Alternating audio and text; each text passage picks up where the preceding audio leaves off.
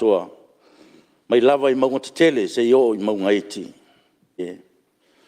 Whaftai mo le aso na nafi ma ngā luenga whatino lau Palemene. Vi ia lava lau fio I lau toa Malie mo lau toa file mu. Na hai ai na hai le usu ngā whono lau Palemene le aso na nafi le li ie. Mātou talo ta mai ma nawa maia. Le ea fōu mo mātou ngā luenga nei aso le li ie. O wina mai lau ngang pa ia. Ne ia taito rua ina I mātou uma. Na ia whapena na paptiso ina I mātou taito tasi. Na ia whai ere mātou ngā ruenga le whamaoni. O le whai mea tonu. E whaasisiri ai le vi ingo lau fiolo mātou tamai. Whamangalo lau Palemene le atu ai. Ono Yesu Keriso lo mātou li mo lo mātou whaola. Amene.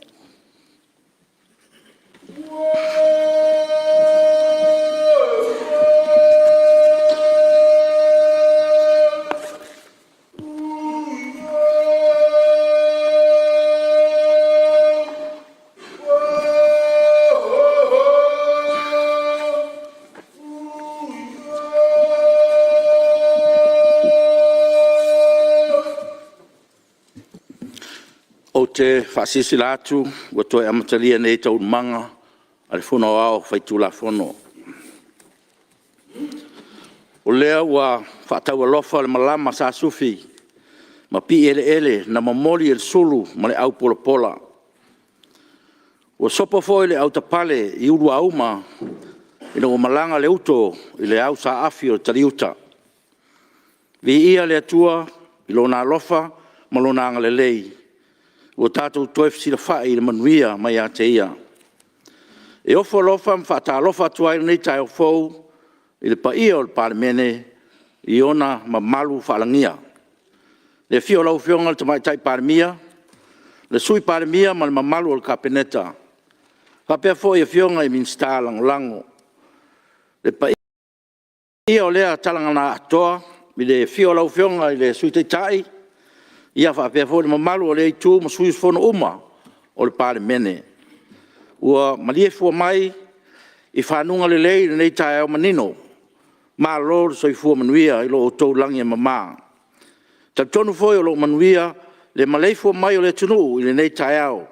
I o paia whaifonga tā le fio mai maunga te tele se ia paia whanawiti. E whatalofa ma ofo alofa atu lau Palemene I lo tau soi fua manuia, ma le langi mama. E whaatalofa atu fo I whaurulunga mtanga luenga, whaalaputonga tu maoti al tātou Maulolo soi fua manuia. Tātou la fo I le atua nei aso, e le lei ai, o ia lava, o le malama e tinei ai whaingatā, o le tātou savalinga. Manuia le sunga fono al Palemene nei tai au, manuia le tapo inga Samoa I ona tūlanga whalupe. Tui nā tū pepa. Mua, pepa le Palemene numero 12, li poti whale tausanga le mtanga luenga wa onga, ta longa maanga nuu, mo le tausanga whale tupe whae wina las 12 iuni, lua whelusu me tasi. Lua, pepa le Palemene numero 12 tasi, li poti whale tausanga le official puli whatonu, mo le tausanga whale tupe whae wina las 12 iuni, lua whelusu me tasi. Tolu, pepa le Palemene numero 12 ma le lua, li poti whale tausanga le mtanga luenga whasua ta inga whamtalanga teknolosi, mo le tausanga whale tupe whae wina las 12 iuni, lua whelusu me tasi.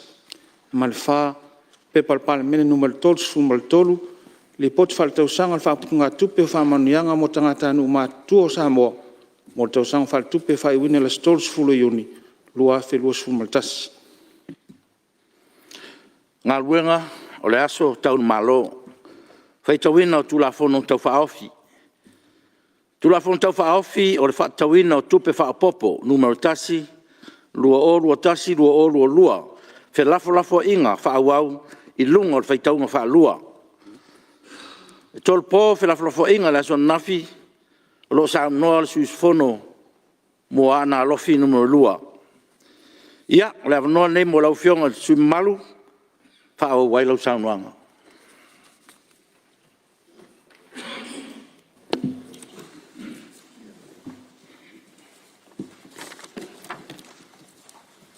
After tele la Afioga fonga talai mole Avanoa na te fo i le usunga fono e pi Tiafau i le ranga whaafitai. I le tua e pe ona e mori la ufunga. O ale vi inga ma le whaafitai o le anga le lei ma le alofa whaalia o le tua e. Ia Samoa ma le nei ngā luenga wale Palemene. Ala whai mai o lau fionga. Mai si o le fionga ni. Tai tai o le malo le fionga ni. Mai le Palemia ma le sui Palemia. Ia le sau whai ngā malu fo ia walau tau tala luma ni minstal ka peneta. Malu usu ngā fono ni. Palemene a wale. Minstal o lango ia tanane le nei tu. Atu le sui tai tai ma le malu ni. O fai pule tai nani fo ni. Ia la silasi o tātou mauta i whaururunga pita ngā luenga. Pāna tonga le malo. E me se fo le au whai ngā luenga. Tātou official Palemene. Alofa fitai. O le hava noe whaango wai sa mātou tala. Ia wātou langa o le tala o le tupe pe ona na tātou ia iluna wha ngā solonga. Lau o fionga le whong fitalai e whae usau. Whaamatalanga e aso ana nawhiwa mai atu seisi o na vaenga. Wa nisio na fionga i minstar ka peneta. O usu mai le tai au. Le tonu e. O le aso lava malona ai. Ai sau ma le fia ma le nganga whaafitai. E moni ai upo le tunua. Te lea upu i manua i titi upu i mala. Nganga whaafitai lea i ngā luenga tau amata o Palemene le neto sanga. Ai lau ma fionga i le minsta o ngā luenga. Pela wa inga mātina ese le tātou malo. E mori atu le nganga whaafitai lau ma fionga. Whaingo fia e le wa ai le mai tau. Wa pena fo i ona i loa i le loto ma le mafau fau le whaatinongo o lau ngā luenga lau fionga. Awa o le poutu tole le atina e o le tātou watunu tūlanga o tau ngā luenga mātina. Mori atu le whaafitai. I le ona sai ma le lava pale ia walau whaasoa uti. Na o ni nai vaenga ia o le mātou Itumalo. Na wa fionga pei foi ona o watu mata wheroa i lo ofisa. Ono mātou awala ngā lue lava ia e fia whaale leia. Le awala lea i lo pitonu. Le pito mai a nei. E le whai ale awala talu mai lea matanga. Tau matamude i foi le langona. Ia, ona ole tau mwhai e whai awala o isi tu o le mātou Itumalo, palasi. Ia, sa ere manatu e wha muri le mātou pitonu. Peta iane, ia ole tau ia langona. Ai manatu le avanoa le nei mo utoe. Mo wailo wa avanoa le Palemene mo. Walwalu sia ia le whau le tō whāla mo fionga. Wala le i le mātou pitonu. Ia le watu tōnu ai lunga ole. Ole tau fusi lea po le vai lea e peona o tāle sangaina le fionga le ministao. Puna oa whale nātura ma le sisio manga. Nā lea le oto tuai le mātou wa wala lea. E alua e tau iuta i le mea la olo ia i le whale sa kalesia le upa ia wasonga tai. Le peona tau amata mai ia i le ngā luenga.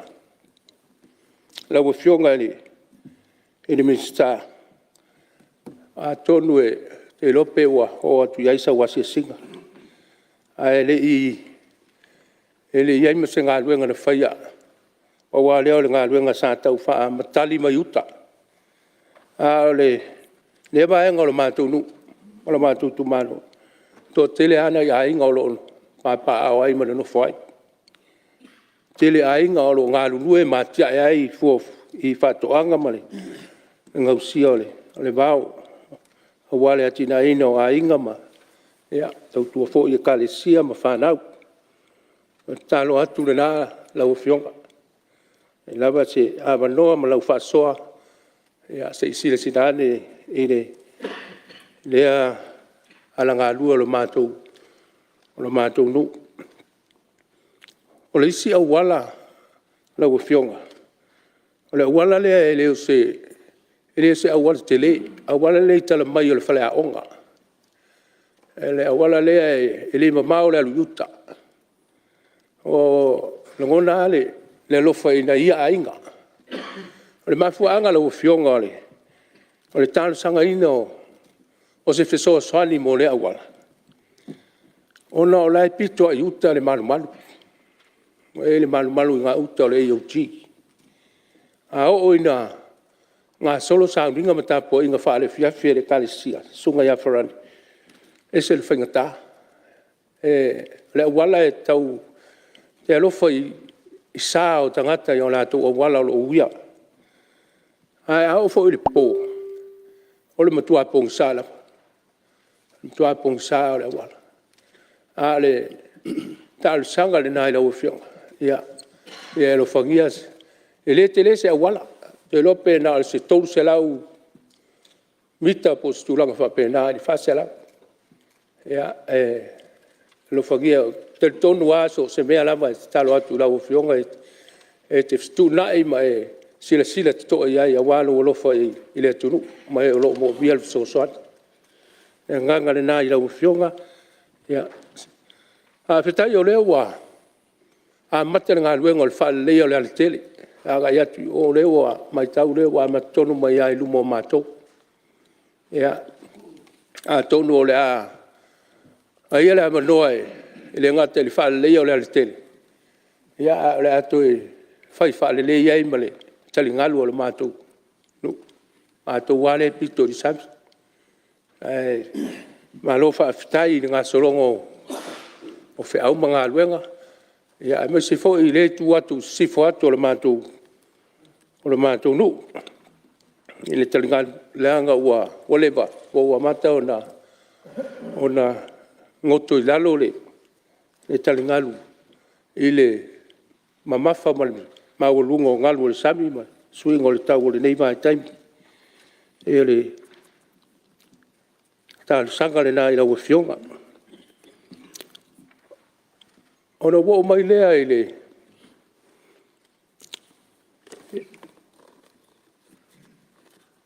le se tālu sanga. Te tonu o le. A manoe mole toile nganga whaafitai ale nei Itumalo. A wale whaatinonga o ngā luenga. Lau fionga le minstaro le soifo Maulolo ina ma le tā ngā luenga. Ia le atua e le. Soifo ngā lulu e ma le ola. Tau tua e le aturu. Ma whau le nei vai taimi le pangati o le lalangi ma le. Ma le tau mo whaia o le. Puinga o le tātu watunu le soifo Maulolo ina ma le. Te leo whitama. Lui tau o wafa mai ma. Ia e le whaingo fie. Le whaingo fie. Vai ma le alofa. E le puinga Samoa wari. Ia whawhita uli o le tātou whenga i pēr. Vai atu e le ilo se vai taime e matua Maulolo ina i le lalolangi ma te e se atu nei whawhita uli.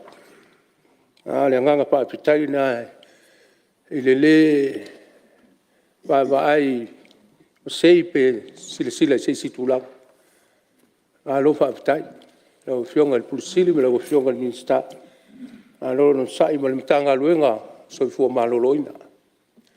Lau whionga le minsta o tupe maua. Ia lau whionga le sui Palemene.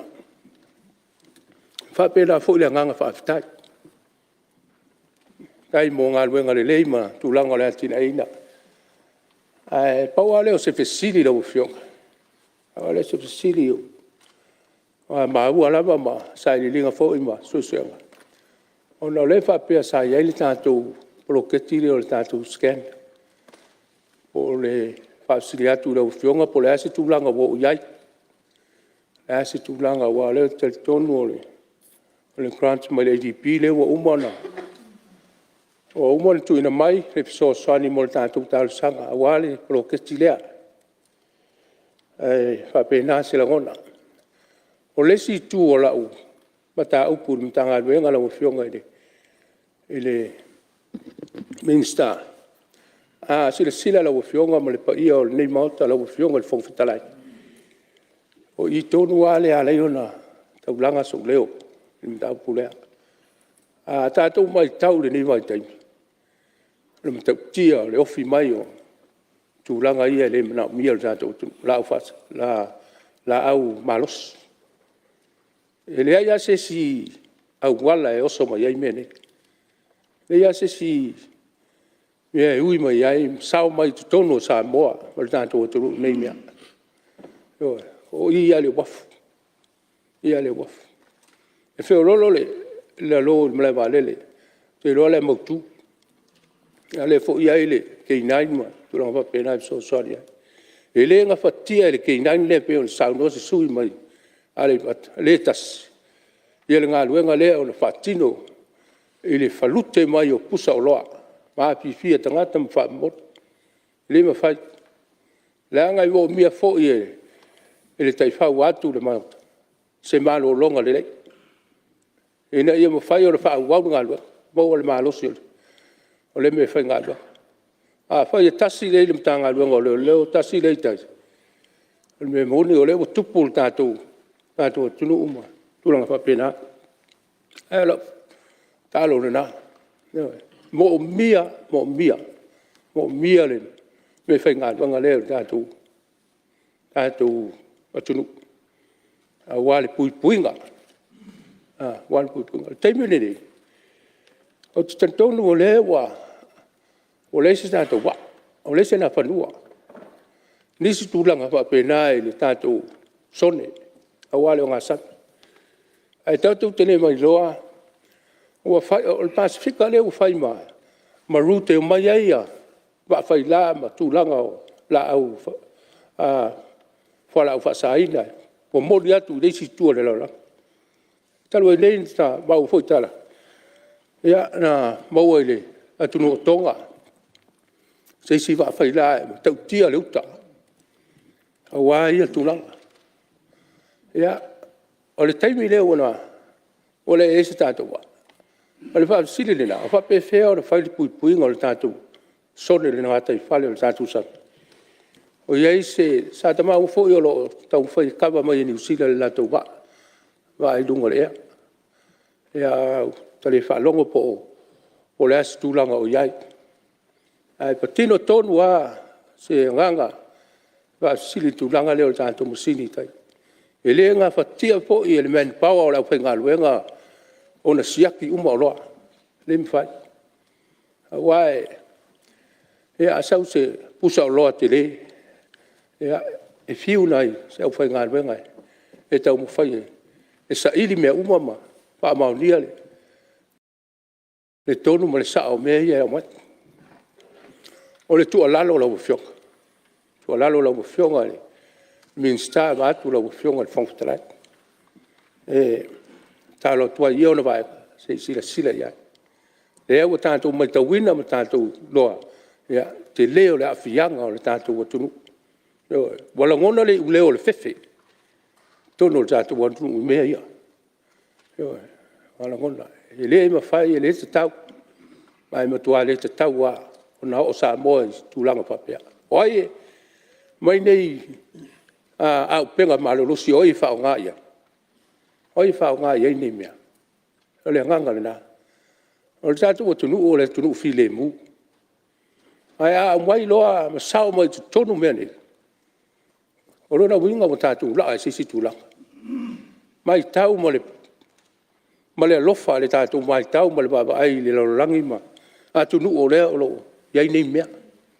E le maua se toa fi le mua le o maua se nofo le lei le au ma le po.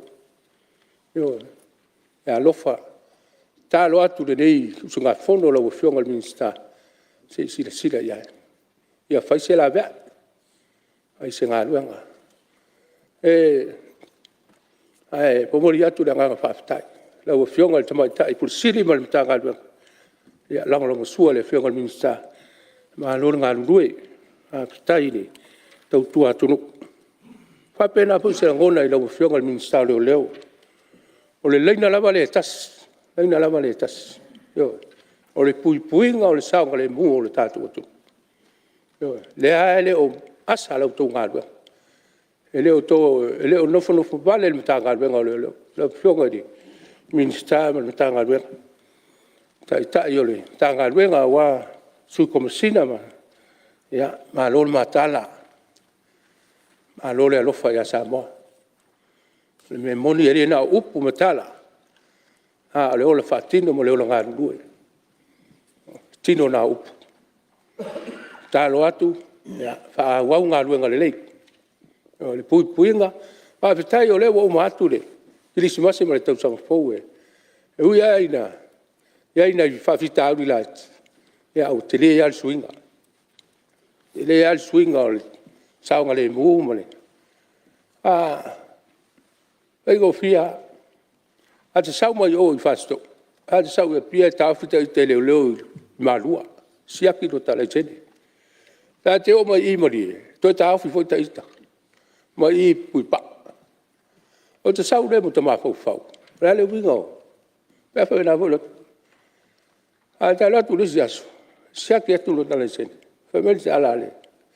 Al malo al malo. Aiono. Pea o whawhitu ena siaki no la i tene le nei aso. A te alu mo ta mafau fau. Ele tā ua. Ele tā te le musu e whai le mea lea. Le winga le nao se whamatalanga.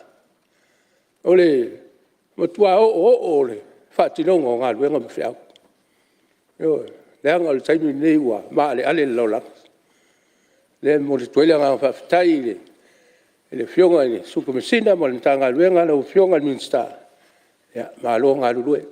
E leo asa fo I sautou o se whainga.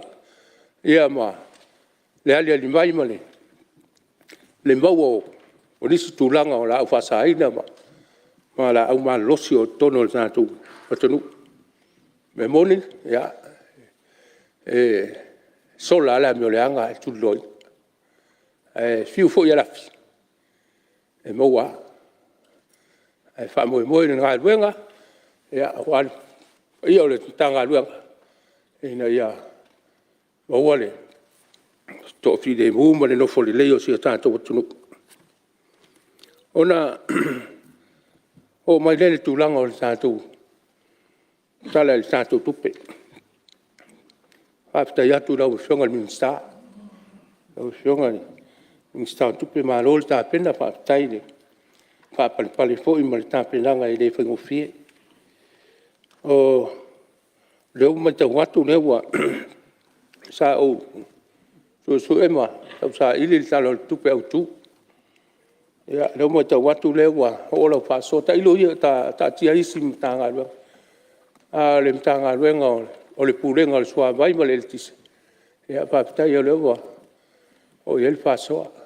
O operation o pulenga ia le tamai ngalwa. Va ta ia le te lo e umale 2 miliona le PC video le. O street lights. Le ta taina la. Ole whamitalanga. Ia, uia po pesa mai tau pesa, ese nisi whai titia tupe ia. Ia, leo toi wha fo I elita I 2 miliona ia. I le sua vai ma le IPC. Ia, uia ina lava me siri o eisi na toki se tas. Ia, ia le tua le whasoa. Tonu alu manga o le neto sanga. Ia, ua. Si atu lunga le. Se tātou. Tamau ai. Ia, whapena leo na.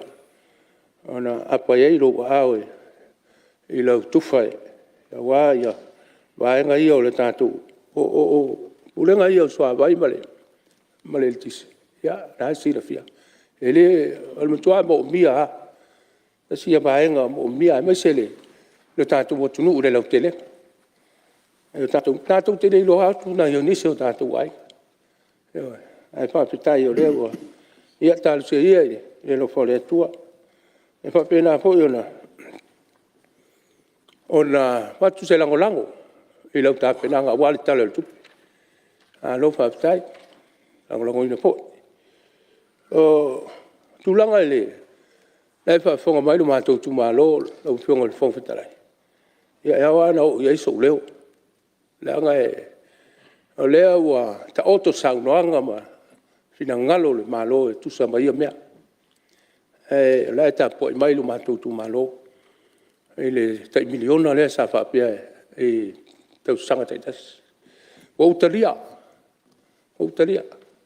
lau fionga pa iole ka peneta ma lau fionga le Palemene talia le Itumalo le anga le la umale le la wa matel talo tupe fa pop e ale umala ya langa le to rope to fa ya pia lesi miliona wa miliona li tau sanga ya te wa uma le la bal fa so ya ona misi le miliona mo ai ma ya abc fa so fa ya ma to watida o putu sa tal sanga mo bolia la fionga fon trai ya la fa fon mai le io le malo o le si tu langa la fionga ya sa o mana tua pe batu le anga o mta pule se mta puonga o lo tangata mo ainga na matua le ai o mai terminei da fionga folta o ainga fa fo wa o le rol tu langa ya wa mata ona mal fonga ba yo o le fa mtalanga le o moriatu fa malu watu bo i te ai te a le nganga e langa ele fa langa wo ia le matu ba no loto fale ai o le totelo lo ai nga yo e langa uma le malo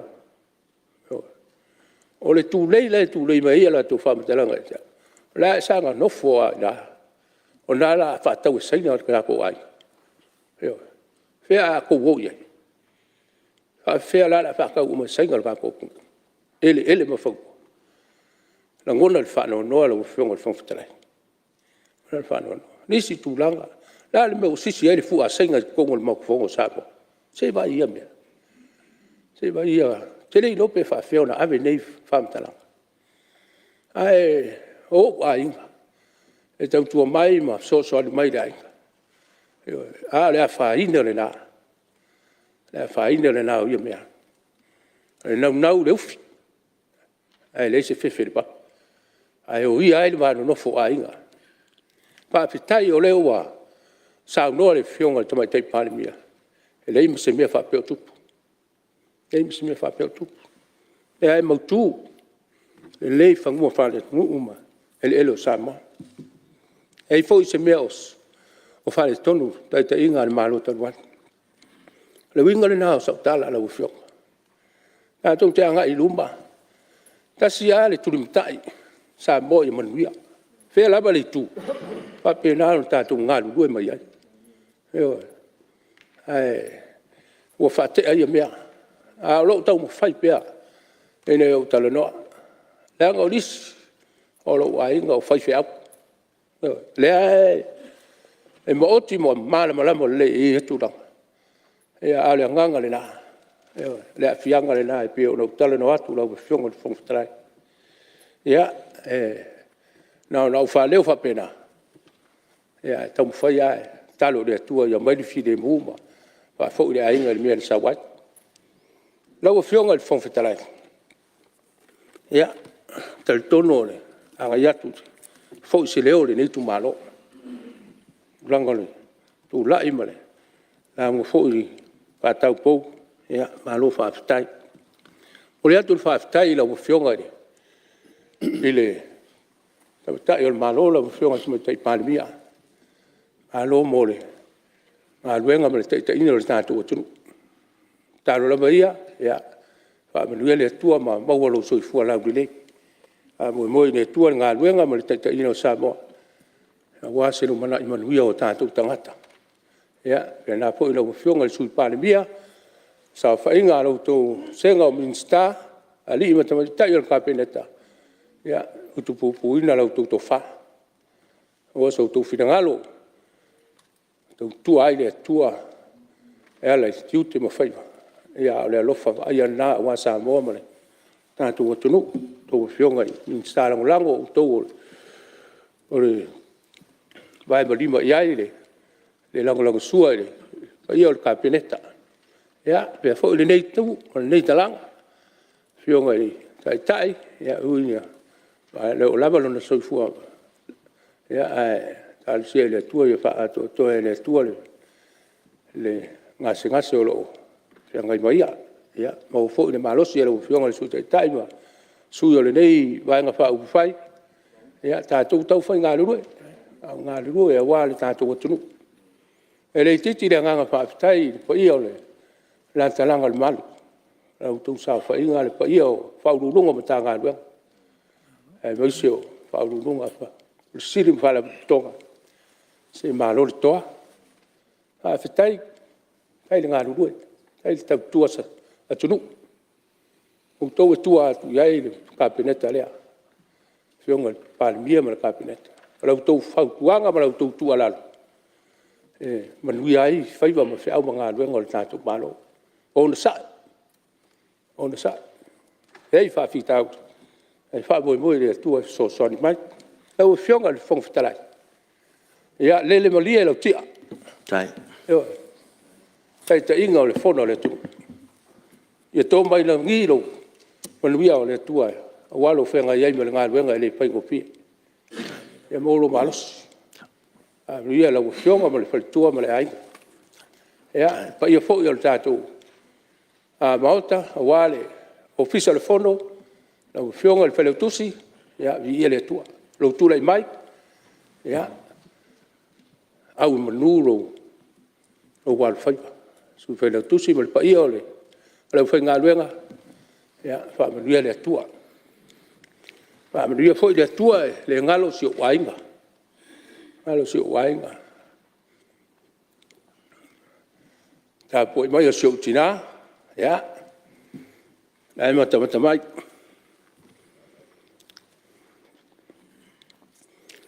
Ia molo malos.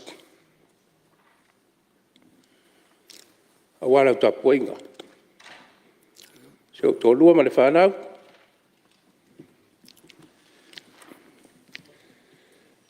Ia le atua i le ola wala wina. Te le tiu te matofi. Yo amale loto maulalo. Ia. Pa moi le tua. Ia. Le ngalo fo ina yo ainga le ngata i Samoa. A lai fa fonga mo mai tunu mo mau. A lota puai. Ma tai talo. Ma tai fo i le so ni mai. O ani si tulanga e pe ona tu fa fonga mai le talanoa. Ia le o mat. Le o mat. E alo luma. A tu fa nga malanga le to sanga. Ia. Au manu le lofa malanga le le tua. Ia foi mai sa matu tala lo fio. Foi falua so matu le o walo matu tu le yatu. Ia se sao foi o le nei Itumalo ma le nei usunga fono. Ia wale tala fa tau fa popo le tupe o. Ia nele tatu ngā luenga soifua mai manuia maota.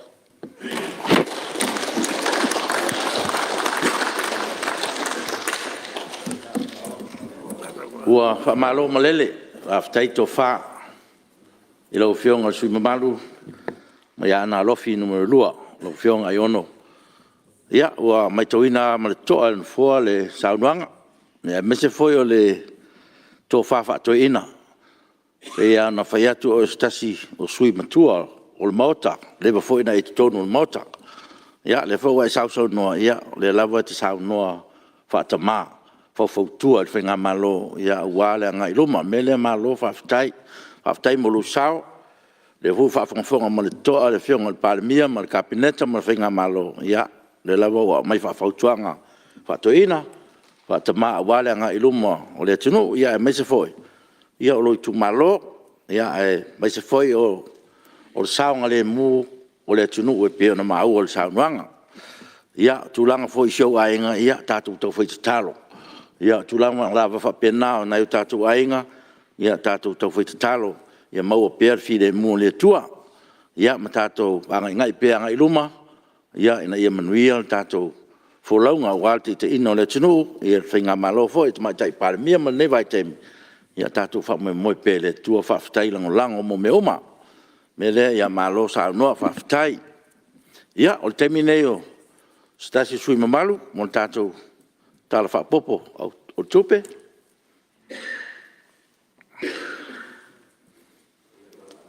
Ia, le ua mai tau atu ia, pe o le toi sui lea o i lātou o e ua au to wa mai maota wanga nā le se tasi fu sui o lo to se mo tunu i pafu. Ia, se tasi fu sui o lewa na fofu mai maota. Sui ma malu mai sa nganga numero lua. Ia, tonu foi o la e fio mai maota mai sa no mai se mem luia tatou maota. Ia, terminei. Ia, lo wa manoa lea. Lo sunga Maulolo Tavita Amosa. Ia, leo uta ua lo swafa. E amatalia e lau fo sanga le nei taeao. Manuia lau launga. Wa vea lalo ta o lo ngoa wa kilia no o didia. Atono se la ngona le nei tu waso e to mana tu ai se tasi wa vau. Le Afioga o te mai tai pari mia. Se wataliri ai le to sua ma le to le sua. Hawaii se ale e di anga. O su e fue le tai. O tu. Le pa ia mawalunga o sui filifilia. Mai lo tatou atunu. Le au amata o na tatou umu fono tala le amatanga o le nei tausanga. Tatou mimusa ma ale aitu ai whaataritari ma whaanau manu le atua o malo. He whaatonu folau mai le tatou folaunga. Mai au na e sula le alofa o le atua la Afioga. E le fonga fetalai. Mai a foi na whaololo maau ia tō mai langi manu. Wa le Fonotaga Samoa le nei taeao. Whai le nā mata ua. Ai, au te soso atu ma whaatulo watu, whaatalo whaatu pa ia o le mauta nei. Le fiola ua Afioga e le fonga fetalai. Afi fio sui mamalu, sui usfono o Itumalo taitasi o Samoa. He fiola ua Afioga le tamaitai parimia ma Lauga peneta. He Afioga tapuainga i le whaamasino siri. Le Afioga i le perestene ma le saufa inga mamalu ia li ma tamaitai whaamasino. Le paia maulunga lava lea. A wā le tawhatoru o saufa inga fe whaatau ngai. O lo lātou lufilufia le tō whaa ma le utanga e manuia ai le malo Samoa. Ta upara atunu e le siri foi le tai lo le tapuai. Mana tua leo le tapua inga la Afioga le au mamalu le malo. Le Afioga e atui maleli whanu, male masiofu. A tapua inga foi la Afioga, fono sui tofia, la Afioga le mamea tui le tufunga ropati. Le tapua inga maulunga lava i le au faita talo. Le au sarivi so se fata faita ulanga. Lo la tau whanau manu. Ha wale tō whali uliu le maota le nei. Nau se mai lea i pa ia ma mamaru. O Samoa na whiriwhilia o tātou tangata le nā pa ia ma le nei tū. Pa ia o atu la niu o atua. Ha o atua. Uso atua mai o atua e a atua le whainga. Wha me melo o tau pa ia. Wari papa le fio le kamainga le tui atua. Ai matua le tū whawhare upolu i akto e lufi o le tū mua. Lau whau tautanga lo leo ai. Lalo ngā fua vai ane le mamalu o tō tō. Lalo ngā fua mo na tua. Whatalo whatu foi. I le paia o le vaa o fonoti. Le fio rualo whainga. Sa whenunu i vāo ma sa le vālasi. O whetūpu pula o ainga kautupu o Samoa.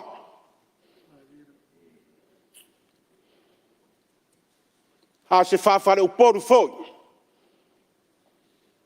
Au mua molo atua, lau tautua whamare matua ia tala mai vau. Pa ia wale fio na ngafa. Hai ale fio alo sina, pa ia kapa au tausi, le ai lawa. Ia ai maise le whau tautanga ia te oe to'o le fua, o le to'o le tamo le sai ngara whai tu mua mātua. Pa ia o le Itumalo ia Aana. Le fio pa ia wale tau Aana. Sa tuala, le taulangi ma le ainga o mawaenga, a ainga i whalo tausi wakele e tō. Ma aunga Mulinu'u au sa. Lau wha tautanga ia ke oe le whekalainga le tūmua, e matua ia ke oe le wha tautanga ia Aana, le matua na tongi. Ma le mamalu le whare eiva. Nau se e mai lea, lo mātou whale tua masanga nei. He pa ia māulunga ia te oe le no whare o le Malie toa. A le tutoru sa nganga, ta lofa sa nganga i paralaua. Sa nganga le vai maunga, ma sa nganga i le whare whao oe ao le sa nganga o le ai laua. Lau tau tutoru lea lo tātou whale tua masanga. A le pa ia māulunga, tuna malowi tu au malos. Afi fio kapa au tausi. E lau tau toa wha unu mamanu le leua. E ale kloe unu matua ale le au wha ngasinga sea ua le usu mai. Ma le whekalainga ia uru. Ma le mamalu ia te oe whare ata. Na upai atu lea. E le la tafa o le whare tua masanga. E le ainga malosi. Fata molo wala tau o tofinga. Pa ea uasa atun mafono le whare wharu ngā tanifa. Le mamalu le whare toru. Tau lau niu mai tangata ia whapea se whau tau tangata tau ia te oe o le ala taua. Nau se e atu la ia. Sio mato motu i sala whai. Leilua mo walo. Sa la toa ma sa mari e toa. Pa ia, ngā whakautupe pola pui lo lua whala se lua, tui langi manamu la ulu. Oe le pule. E le mamalu o tō o mōna tua o fui fatu, Maulolo le soifua. Sa le aula malau whaatu funganga. Wa oe tautai o le fue. Ma tau iri. Lo whala se lua yali e lua. Ma o pū masape se tā.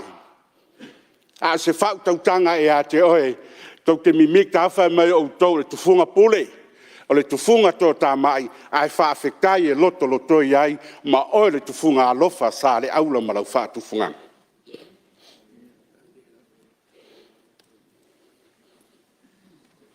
Pa ia foi. Pola pui. Il Malae Fina'i. Le awhiwhio sa o whāma sa o malau.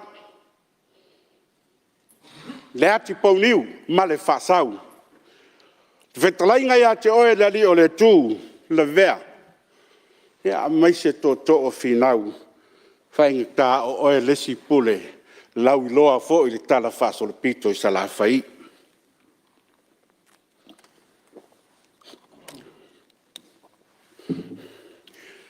Siwa save se ia paia. Matia tu au. Le awhiwhio pa ia maurunga a wā ainga sa moe le oi le lilo mai awa ma mawaenga. Le whekalainga le whau tautanga sa la whai ma tō au o vaisi ngano. Wha Maulolo le soifua. Wha talo wha tu fōi. Le Itumalo malosi. Ia satu paitea ma le tū sarenga. Lau i loa le paia. Ia te oe le vai tī ma le vai Malae.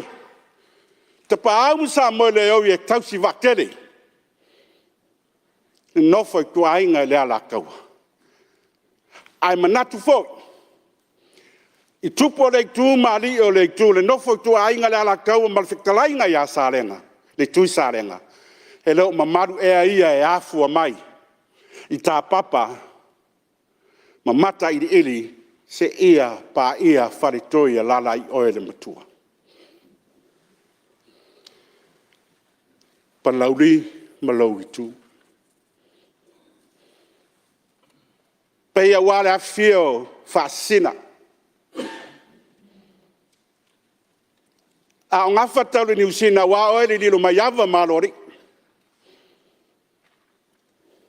Sa fale tau ana poto.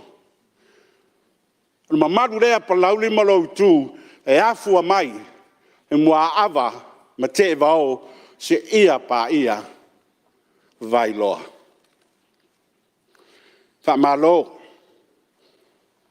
le tapua inga I lo tato motele I salafai. E ro ngalo ia te au oe a inga le tai.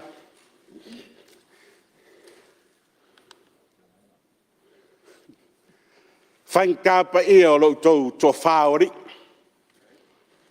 Le mamalu o to luo tu la fale ma fale manono. Ha pa ia foi ia wasa mo lo tau ainga. Ai are fa tau tanga ia sa ma ma no fa fale o poru. Pa ia wasa mali e toa. Pa ia tau si ia ainga fa me melo ia le launga a ati ma lautolo. Pa ia wa ainga le tai. No se atu lea le tapua inga I se sai. Le fio le kovana ma lau whainga malo e mota e lua.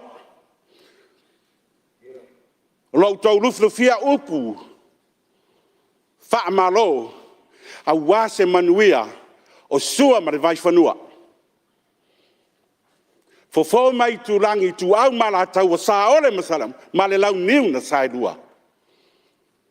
Har pa ia fo I le hafi fio fatui. Tama le monu a tele, le mamalu le whautautanga ia ke oe ma le whale toru, a wato to o le whale ula tau e itu, ma whale ula tau tangata. O pa ia o Samoa e afua mai. I sasa e le one le futia, I le Malae o po maseme, na afua mai ai le laulau I vasa, ma le lau ta mutafea le male toa, se ia pa ia fili ma pule tu, fui ono kama fa mai kuiva o le fongo. Pe Afioga I la Afioga. Ia e tainane foi, ma lai o whatoa toa I le ala tau e sifo. Pa ia Samoa, le tātou te sapi ai nei.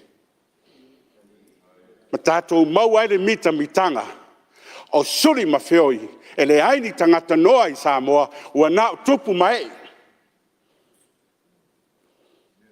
Le ua hafi fio ma papa au, I le tupua ma le Malae nei. Sina upulava e a ngai lo mato Itumalo. Ki o waru I wharupengo le akungu, ai le paro ka mai a kia o le sikausanga. Sanganga lua.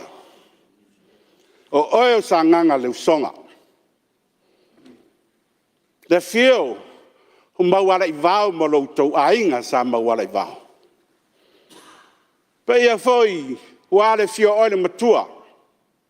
Wha mausiri. Susu se yuli, ma le foi ali. O pa ia tapa au tausi, e lau wha tautanga au matangi, ma pou e fitu o le whale mali e toa, Maulolo le soifua. Hau pa ia foi, I le Afioga I Tuanai. Le fio saena mo loutou a inga sa saena. Ne alo fotino I a lua whaktasanga. Pa ia watu I tea, utu mare whaavaonga, pa ia mamamaru, e wha me melo I ai lau wha tautanga, whale mara afua le ala tau ma lau whetalainga tupai. Ha muli sa u wha matalanga, wha ta alofa tuaisi o Mulinu'u o Afega alofa. Fia pa ia ainga sa ngau whare ai. Lo urua whala se lua, a lala tama, sa vea mautu talonga. Hai ale matua I a manu ai fua. Ha fio, pa ia usori. Afio foi loro ia li mar fa vaonga. Se pa ia maulunga a walo to finga li I la Afioga pulau. O pa ia mama malu ainga e pui matausi e le fa tautanga fata ma Maulolo. O le susunga lava lea ia tu sa mau. Ma le tama nauta ele ai le alatawa. Watu sau wha malo wha pitoa e lo tato Itumalo. Wa mai ale tato whiringa wha fitai mo le wha tuanga ua au mai. Au iai nisi langona tato wha sola ia. Sola atu le nā tausanga. Fotua I mai le nei tausanga fou. Lea ua tato laulua fisila wha I le maoka nei e le masina utu vamua I le whaitaunga o ka lena wha Samoa. Wha fitai mo le wha tuanga ai mai se lo ainga la Afioga la tama I au tutalonga ma le ainga ia whenga ai mai se komiti fo I mai nu taitasi wha fitai ua tō se matu pala la utou ula lea ua utou au maia ia te au. Alo ane ia, whai o tāpua inga. Tō musu mai. Se tō whāma sa utou whāutanga, e whesoa soani, se I whau wai, se vai o la utou sui a whaipule. Wa se sao le tai Itumalo, I upu whai o le malo Samoa. Whapito o ngafa sau whaafitai, e lausunga se iuli Wellingtone, o lesa e tū mai de foe mo le tātou Itumalo, I le nāpaia inga ua Tuanai. Fono whapipi atu iai ma sau whaafitai, ta mari I foe o le Itumalo, sa tātou tau wheturi, ele tau wheturinga momoa, ia mare tau wheturinga londa lua, le ia se so tātou e le sela ma vai. Hau I lea whawhitai lea lofa o lea tua, o lea lava e mau o le tātou malosi, ia e whianga iai mo tātou tiute mangaruenga. Lau whianga le whonga whetalai. Ia, e tā malamala lava, se upu whaawhai wa Alofi lima o le ainga sare vaiolo, aua a fofo I se maokta, whaekeke fo I nei mea o sipa le la manga.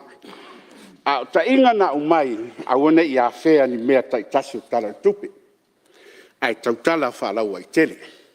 A mea fo e lei ai, ya, mai ase awa no se o matu whana le u le ate le vate tea, ya, vatu e se tua lalo.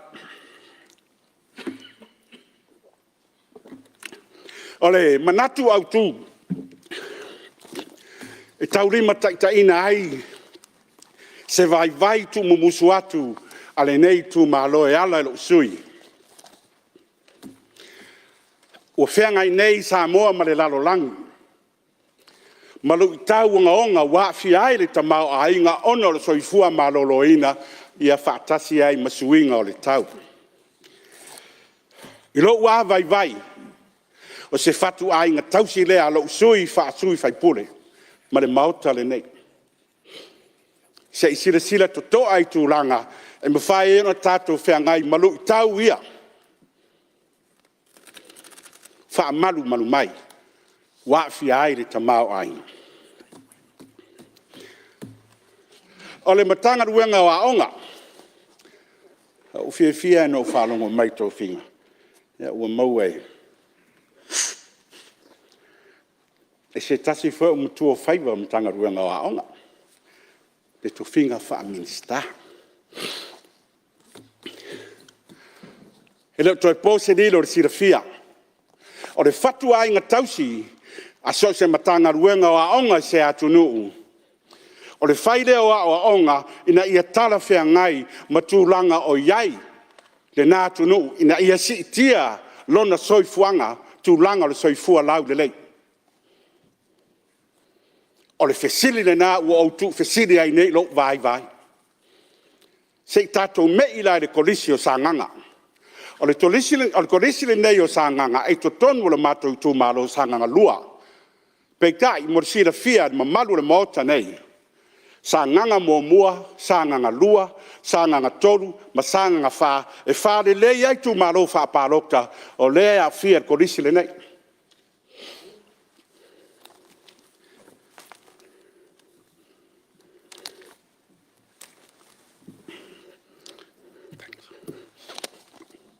Ina ua ilo atu ia suenga ta maitel kolisio sanganga ile 5 tausanga taluai. Na iai se mea na riali mai ai. O ranga i atu le tausanga iwa, tausanga se fulu anga ile tausanga se fulu tasi, pe tusa ma le valu se fulu, le valu su 5% o ta maiti. Ua muta ina le lato wao. Ato ilo atu ia taunuunga o suenga le whanau, pe a mae a le tausanga sfurulua ma le tausanga sfurutolu sai ai. Na o se tasi po le ato le pasene, e mawhai o na whaawaua lato wa onga. I le tertiary level, le ia universite, polytech, ma tūlanga whapena. O le fesiri ai. Fea o anga i ai le si iwa se 4%. O le fasiri ai le matua.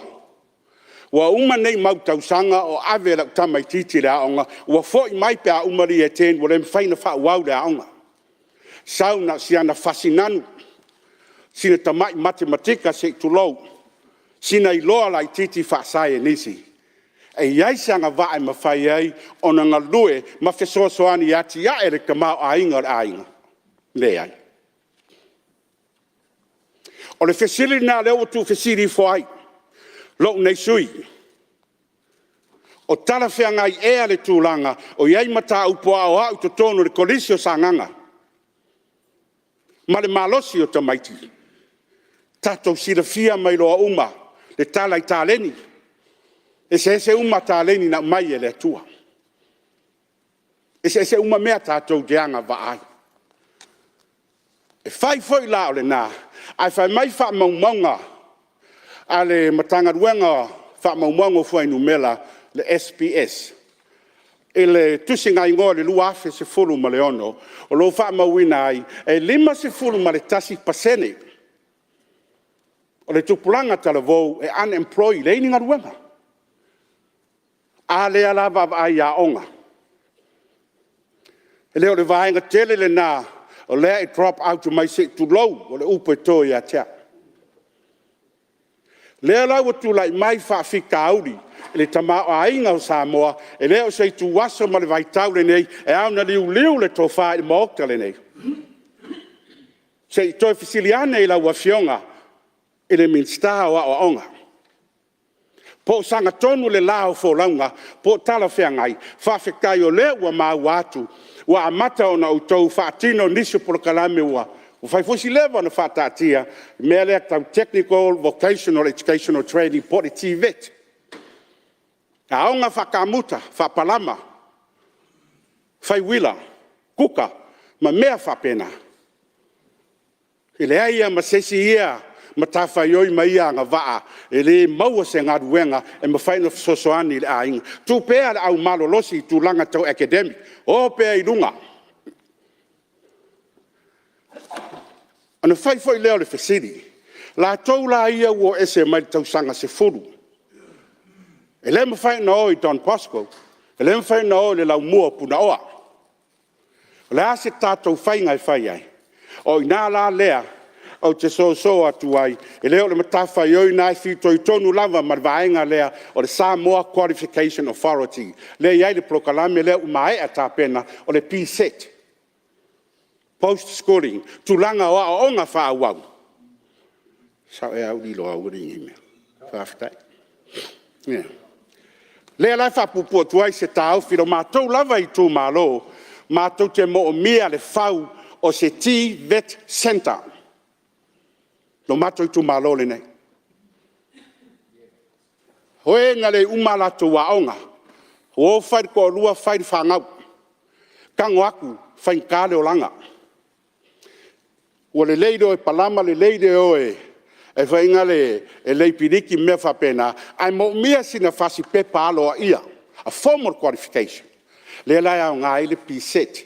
Le ti vetle sa ulalo tu langa o a onga wha wau. Talo tuaila ua fionga le mista o a onga.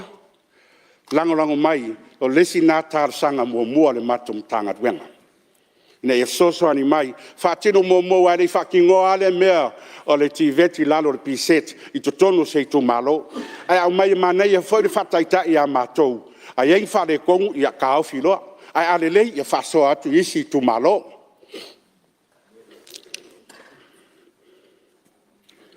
O lesi mea no ai o fia I le anavatau le manifesto ale malo o le tūlanga I le anganu. Le pumoni lava atonu te ioina so vai. O le anganu. O le malo si anga lea e ala na tū maua I pea le maulolunga o tupe wha momori mai fafo. Remittance. Le tato wanganu. Le ala o wharangonongo atu nisi o sui.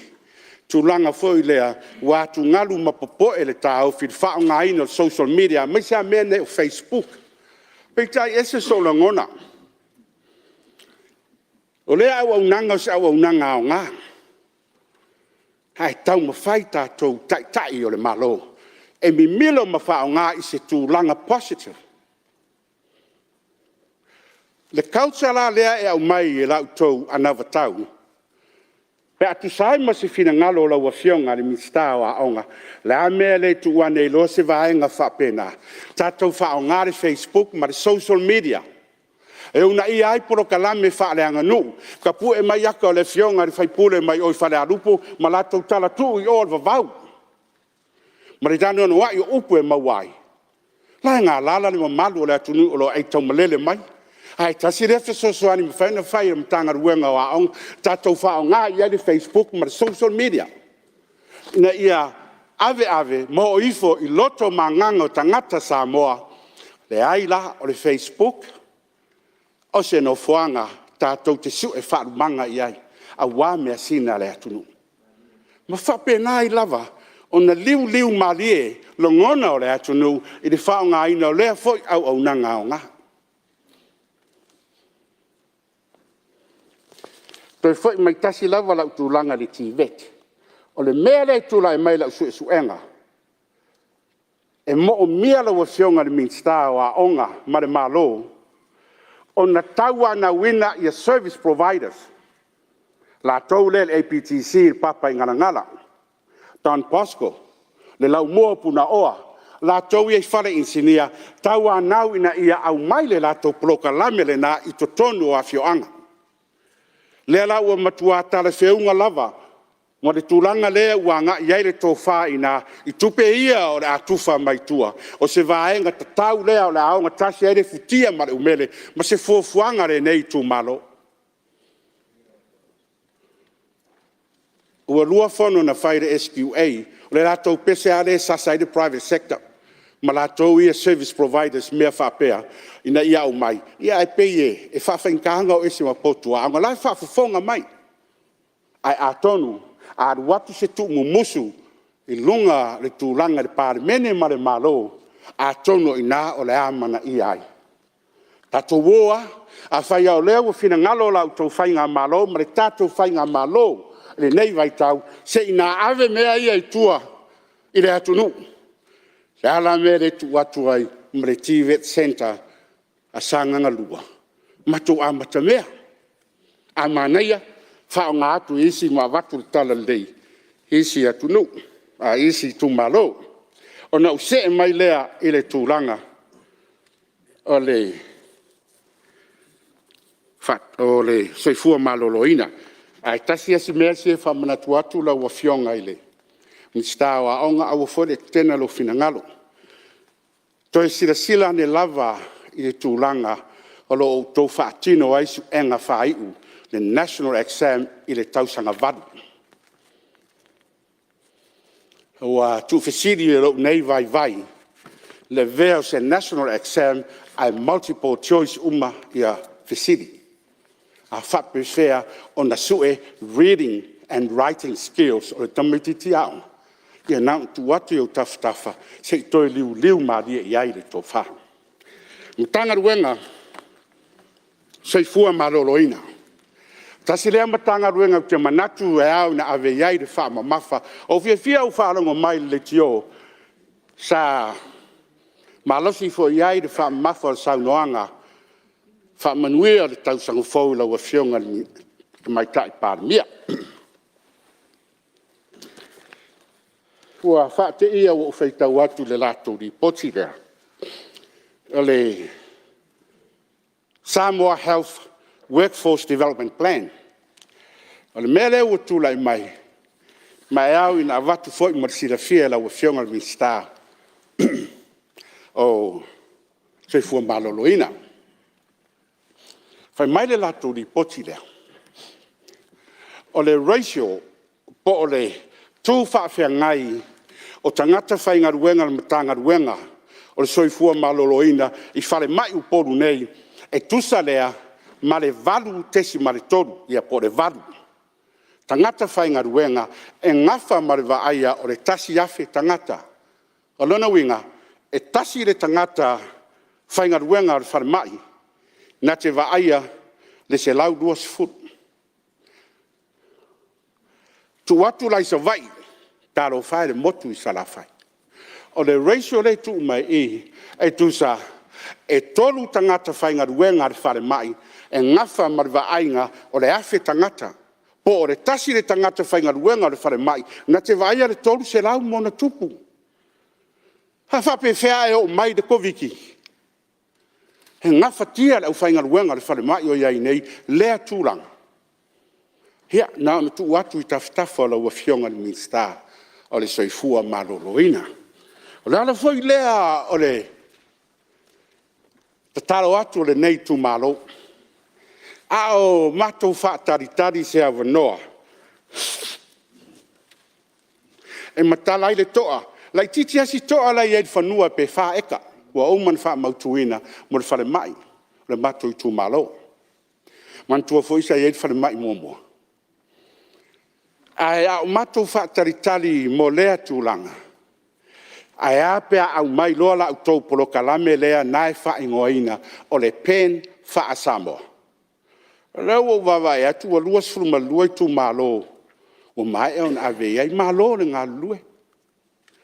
O maua foi la usesu e ngātu le matanga ruenga.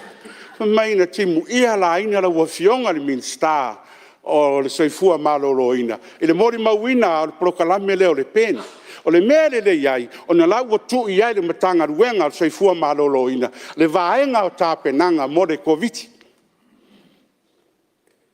E alala o na nauna watu, e alofa se ina vave au maia, langa le tūlanga le iai i e sanganga lua, e tūle o ngā to tonu le sau i e pia e adu i whaleolo. E le ai asisi vea leo o se lau, ka ngaka iang ave ngei kau apu, lele wha mai ua maua le wha mai. A foi mai nei, e pasi uma mai lava i luma o le matou Itumalo. He vavenga pisia mako, kumuangi le whale mai i lulu muenga. Tumu foi i a pia le taulanga nei. Ai wha mole, vave au mai lana polo kalame lea se o matou tāpena ai. A whai ai ave e tūlai mai se tūlanga, e mo mea se me face isolation. E whaingo fia lava, e lo matou Itumalo wa iai. Le official leo a wa securities. Wa iai fale, si o mea e pāpidiki, varu pidiki e whankanga e se fia sola ese. Wa iai mane makete e supply a tau mafa ma mea whapena, ma le vaenga le whare tupe lau wa iai. To e pauare mea refia mau e mātou, o se to mai ma se anga vaa, e hao ai, nisi o mātou tangata lei tu pāu ka maitai, la tau te whati noa le pen wha Samoa. Ia me siri ngau vai aku wa umalau ku Maulolo fionga ele. Ele ia mai la ia napolo ka lai me nei se o tatou Itumalo sanga lua.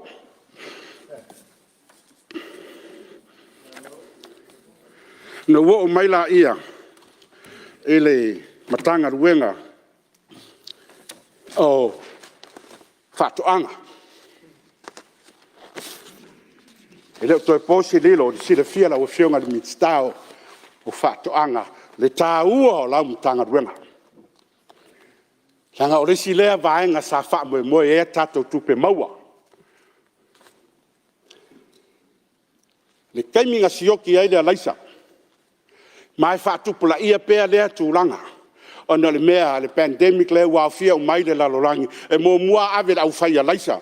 Ia laisa e vaenga mātutua mātunu tamau ainga. A iei se meo totoi le whaasoa au whaia laisa. Ia o whakua o mai leo se laisa i nei Samoa nei. Ai o tūlanga le watu se tu alalo. A tātou tala noa e whaasoa le tamau ainga le tupe. Tasi lea matanga ruenga e manatu le suyo le nei Itumalo e ave iai se wha ma mafa. E lea o ia lau puata ma whainga. Ai pei ma nei o fo i pia una ia ni polo kalame ma sila i tūlanga fo ia o whae o mo mea o whatoanga climate resilient crops. Pe Alofi. Umala. Ma mea whapena ana ngata pia o mai matangi o a kasia fola umar ko ngā whai. Adu lalo ko ngā kamu. Ai pei o nei whaere leanga le nā. E sao mai ai tūlanga whisoia inga le tau ai nei. Ta talo atu wha mole lau Afioga le minista.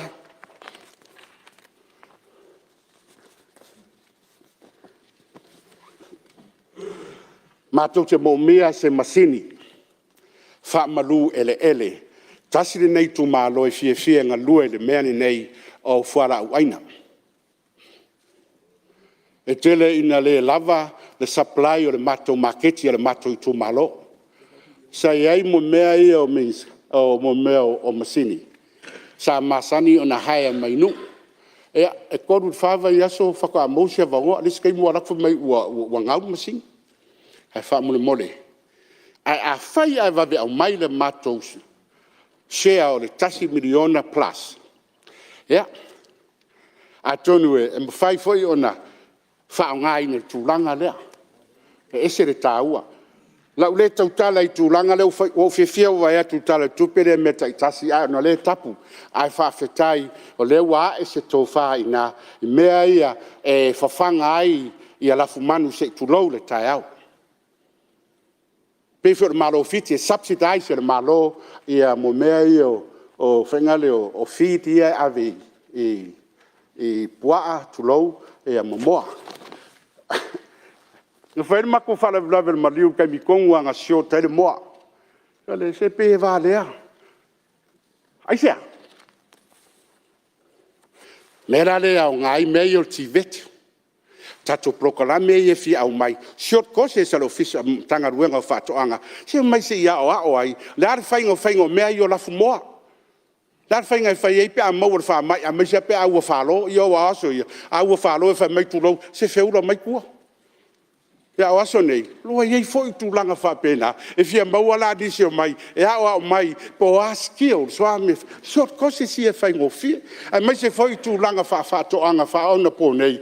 Ia o fia la vā, ia le matou Itumalo e mai a wai afa mai whai a pia milenia pe whai whea. Ia tau sisi inga tā foi ia le Itumalo. Ia ona wo mai lea i le vaenga lea o le ngatai whale. Ia, sa whatatano foi nisi o iai le expertise matulanga whapea ngatai whale. O le whautuanga whai mai. E mawhai o na whaatino ia tinae. Pe a tātou tau mawhai e una ia whapaanga mātunu. Pe o Amerika, Japani, ia masaina. Langa whaisi tau ngata. Whaonga ai le tātou economic zone foi le lua se lau maila. Ia, nana tu watu whapena. E re whapea na whausia loma i se aso e tasi. Nei mea lava e whapea tu watu. Tafane e fisoso ani. Ia, malesi mana onga o mātou whaamole. Kasi an makeke o ia rei. Fia fausi na mātou makeke o ia. O iai whil no fuanga i taftafa na makeke o ia i nei fuo whaere leanga. Fausa makeke o ia. Tasi di nei Itumalo lai whaafonga mai. E tele leanga waa i waa whaangoka ma le au whaifaiba. O uma foi na watu nisi ia il poto whapitoa whai mai, o na i le polo keki le na whaingofie, la ia le sami ma le vai au tafo le maketi whaingofie na whatu wai. Whawa ai ku langa fo i le ai. Au mai roga ka mai New Rot whaka kari po la si hose au mai. A leo le maso pa ua ia por Kentucky a o Australia. Heo mea hi o ula, prawns ah. La mea le tamu whai whaik tātou a whapeo la aluatu e te alu o i whaleolo te malanga i whafo wakulau oran ma keke o i a whenga. Pika aple leia, ia o umanga packets le leitu langa ngai i a oka, ke kau nguuloa la woso le na. Le koe mga o i oso ngi kalo mangiru au lau o tele. Au nei mea whapena, le anga o tātou wanga nu a e alu avelo woso. Ia na whiawhia umaleo tātou. Ia msaru ala vaianga mea i ngai ma keki i nai vaenga o. Fatuanga. Mai la ia i le vaenga. O ala manuia maleipa. Ka matu Itumalo. O te vai rupeina sa nganga sui mamalu. Ia tadua ia no lewo o maltatu. Taimi Malologa masani el Palemene. Ia o manatu fo ia se i faisina o koma. Ia na tatu mai lele o maltatu Malologa. Ia fai o mai roma lau saunoanga. Le lava tu ava no lo te moa. Ia ai manatu. Ia o lewa te lelo sau. Belea ia wa fatati ese aluanga al fono au fetu la fono molan Malologa masani. Ia whapea na fai. Whapea la waa kura i melola wha umakuroa. Ia uilea ia whapea na fai.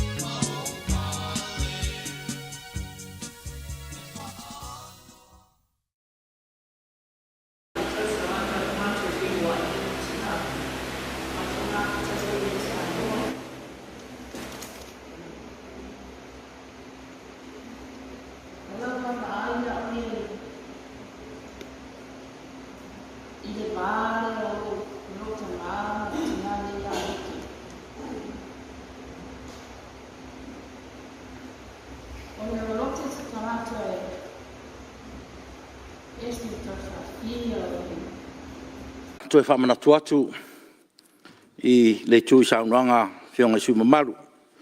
Mo tau singa lava o mamalu o Palemene. Ia, le lava o na ui mai pea o tau saunoanga o Fonotaga. Na ia tau sia pea whainga masani wha Palemene. Toi tō manatu saunoanga sus fono Falealili numero 2. Masafata numero 2 le aso nafi. Ia, ese le manaia. Mai alava o mutai lava whainga masani ia. Le ono au tulou ngana. Tau singa o mamalu o foa ma Palemene. Ko te tiute lava o foa. O le whamana tuatu o tūlanga. E whatu mawina ai pēr mamalu o tātou taurumanga. Whatati ese taurumanga mo tātou Malologa o le taiao lo saunoa susfono mo saanganga le lua. Leo tāpā lau whionga sui mamalu e tūlei mai. Ia mo le whaowina. Ia mo lau saunoanga. Ngā whaalalo sui mamalu.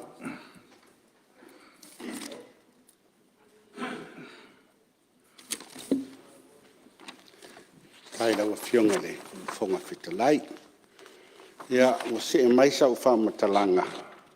Le whionga on min star ala manuia ma leipa e awala atu lau a whionga e le whonga whitalai. Tasiasi mesi e fia vatua isi tu alalo. Ona le mato Itumalo e whiorolo foi lau whai pisinisi la iti. E stele ina lato whawhainga ruanga ina. Ia tangata ia o tau o casual workers po lau tungi aso. Si whawhita auri lai ai. Ia pe tasi rua vai aso. Ia ua mau watu. Sa iri aku. Ia ua ieina I mea ua whaale tonu taimi o ngā ruanga. O le wingala re whaamatalanga. Po le asi fina ngalo I lau a whionga I le minstao. Ala manuia ma leipa ala atu lau whionga I le whonga whitalai. Ai whaise whainga e mawhai ai o na le stala ma wha mawina. Ia tūlanga o ID e mawhai ai o na iais wha maumaunga o casual workers. I tūlanga fo I rea e le lei mo tangata whai ngā ruenga. E le lei fo I mo tangata e ana ngā ruenga. A whapea fo I la o aisa e whai ngā ruenga ai e mo mia sina reference lai titi. E whai ngō whiana so tai mai le employer.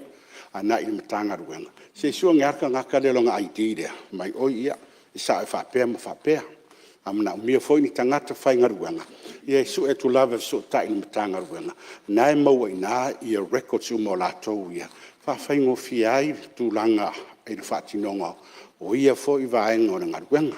O le au nanga e manui ai ia casual workers. E manui e foi lau whai pisinisi. Ia mauna I atiri ai le private sector. A wāre tamau a inga o Samoa. Na ho mai lea I le matanga ruenga o whamasinonga. Ia, le whionga I le tamaitai minsta o whamasinonga. A wala atu lau o whionga I le whonga whitalai.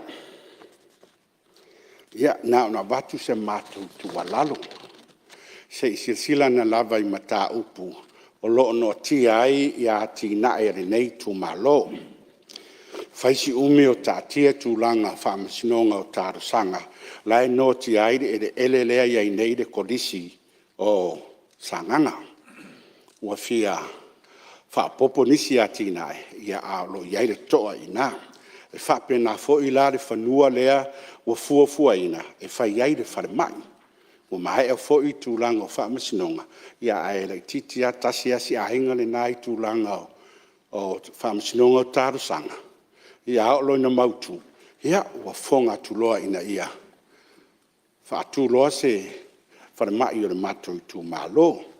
I le malesi vaenga mulimuli lea. O le mataupu lea I le tua oi o le mato Itumalo. Ma sanganga wha. Le Afioga o le visa le moa. Taupu nei e le fau mana o mai lava I lumor kapeneta. E whale le Afioga e Afia le tua oi lea. Ma o whai ungo whamasinonga ua maea o na whai reono se furu tausanga taruai. Pa ua le mea toi na whatino. O le poporenga, I nei whiala tūlanga ia I lātou o lo ngāruru e ai. Ia tūlai mai fo se whalawe lawe peo mea na tupu le awhi usa lau ono se furu. A whia I tele la ia le Afioga o Tuanai, ma nisi o le Afioga o le au wha. Ai ao ana ta o te lango tonu ia le tua oilea. Ia ona whaingo fia la waalea ona ngalu lue fia. Ala ua uma ona tosi lau ti ma whaatino tu langa o tua oi. Pena iei whaai ungo whamasinonga. Ole ele a fia i lea mea, i lei lalo ifo le tasi lea fe eka. Ole whawhitauri o whea ngai nei. Ona ua noa tia whenga, noa tia tuanai, ia ma se vaenga o le au waa. Ona toenga lue ina, ia lai ta tala lea wanoa ia li visa le moa, e nga lue ina ai ele ia. Peo tasi le mea ua matou fiu fo i tu i mai le matanga ruenga. Ia ua le malama po whea ua whai ei nei mata upu whamole mole, se e toi sila ne lava iai. Ia ua fo i le malue ina o le lauta fo i o le nei Itumalo. Ia mai se fo i le nofo file mua lato lo ngadu lue ai. Ana use e mai lea la ua fionga i le fonga fetalai, mata upu le fianga i atu i le minsta, ia mtanga ruenga o ele marsi o manga. A whai o se vaenga o te lo mautinoa, le tula mai fo i le whainga malo, i ele whaaleanga nu. Au te talo atu mo le Afioga o Malie. A sila le Afioga o Malie. Ia e le mamao e se ai tua, ma le ai. Muta loa o lato whanua, lai wha o ngai te salasi. Ia mai manua le taimui ne wa mato na vai, ai le yen tūlanga mautu. Paulava le isi meolo tua e la Afioga o Malie, o le ele fola sa itu, e lata ngai le tua sivi. Ia a le vaa atoe lu watu le ai le mamao e se ama le ai. I tua mai lavo maokta malawa o Malie.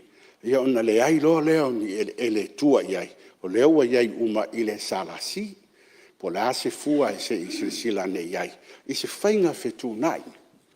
Le mea kwhawhita iai. O le wha ma mafa fo i whainga malo tula i mai tūlanga i le anganu.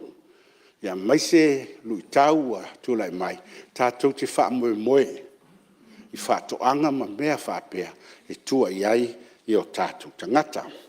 O le ngata i whale o te le lava le Apia. Pe mwhai ni porokalame fo i more toi to ina o le tongo, i le ngata i whale o le Itumalo atoa. Wa Apia tele le tolo i a whenga wha pe nā Malie. Mo mi ai tūlanga o nai taringalu, ia ma mea wha pe nā e sosoani o o tele le ai o le ele.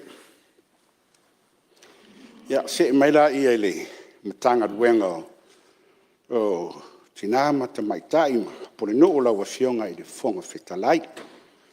Ia, whanau manu ia. Warsa i ngā matangi fo i matsi ngā ngase le fionga le minsta.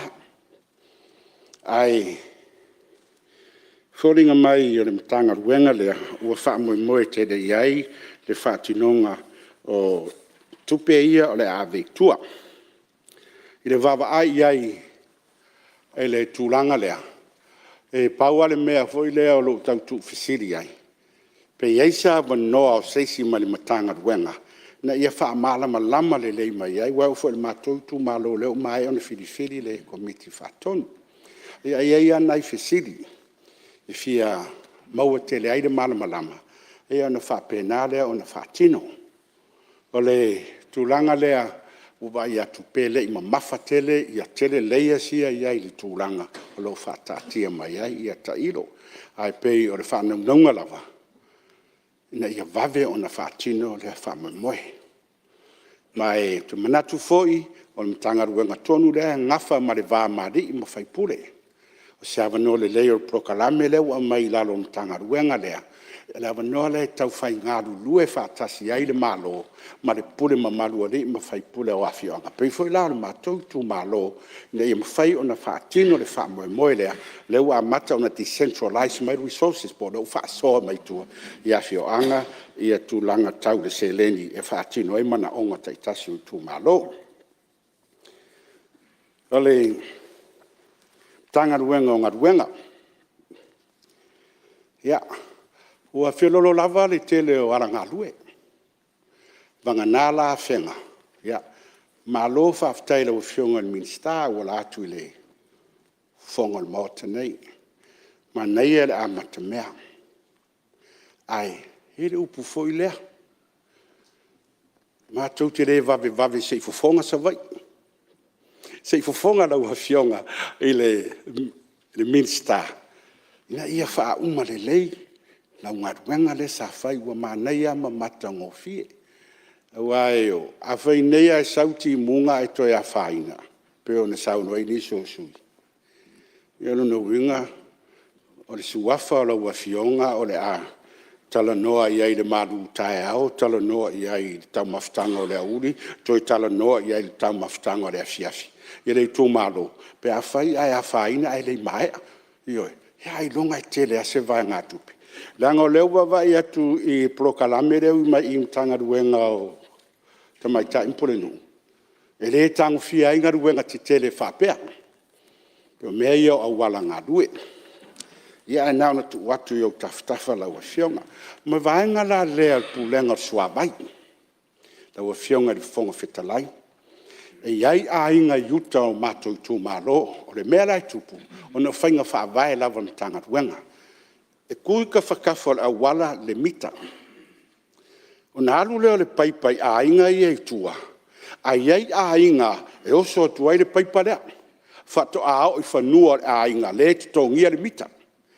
Le mea utula i mai, wa whaina la le vālea, tu lou wa whaaleanga le ofe lea ina ia mauar sua vai e a inga lea, ai ki ngā inga i a inga lai tu atu e tutongi le mita, ea ua tere foi tau whainga atu le, i mtanga ruenga, ea le tari lava o whainga whaavai, ea se i sila me lava, ea o tari tonu, ea o lau Afioga, ia ua masani fo i tūlanga whapea e te tari mana o mai, ia se mātu te tālo lea ma le whaaloalo tere i lau Afioga ni minsta. O ngā ruenga, ia me se fo i la tolu wa aia le sua vai. Na ua o maila ia i le mtanga ruenga le tupe.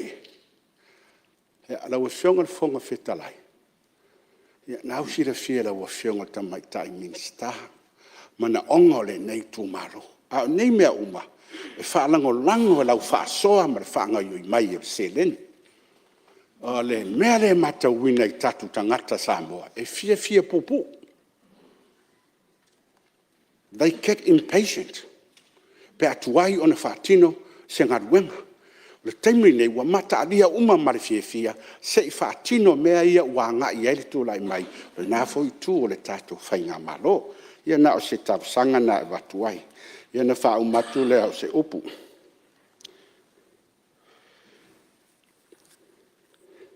A tonu e au ngā. Le wha tuai o na ua o mai te tonu. O le maota le nei. Sa anu whanofo lava i tua ma taputapuai ma mata i tū. Wanga wha uwhai o malo. Le utuana e atu le nā tausanga. Ma tūlanga sa tūlai mai. O le pumonia, po a foi vesinga, i la ua mātau, e tere fo i mea le lei ma le sona le lei, tātou maua mai ai. Tātou apore nā, e whaima mai a lalo, tātou noa, i le tūlafa nā, na ia mau le la o lo tātou sā, ma wha tonu folau ai lo tātou folaunga, i le nei tausanga. E iei mea ua mafuai sa ufa amatalanga. Ai nao na tu watu i taftafa o lau Afioga i le tamaita i Palemene. Le kapeneta ma le malo. Matauina nisi o prokalame poloketi wa uma o na whaatatia. Ia e wa aia ma le popole ina nei le whaataunuina, whaataitainga o le whaatanoa lea i alawa. Ina na watu o se matu tua lalo ngaruenga wha i tuanai. Ona maua o ala tupe whaatino ai lea poloketi o le grant. Atuai na whaatino. E au ina toe whaafo i le tupe lea. Atuai fo ina whaatino. E au ina le atoa tino le tama i le lea ngaruenga. Ona sa fuafua lo na tau. E tusa fo i ma le tau o mea sa iai. Ai sila foi, ia e reise tātou mea mawhai pe alu lunga tau o mea mai fafo. Mai le tanga si masa alufu lua tāla. Le leuanga i tulawa le toru fitu toru varu. Ina nei wha tere ngese la, ai whaiane lea poloketi. ia ua te lē se tupe ono mo miai ai popole ai fo'i la ina nei toi fo'i se leni ia nai avanoa ia le tausaʻili atu tulaga mauai nai galuega mo tatou tagata ia faapena fo'i ia le fuafuaga fo'i le ala faalava le alu atu ia le sa seʻia paia faleolo tulaga lava ia o mea faapenei na ua tuulai mai le fast o le tatou malo lea matou tulai atu le tuagai avatu le matou lagolago eoe ua tatu lē tutū faatasi ia le faigatā ma le tua lea upu le saunoaga Abraham Lincoln a o vea ma senatoa i le afe 8 a o fetotoaʻi le malo i le mataupu pologa faamai aia po le a le malosi o se fale e fau ae a fetotoaʻi ma fefuli tuaʻi le ano fale ma le loto i fale e lē tū lenā fale Toi lua minutu nanga sui. lenā ia lau afioga i le foga fetalai ia ua uma atu fo'i paua o lea ia talosia ia ia nei aua le avea tatou finauga faapati po ai e sa'o ai e malosi ae galo ia i tatou le atunu'u ma le tapuaiga ia lau afioga i le foga fetalai faafetai mo le avanoa o le pomoni a uva'ai lo lau afioga sio te manatuā ma taniu feagai ma le ata oe Aana o le lupe na fa'ia mai le fuifui le se upu avane ai anga faigata o taeao Samoa taeao le ua o i Samoa le tala lelei au vai atu foi tafatafa le afioga te maita'i palemia ia tasi foi o suli ua filifilia mai i mlaeola ma gafoaga eoe na fo'i tula'i mai fo'i taniu feagai ma le atu sui a faipule se ua atoa taeao i loga o Samoa i le tatou malo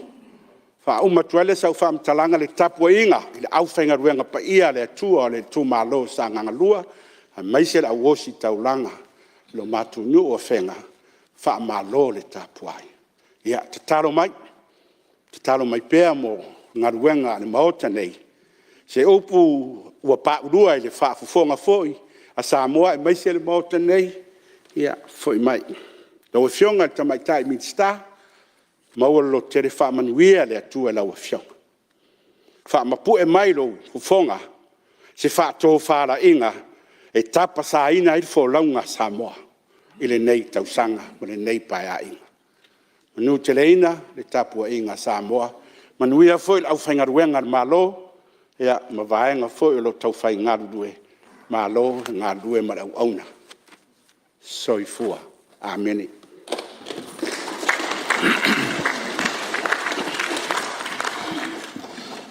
Ia, malo whaftai.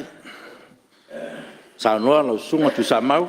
Ia, o leo a whorosia le maota lo finangalo. Ta ua tele whautuanga piantu ina mai. Ia, me se foi polenga mo le ngai lumanai. Ia, mai la ia lo whatuatuanga o le fio atu le tamatai palemia man whenga malo. Ia, o le whatu atau amata. Ia, o le asida lava i tūlanga umai pion whautu mai.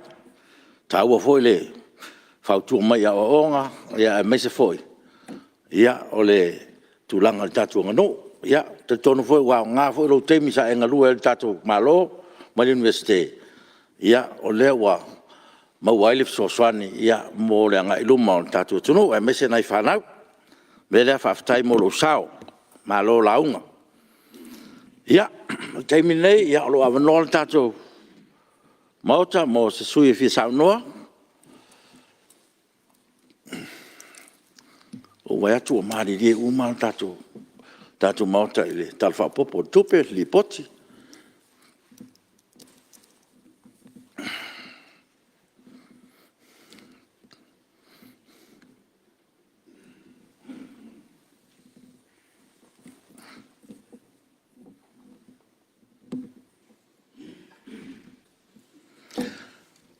ia tu lo me lo fa le sisi toi pia samno e te manatu pe fanga sololo tato nga duenga tulanga masan ia faftai te tonua ia o le voa e manatu ia o le wa mata watu le ia se fia tau no ni tem ia leo mai tau atu leo tu lai mai sui komiti o la sa no fa mamlama to ripoti pe le mo le fa tela o fiong mo le no o le fesi pe o le am se to langa ma ko mo modia ale ai la se la o maka kun makomi palala ya o le ala vai tu ava no ano fo to pe mai foi wa ngau sia fo nisi tulanga ya le me moni alo mo le ava no le fo tatu fila foi ile tu ya ma le fo tu pe ava pe o le wa ya ona le o to fa popo si tatu tulanga ngaru ya le ava no nei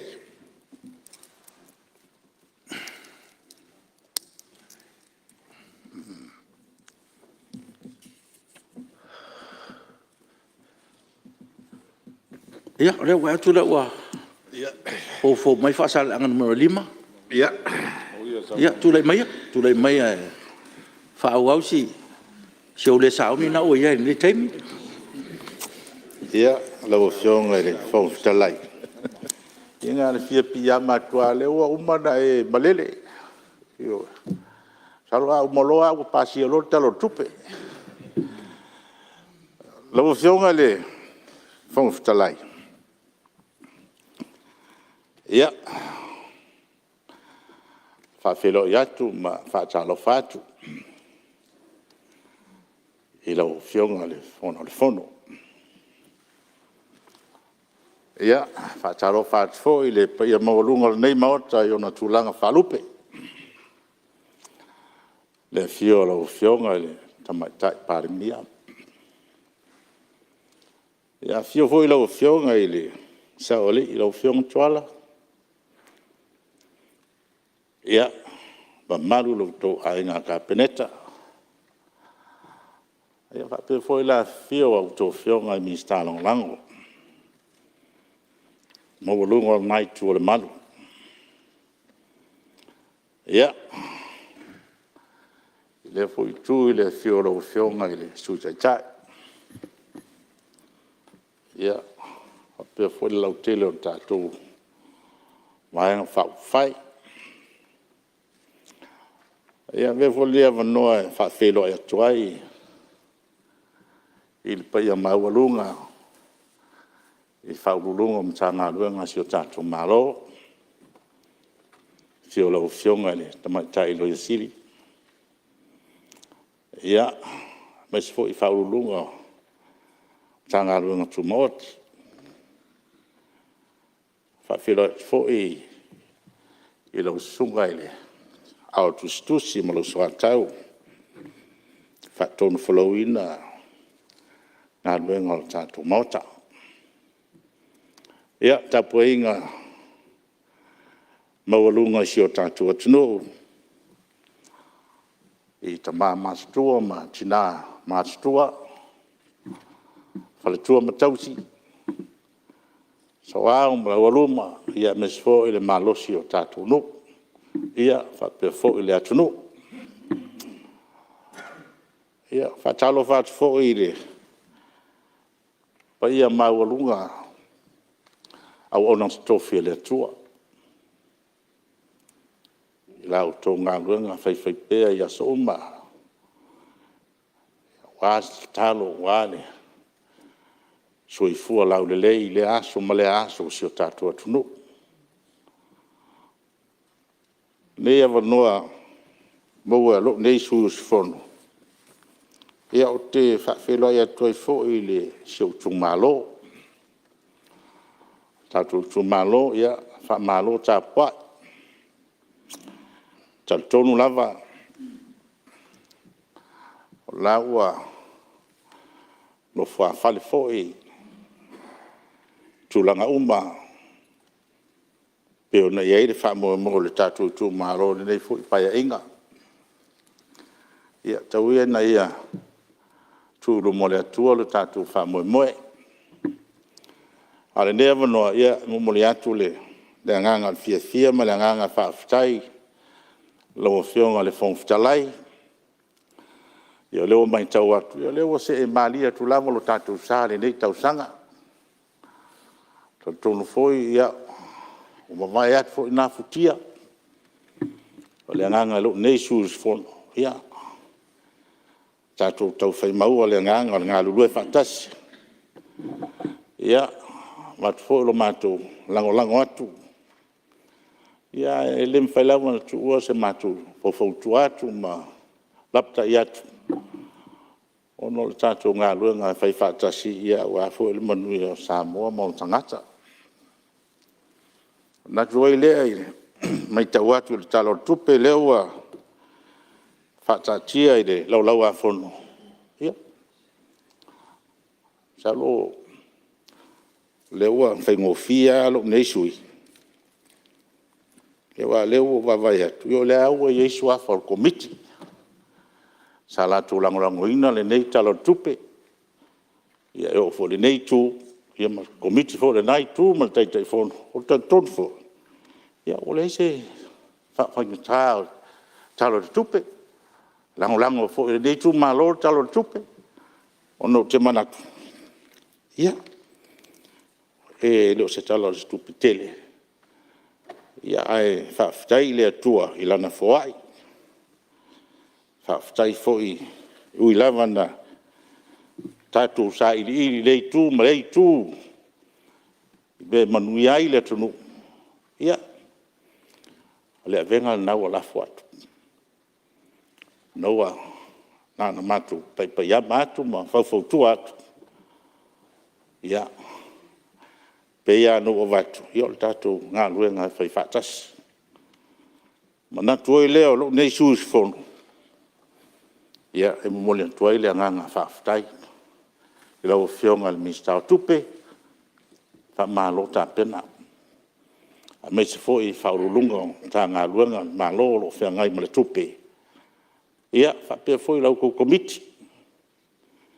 I le tā pena ina o le nei talo le tupe. Manatu lea, ia o te toi o tu lava e lau Afioga nai nisi fo i o tualalo. Ai o le amatalia se manaonga nei suis fono. Ia o nao nai tualalo manai pautuanga lava. Ia wa fo i le wha ngā solonga le. Tato ngā luenga le amatanga le nei tausanga. Amatatu le lau Afioga le mistao a onga.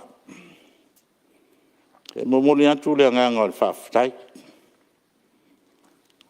Lau Afioga le mistao ma le mtanga luenga. Wharonga foi ma le tutoa inisi o saunoa ngā sui.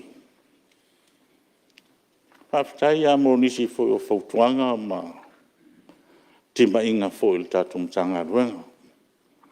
Ua o te talatonu. E pei o le tafu ea lea o le lumana i o Samoa. O lau mtanga luenga. Wae mulmuliane whaatino le tautua a le tama ma le teine. Teine tulo ne mota. Ai pei o lau mtanga luenga ai amata mea ai leo la soifua o le tangata. Mele mo moli e lau whaafitai ma lau whaamalo e lau Afioga ma mtanga luenga. Te leo taimi o te au nofu mai fo le naitu. O te tualano fo i mista o a onga fo i nā fo i vai tau.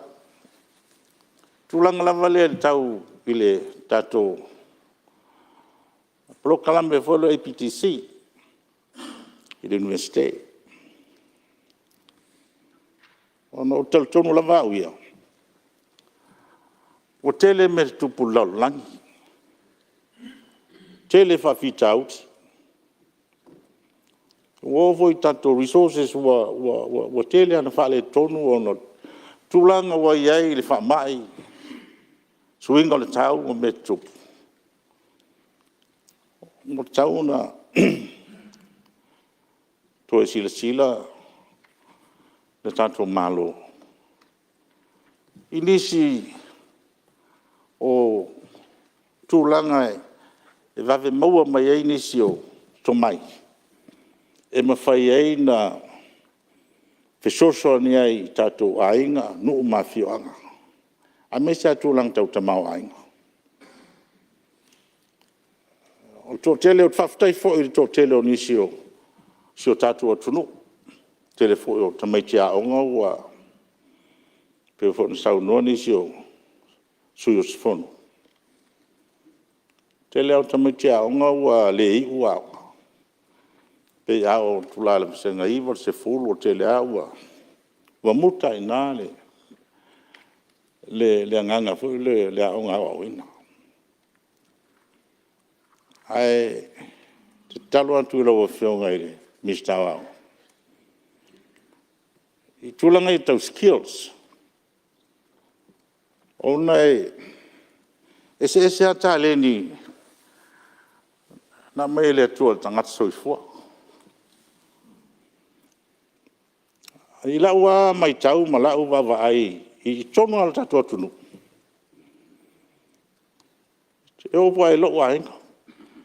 Au si reo tune i te leo tamaiti e peia e fie avel whaaloia. Ioe. Peia e whapena fu le peia e taluai. Ono i laua mai tau. E mo mia le toi si sila lo whionga le mista. Inisi tūlanga whato sina mai ai ia skills ese. Tai peo traits tai peo i tūlanga ia wa yelpo kame mana ia le malo Australia. Ona si sila foi lo whionga i le PTC i skills ia iai.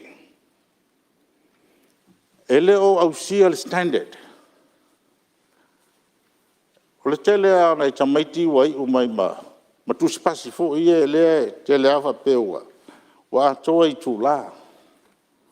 O complete hours fo ia ai tūlanga malama ia. E leo au sia le tamaiti tiawa. Le standard e mawhai ai. O nei umai sautua whaatino ai ngā ruanga. O te whaftai fo le tātou malo. Whaftai fo o lewa mai tau atu.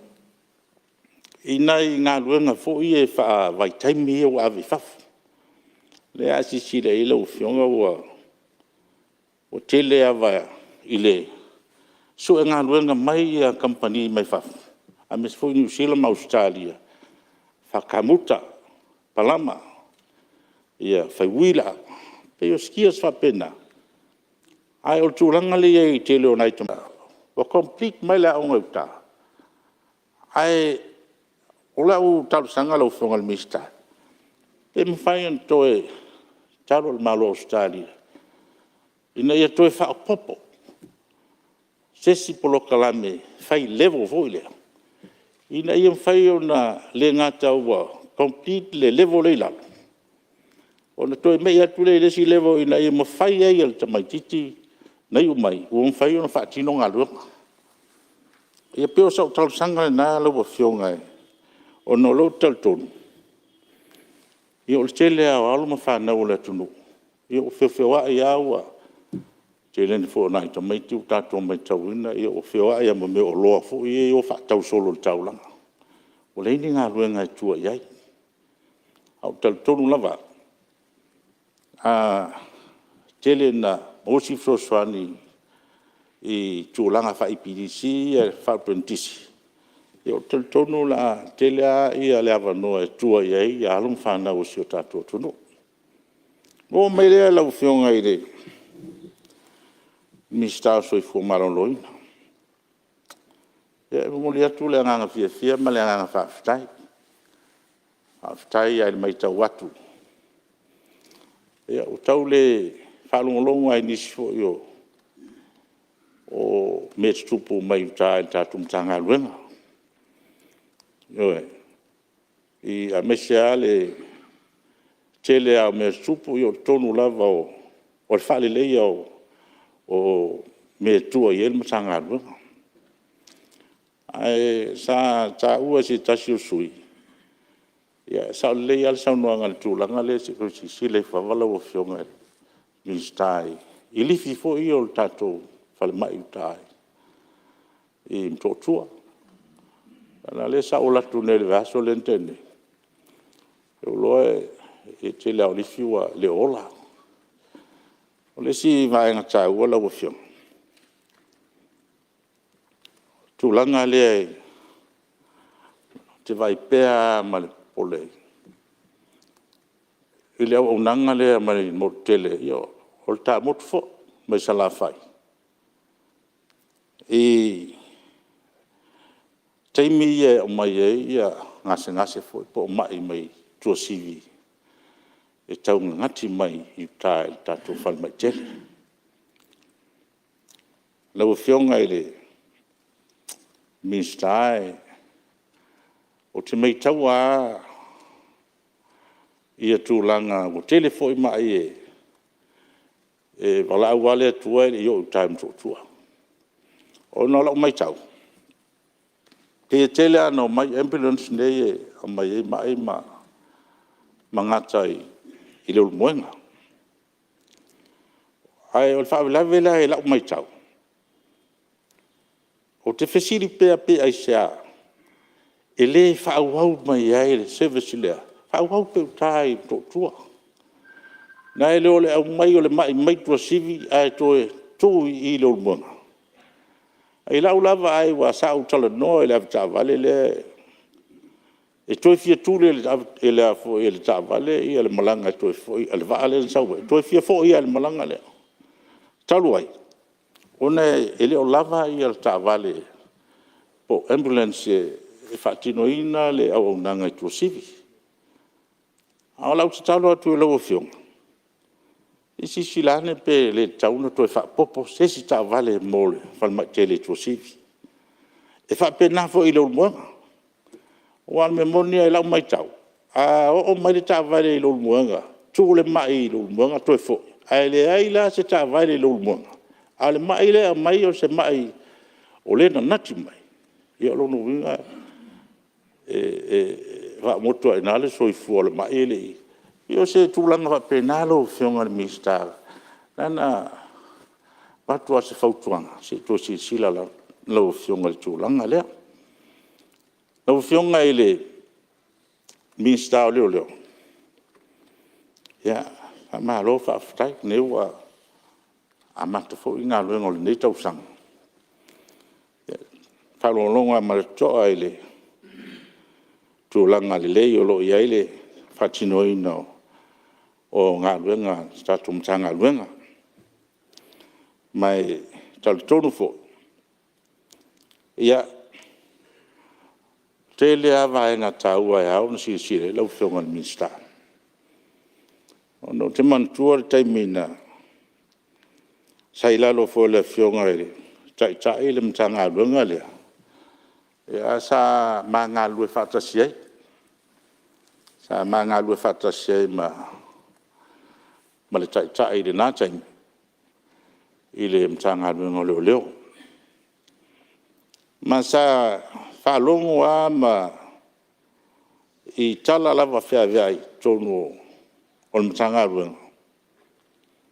I au wala ia e o mai ei whala au wasaina I tonu le tonu.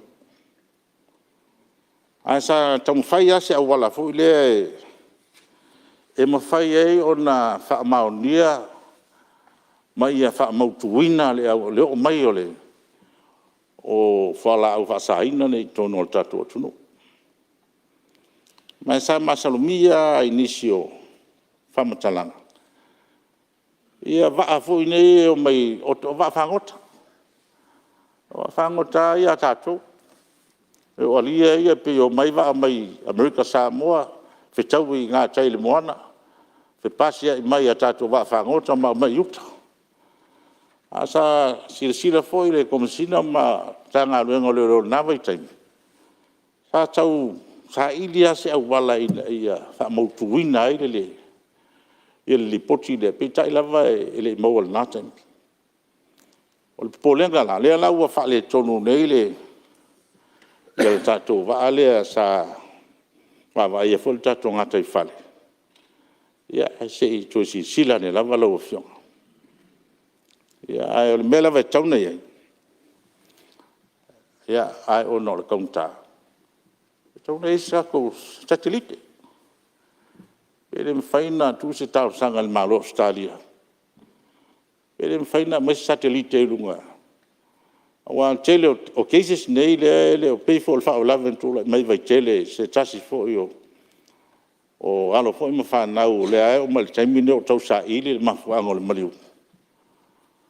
Ia tasi na wala silsile fo ele o fionga le mista. O satellite po le pong sa mo oba. Ele to fe la va la fiel ta vale na le vai po tangata no fai mo mai lungo satellite. Ai se to silsile fo lo fionga. O te loa e taungata, ia ai polase a wala pe se grant polase si mea e so soane, fai e sa ili ia. Tele fo i o soli tula fono i tono si o tatu atunu. Ia no o mai lea la wafionga ile minstao, a ile paenga fo leo o tanga ruenga leo lau fionga le mista le o vale le savidi ia o tau sanga tu la vai lau fionga ono tu langa ia i tau o loa o vertua le fa vale le savidi fa pupu tuai o festa mo ta tira ta ulo tanga lu ai o vai so la vai le me ia tupu i pisinisi e tu o tele o pisinisi ai le leia i le siti ia stronge i fatau ele o ta ua bai ia items fo ia le tono la fatau ai pau al mele manino lalo o GST o lo winga la famtala pe o wala fa so tu la fono le fa ye telo pisinisi e tua ona ye o lo e mo lunga la ko tax e o lo tax free a si sila ne ye telo o pisinisi wa mai ne licit o fa popo me mal tax ole ai tomas mai po a me o le o e va tonga lo fata mo mia lava se tau sanga lo fionga mal komiti pen financia si tu le telo business la o tele business e o tono la tunu wa o faftai isi business o la lava e manino mai lava le o loa o le afia lo fata a le telo business o mai tawina ia e nale mai o licit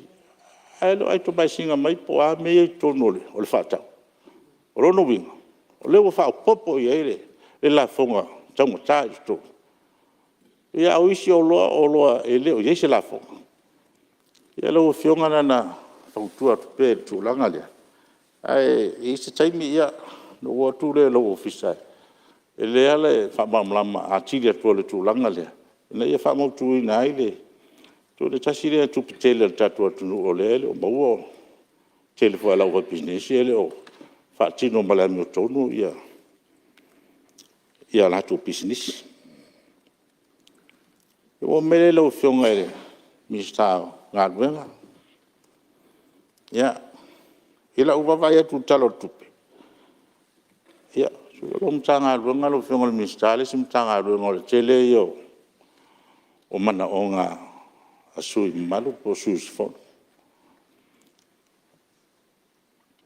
Ai au sisi au vai ture tulanga le ele o sisi iluma talo tupe o tangalo. Ele o tele fo isi tupe o fa mo le fati noi na o nei nga luenga fa no longo le telo sui angola nga lue street lights o le vai tau mafa. Ia si to si le fo la o fiona po la si fainga e fai ai na fatino nei o na la fo le e le avatuesi tausaga lenei tumalo i ona aualagalu ona te vavai atu ia e alofa atu foʻi le pakeki o le matagaluaga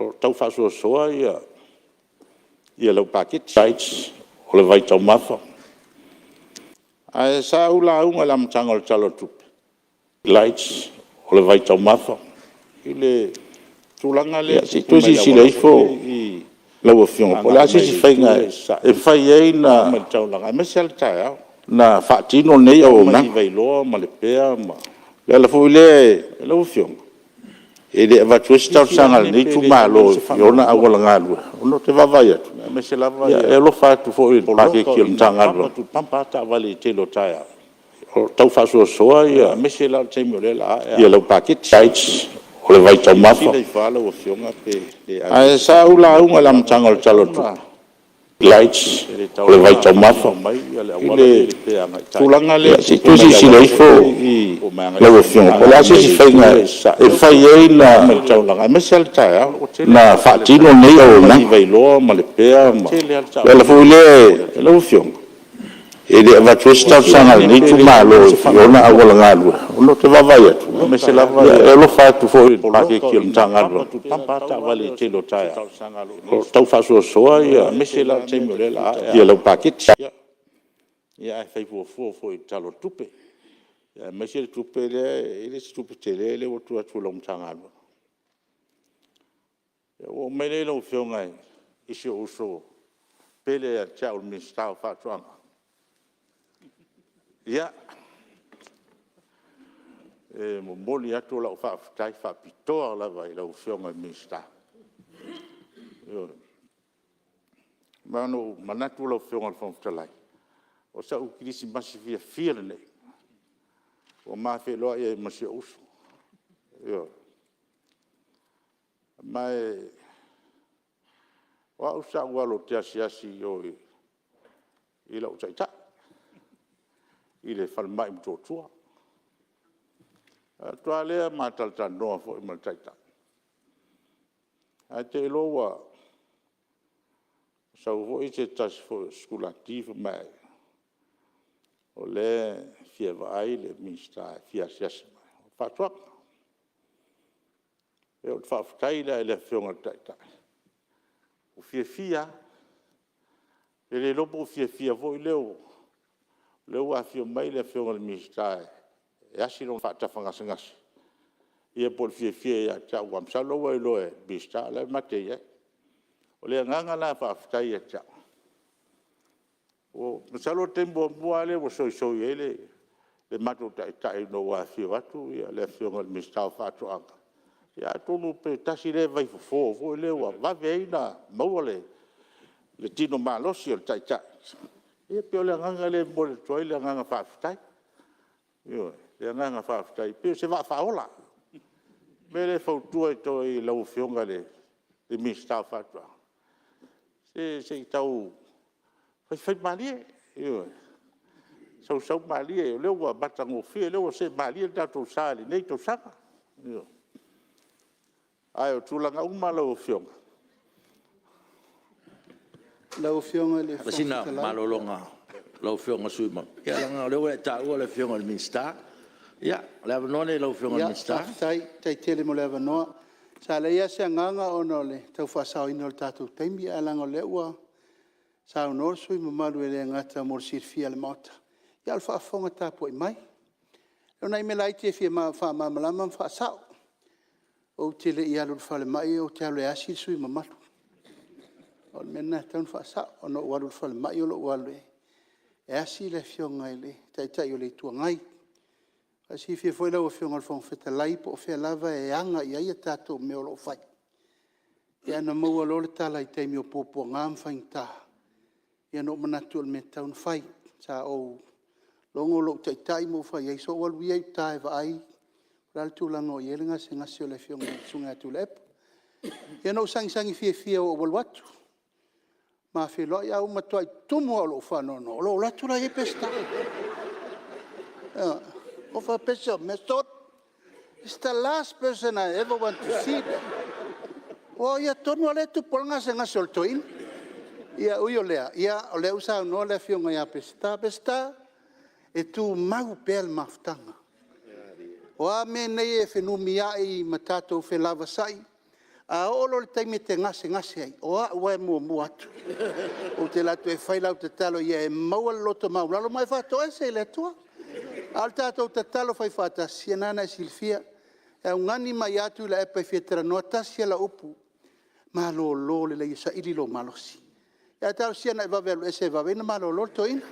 Ia o siau wha malmalamanga le ele o tele ialo pese. O walu lava e asi le fionga le tui da ita il naitu o la inga. Ia malo wha alo.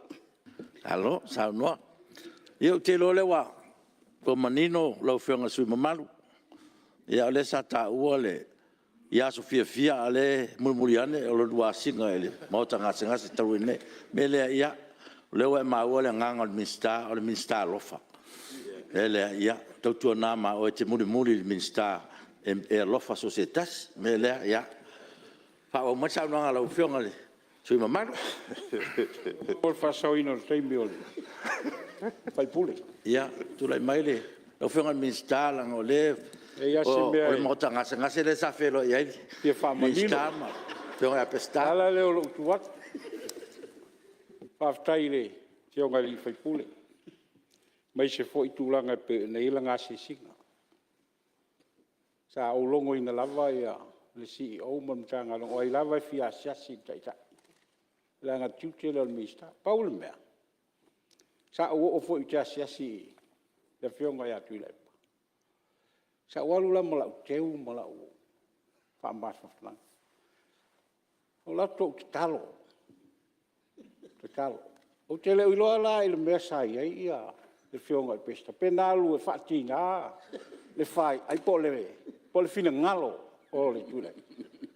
Po e toi whaatupu fo inisi mea e te lei le fia toi. A maua ma lau. Sa whape mai ia tūlei. Sen sau fo i lau li talo o langona le mawhanwhan. Ia na o talo fo i lea lau fionga whongwhai. Fia le toi. Au te leilo. Ai longa le te talo. Ia peo nai mea ie, e se le asi te talo. E se le asi na anu e wha mai mau ni teimba le sangasangasi. Ia, e tau fo ina toi alo e vai, po o a mai taita. Ia, i manuia, lai wha fonga mai. E po. Ia, o te ro lewa, lava matatoe whautuanga fionga li minsta i lau fionga. Sa tuala, ia, e o ngā, o le tatalo lava le me pitu i siri tāua. O le au penga fo nā e sosoani me le mana o le atua, me se ai o mawhatia. Me le, ia, lewa e whaafonga mai. Ia, wao ngā fo i lau langa o le mtau po lewa. Turuai mai a fionga minsta, ia, o le fo i sa la sia le whaatafa ngase fionga te le tuangai. Ia, o manatu fo i. Ia, o mai a fo i lau taimi. Ia. Me le, ia, mamai la to tuela no fa mai lo sa no mai a lo tem o sui matua sui tuai o mota o si la fia tato tu la fon tu mau o uma lo tor su minute ia fa mai lo sa no Lau fionga i fong salai. Se o au e tu mo le hava ma le mingao. E o. A le nganga whaftai. O le nganga fia le na mawhai o na o watu mo tau pune. O whaftai fo i se o soa mista. Wa lewa tula mai le fionga le mista so fu Malologa. O kere rope ngaro asir ko inga pele. Ai paua le mo whafkai e miskao. Whakoanga. Langa lengo vai ai. Baba mafuka. Mau ke kongu fo. Io paua me mai le tua. Io e. O le upu alea sunga ya tule pa no felo mai la au. Se fa ftai. Fa ftai la au di o filma. E le fo ro fo mai pesta. Tu lo le o ta o tu le ngoa e fa maru ro to lo ta o to lo tu la fon tu mau. Ai ona upu sa no e tai tai. E le faila no to se o upu. A le nganga fa ftai o tai tai. Ia tonu foi tasile me no vai tu so e maloto tele tai wa fio mai ia wa te lo ia le fa pe ni me ia ai uile ia la fio al mista ia o ia le uso ta te fa pe dei fa pe na ia e fa pe na la va wingole tu langa le ia ta to va no fo a le nganga fa ftai ia wa ua se olonga le fo de so fu Maulolo ina fo tai o le tu ia tonu fo te le lau tō ngā luenga lau tō te talo yo mo de toile nga fa tai ia le voa e sau no o te alofa tele ia cha yo le mela le lau fionga le mista a fa moni lo a mai le se la wa se ya Matailiili official po o fa ti do il batu Itumalo ia o mai le fionga sa oli da fionga toala tama le langi ia fengta langa o te fai te tele ia o ia si uso tu ofe pa ia te o sa toala fa malo fa fitai ia lo fionga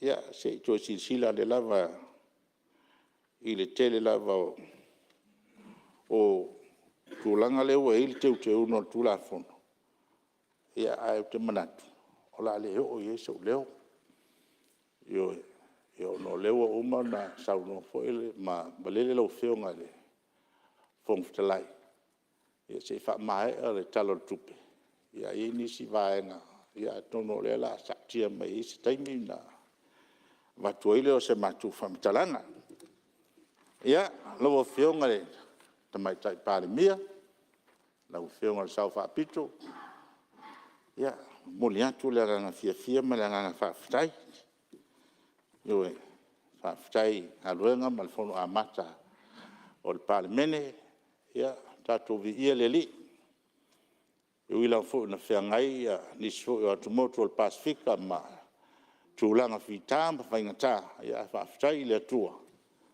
lo mal pu ia pesi o tatu tunu ia tua tu pele fa manuanga nei Itumalo i lau fionga ia tatu tu lo mole tu fa mo tatu fainga malo ia talu ai no leo te va vai atu lau fionga mai tai Palemene le lunga lau folo ia swinga ia le standing orders tatu tu la fo tu mau ia lau fionga fo te lai pe me fai no wo ia pe fata tiele tulanga ia lewa fai watu le lo taimi lo fionga sui mamalu ia yes taimi ia tatu wo ia tulanga ia fai mai tau rang la fata tia la le tulanga le lau fionga atu no se yes taimi ia na matuai le o se sia fa mamla mai te unga le wa mai nei o tatu tula tula fontu mau le mota ia le tula ia le tele asi le nei Itumalo e ana fa fo ile o fionga le minsta tupe ia e mo mo ya tule nganga fa fitai mas fo lango nei sui mal nei Itumalo tala fa tau tatu tupe ia piano o vatu le amatanga ia le aua mai e suafa fo o komiti lono winga ia le aua o tau tu langa le lei ai pau wale o si tuala to sila ne lava i tulanga fo i lo ia tupe ia meta retention company po konkarate lo tel tono le te tau faisai i di pele tatu malo o lava ni resources vo a fo ni alanga tupe e mau ina inisi se le ni soani tu ino tatu malo ia tu sila ne lava tu langa le ono tal tonu sa tala no mo tu langa le me ia ka retention ia le TPS mai tupe o konkarate ai ilawa va ai mala mai tau pe fo la tunu ele te tau na sila elo fionga mista ai te tau na avese 10% retention le mai lalo o yeingo konkarate nei au tau na fai 10% maintenance fund ale tatou tanga bengo ngado ia por tatou malo e tua iai le malo wa memoria le fanda O le tele lava na to avea I kampania la tu sele. Ai ono tulanga wala no racing le issue le. Ono wa malosi ale swing le tau le wa ye. Pole ala vale le yo ngalo ngai fatino ma. Ai uma le time for le 12 months period le mai te mo le retention. Ona watulo tu pele le company. Ia ai tulai mai a fa po le tangi malolosi po ma to fa langa ina uma nei ngalo. Ono winga e to alu atu per tato malo. E to maintain e te lo ngalo ngane. Ia nana tua pele tua lalo lo fio ngal minister. Ia e mo ila vai o se mta upole fo I se fa fo fonga ngalo fonga. Ia ai o se mta uptaua. Ia fai mai le salwanga sui mamalu. Ia le tanga bena. Man lo tatu taimi. Lo lava fo taimi to so ta ia minister pe a ono lo tau tuli tatu taimi. Taluai ono lewa mai alu taimi. Ia. Taui na ia whamanuia le atua. I le fono amato le tau sanga I lau whionga le fonga fitalai. Ia whapea foi lau whionga le tamaitai Palemea.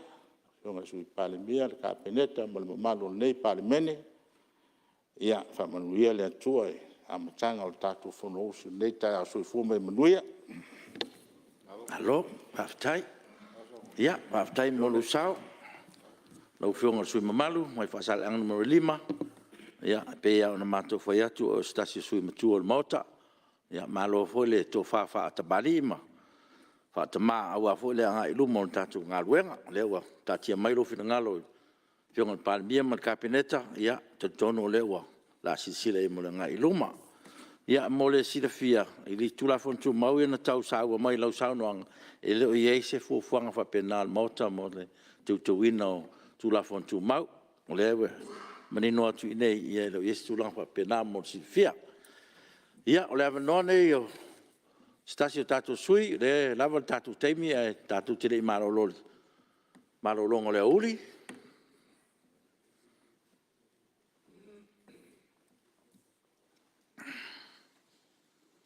Le fu fla fo e tatu ngaruang.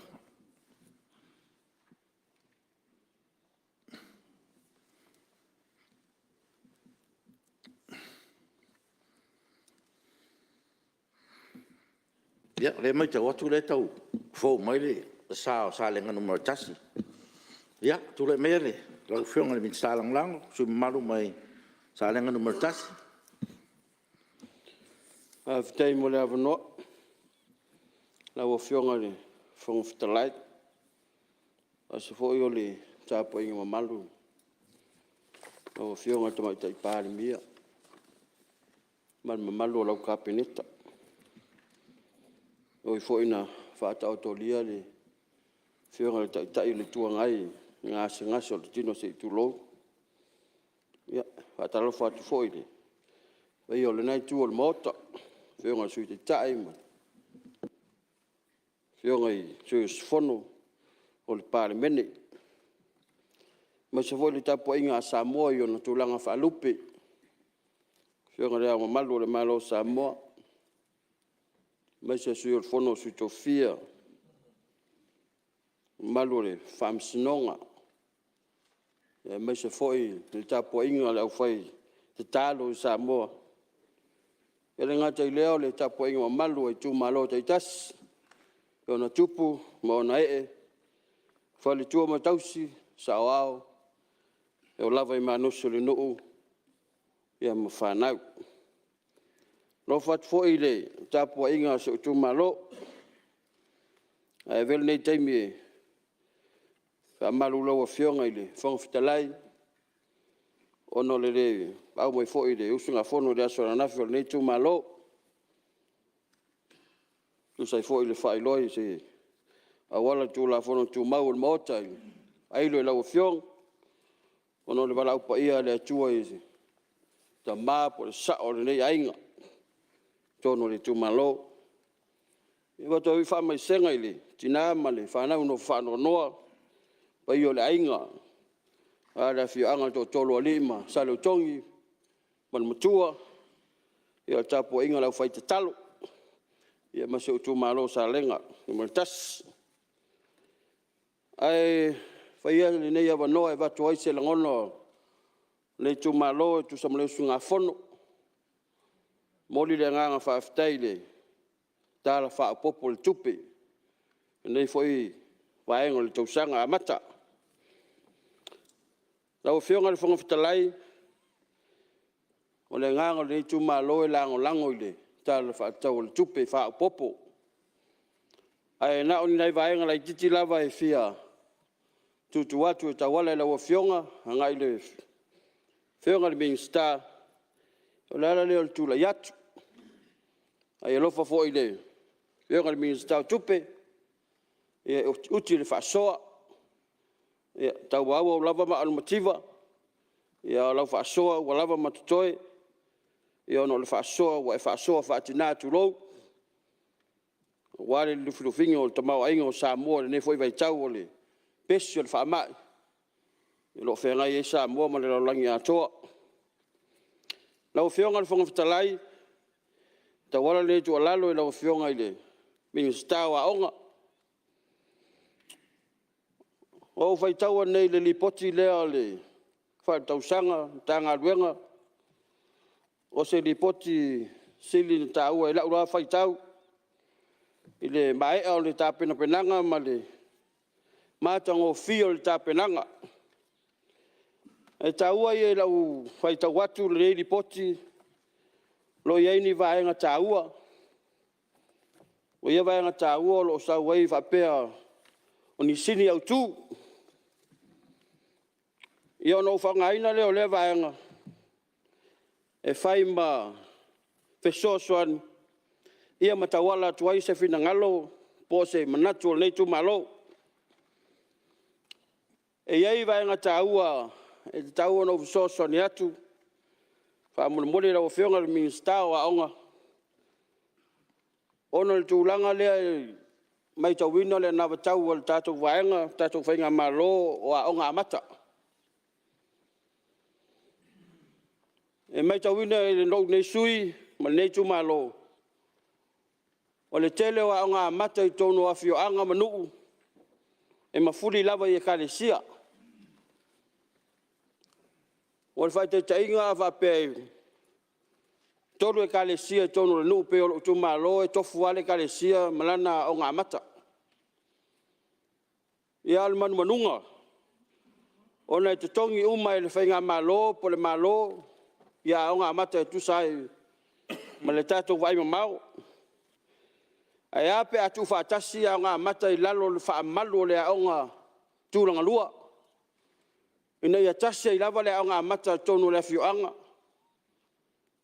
a wa afa pe tele ia aonga mata o lono winga o le atau whaitotongi uma aonga mata ia ia ese foi ni aonga ai taua I o le aonga mata ia whai aonga ma whai ona I lalo uma le whaamalu o le tūranga lua I nei aonga mata nei a tasi lona pūlenga tasi foi le whaasinomanga I nei a tasi foi le pūlenga ia mamalu mamata ngofie ma ia so longa lava o onga tamaiti se tau unga le whaamoemoe o leisi vaenga la Afioga I lau mai tau iai I vasenga laiti o le tele o nei tina ma nei matua e anga I whale aonga ono le venga o nei whanau laiti dei le vasenga tasi lua maltoru pe o I vasenga ia le tele nga iai matua I whale aonga e nofo ai ma tapu wai ta mo e melta mai titi fafu ta mo e totonu e fiva ai ona matua ia o se tua lalu ma nei fo le tu fatasi ma nga mata ia le vaenga le totonu ina ia mau popo ai le vaenga le ia na ese le vaenga le mai le vaenga matua o leisi tal sanga la Afioga le minsta ta wala tu lo Afioga fong talai o I lo Itumalo tau sanga len tene ma tau fa so mal komito aonga mal pure aonga ono tulanga tau interneti po a wall of sort inga Ia e o mai al taimi nei le la to ia ia on. E le o le lei lava ia le so ta inga le tono o le Itumalo sa lenga atoa. Tu lo lava le Afioga minista nga luenga. Ia lo leo e fa leo ai ia onga tai Itumalo. Ona le o le lei ia so ta inga fa neon po fa internet. O latu wa pe fua tu lo le o le lei le Maulolo. Ia ele ola ma se mestas ka mole le Afioga minista pe vai on to silsila ne ia uma le tau sanga le tau nei le fa ngai le foi la tu nei tau sang o te fa mo atu la Afioga le Satui le foi a wale a Aiono fa na o Samoa msala fai tu langa la vale ia nga sa lenga mai tau ina foi mo tal normal committee ia ai mai se foi el pule ono le ingoa ai le ingoa se mato wa onga o savai sifo ia tu alalo la Afioga minista pe atu sai e Apia asuilo ia sa lenga college sport kolisi sa lenga ono lo tu tonu lava le kolisi le onga tu tonu sa lenga ia malo polo pui foi pa io le Itumalo ma le Afioga sangone tu lo ia im fai foi na fa ngo fie mo fa mau ma so tainga ia mai le Itumalo ia lo mai leo se tu alalo ma se tal sanga le Afioga minista nga luenga ia o te tal sanga atu te manatu se le fie le Afioga po sai afiatu ma fa fe lai foi le lai tu le Itumalo o se onu le o se vau e o mai la le taimire nei le iai se o fe paipa e alu se suavai te tonu se vau ai ova male se lau tangata o lo no nofo i vau le ai se o fe paipa mai lava in tu to atasi Samoa o mai le aso le nei tu o tuai e mori mauro o Itumalo ma tangata nu o se vau e le ai se o fe paipa e alu se suavai se vau o lo tali lava suavai mai le lang ia mafaaonga ta vale e ngai mai le ai fangafau e tau avatu suavai e o te talo la Afioga Fonotaga ta wala la Afioga minista fa mole e alava la fa so stem e mana tuane ni o le Itumalo ia mo se suavai mo ila tau fa mole e le si vaenga la Afioga no sa vai te la te mo te alu ia wa pe yo lewa va lele lewa ta val ia o lumo tonu al falsa ta iti ole po le kale se fa ka sai fa ai fa sanga i mal fallo le mo to nga luenga le mekis o le pionga le ua fa ta meti fa ai o la ve pionga le o le mafuang ele lava se ava noa sa va vali ai tangata po ta meti le o nga pionga le ona ela witi ai tu lo lava e to fe ila lo lisi tu ia au mai la ta val fe pasia ona le lo le tameti po fe yo yo le ala na lo ve ona tameti yo le talo le Afioga minista pe le isi na nga luenga alofa se tau fa la hotel le va nga le sa va vali nei tameti ia mai so tanga ta la hotel ia masina patu ina si tau ta fio fe le sau la to ta vale uta nga ilalo pe fo le patu lewa ta la tu ai lumo falsai i fonga sa vai ia mana ia tele le patu se lau paseno le me weina ia tal sanga fo se patu fa pena le vai ia ona o lo la ve la tamiti na le la wicho la wala fa mol ia ona o mai leo se tal sanga le Itumalo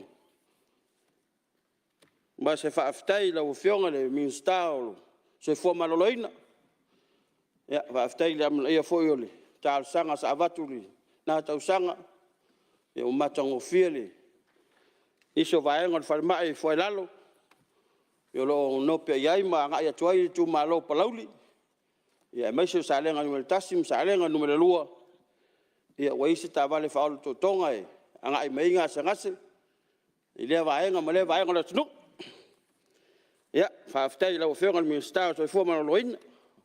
O ngā luenga le lei. O lau teimi o tūlai mai ai. Ia, e na o salawhai. Au whaasafua lava lo walofa mlo wā le lei. Ele lau whaasoa i tono Samoa atoa. Ia, o se tālu sanga i lau whionga le minstau tupe tawala i lau whionga le whangstalai. Ona sa o ngai ai sa vai telo time o te aru lava yasi le mamtanga luenga mle fionga le minstau leo ma fa pui ma tine mu ya si la ne fa mo mo o le telo ta valo le mamtanga luenga mai ya sa wa o mai la ma lava u tu ta val a lo ye pam wale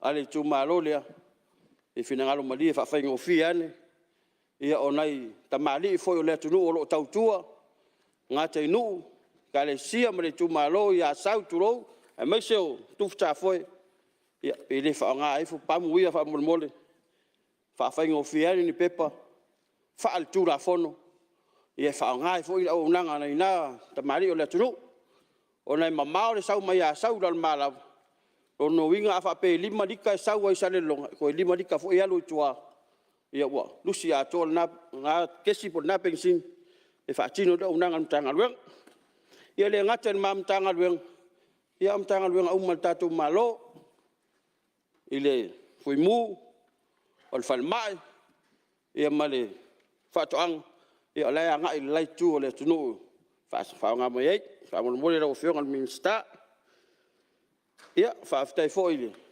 matum tanga lueng ai asi singa sa la fai taimi was fia le in fa la tupu malu pui lunga le wala ya me se lava o saunga le mura o tele o tangata la o tele a wale fa ngai mas fia ia na tu le au te lenga le tau talanga le nesus fono e moli fa aftai le o fionga le minsta tupe mol tapenanga o le nei vai nga ato le tala fa popo ia ono patu lo semna tu ai ua tu ai na o fionga le minsta o fa toang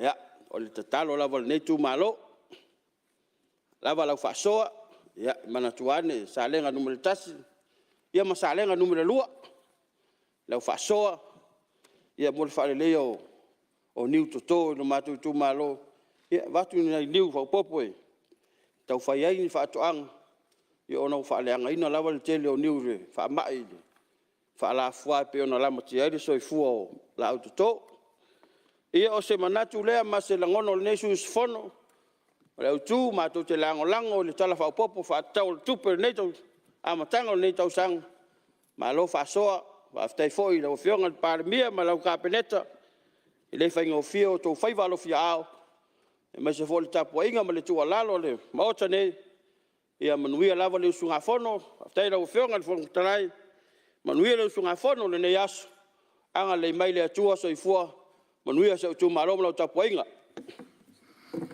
do baftai malo sa no elo fionga sui mamalu to no le fo fa fonga mal to le mota ya me se foi le fionga palmia mane malu kapineta wa foi meu ta ua ya na se so sonia sui mamalu ya no le ta ua fa la tupu i fa ya ai ma ta ua ai pe a mata ua le mota ma tatu tino ele le o la fio vol min sta lango leo ia tono la so tai fo le fio ngal min sta na ia fai lo mai lem ta ia po o ye ni morianga o ne fa la tu lai mai le tu o tatu bot de te wa fe tatu tino fe wa ile tu no le fa linga la fio ngal su mat ia te tono ia la lo so tai ma le fio ngal min sta fa la de le mai le tu langa mo le ngang fa lo ia o le tu tatu temi ya lo mo vo la no stasio sui fi sa so no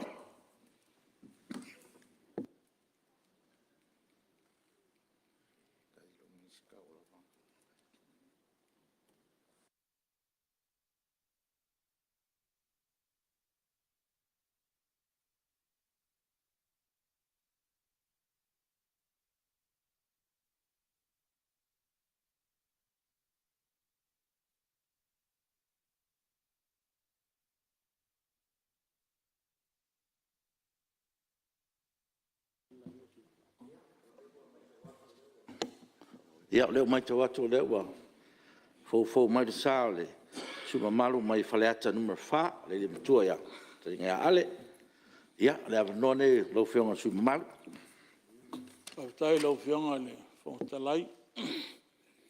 Ma wase avnone nei sus fono. Ia ua al nei tai au ma ta upo en ma mea tato Fonotanga le nei tai au. O manga ko ke tu atu le teimil nei. Ia sila mai Samoa ma le laulangi ma le tato Fonotanga. E o le ai ale Fonotanga al Palemene a makamai ngafi ngau usu o nei le so Samoa. Ia le o ko mol mawinga o ke le vape o ke le ifongo le o ke fongo. Pel famani nonga momona fa malulu atu lau fionga le. Fonotalai nisi foi o saunonga na fea ilo nei sui. Le awai folu. Fonga o ke ngal makafa yoile anga saunga mai lau fionga fukalai. O le sauno isi sui i le si sui. Ia tapo e mai lau fionga male. Haftai. Ia lea ua mautui le langi o wale atua malana wha whonganga. Tātou tau langa mōlia le nei tai au. Ia, teita ina ai tātou e lau fionga le Fonotalai. Ia, whaftai mō le tātou tālo le nei tai au. Ia, tauia ina ia liuli walo mai whonga alofa. Tātou mtai sili le langi. Na ia awina mailo na nganga pa ia e tau tolu aina. Suis fono umol nei Palemene. Ia walo tātou wala uli aina. Whaftai le tua loo. Whawai e Samoa mo le tātou malota watinai. Le tua lawa io le ato toa mea umalawa. E ati lan silfanga. Te tonu o tō finangalo mo tātou wha moe moenga uma. Mai awa ina tātou wha moe mua le tua nei so se mea tātou te whaia. Wa a oolo ina uio le tua. Ma o mailon tō sael tangata na i whaia. Nga kako wō whalolongo a le tunga mak. Tulou o le upo tō i atea. Me la le nei tai au lo fionga le Fonotalai. Ia, malo whaftai mo le tātou tālsanga le nei tai au. Ia te o whalo whatfoi ma whatalo whatu leo fionga. A lo le whatu atoa, ma lo fo Lepale. Lo le on sai. Mai tauina lava ma le toa lo whafoi na Malie o le. Mai foi o te leo sui ma le nei foi pae inga. Ia, ma lo lava le to whae leo fionga. Ma o pelo finangalo wale whatautaia o Fonotanga o tātou Palemene. Eo te o whalo whatfoi wha tala whatu lau fionga le mai tai Palemia, lau fionga le Safa Pito, lau fionga foi sui Palemia ma ai ngā kapeneta wha pe foi min stalang lango. Ia, mal nā foi tu o le tātou whainga malo o pale mai nei. E whatu teia le tāo Samoa wan nei pa e inga lona sulfitu al Palemene. Ia o te o whawhala whatfo i le fionga tai no nei vaenga o loo. Mau e tino mai ia lo whale atua ia. Hafua lolo so i fua wā foi lau tiute. Ia wale tai no tato vaenga. Paiwa pe lau fionga le sui tai. Ia sui malu umol nei Palemene. Ia wale tātou ngā luenga.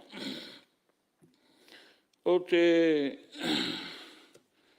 whatulou atu i le ia le fionga leo ma malo al malo. Ma le masiofo e whape foi le fionga le sui al fono sui tofia. Le fionga le whamasin sili e whape foi le fionga le presidente le whamasinonga whanua msuafa. Ia alii ma ta maita whamasino o le whamasinonga Maulologa. E whapena foi le whamasinonga whanua msuafa. Wa foi lo tau ta whaioi.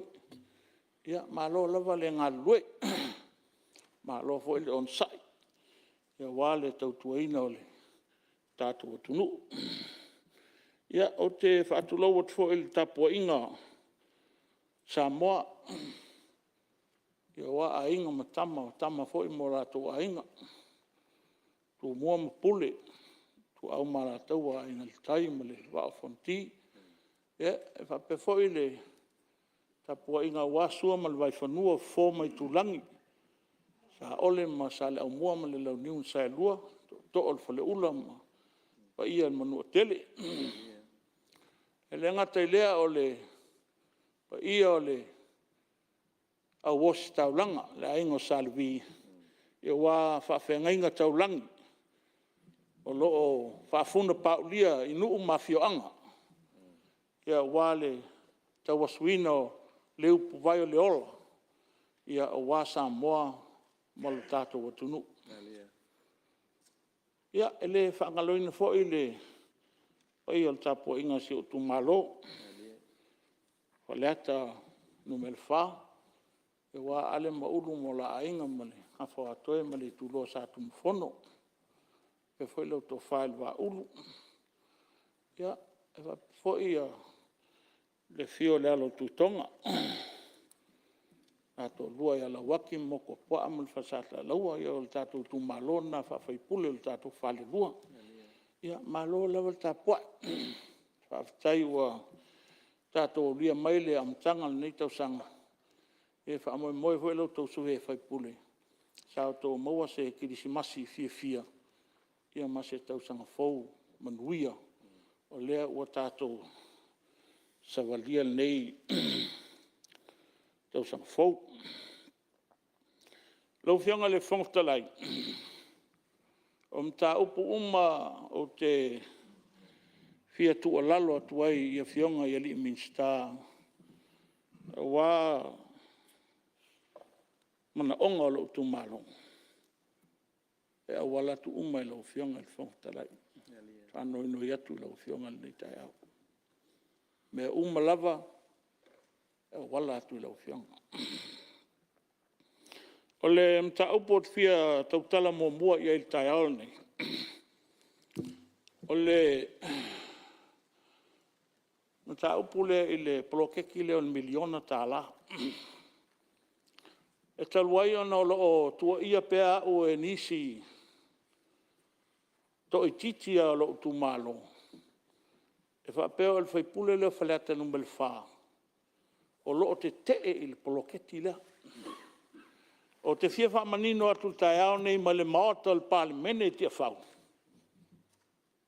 I le vaianga to i titi le whaia pēl sauninga le lunga o penga te whaliang. O te leo te tee i le polokeki al miliona. I most welcome the $1 million project proposed by this government. Palemene o siringia ai.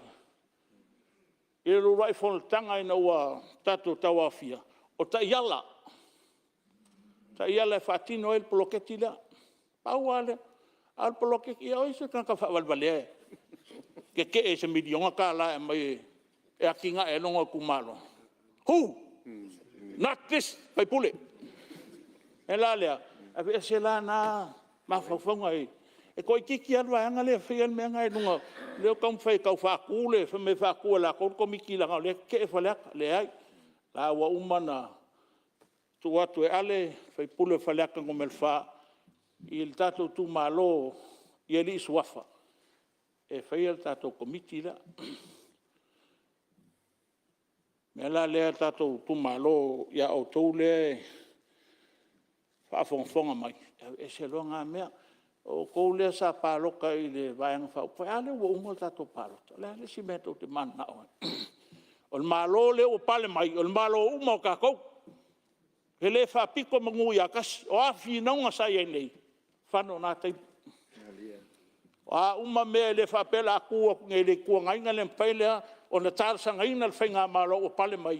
I le atina e ina o le tātou Itumalo le ai. O na ka whaioi ngā whaipule. Me la le nei tai au le tātou Itumalo.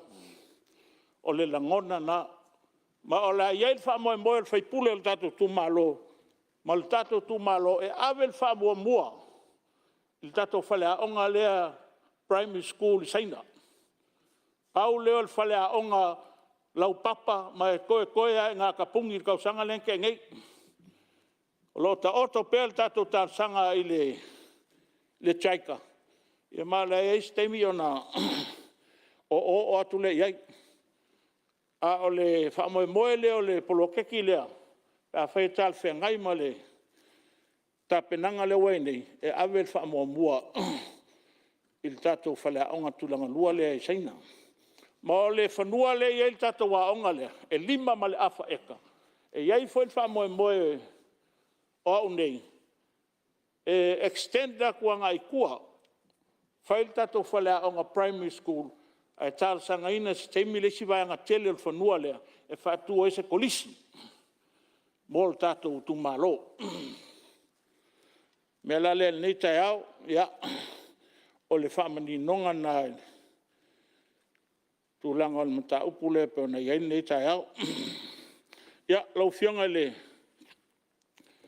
whongatalai pe lava na o tāra sanga ina lau whionga o mata upu uma e whaaliai ni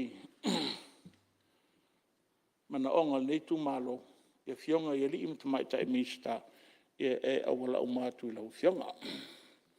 Lau whionga le minsta ngā ruenga, lau whionga olo, whiti wā ai, ia ua uma no tālo atu lau whionga.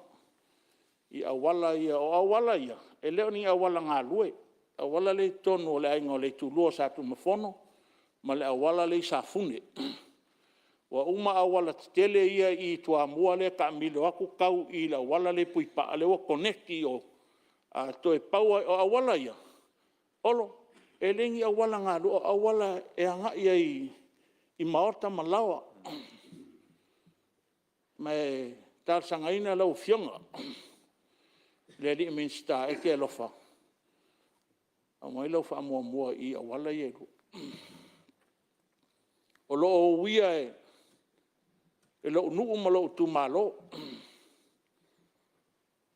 Te talo atu lau whionga. O le wala fo ele i saina. Ia le anga whai mua ke ropo e kon kalake le pe umar kon kalake peska alanga lele onga fo mai.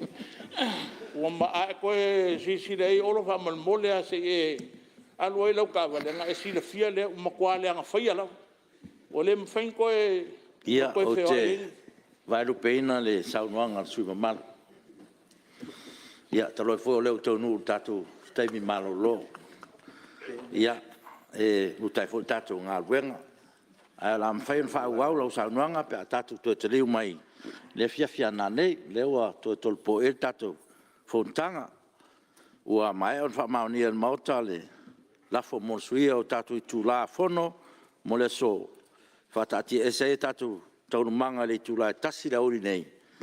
Tatu toe wha au le tūlā e ono le fiafi se ia tol po le tūlā se furu po nā nei.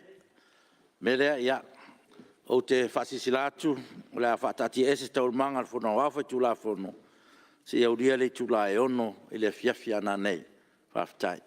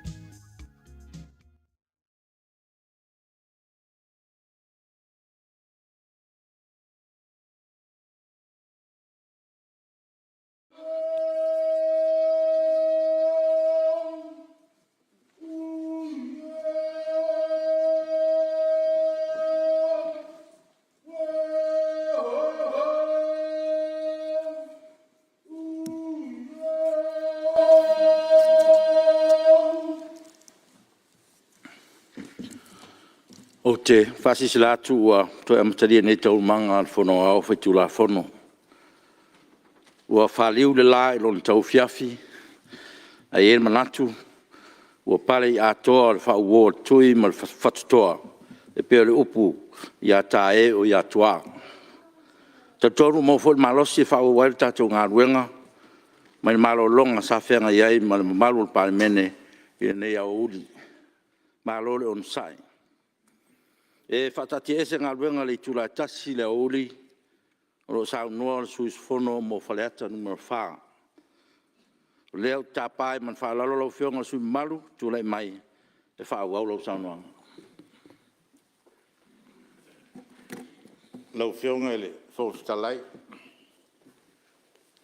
e a mōsi a wanoa.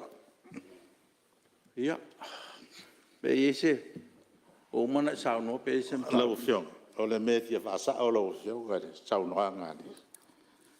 Le Afioga le sui mat. O no le taimi ana le la.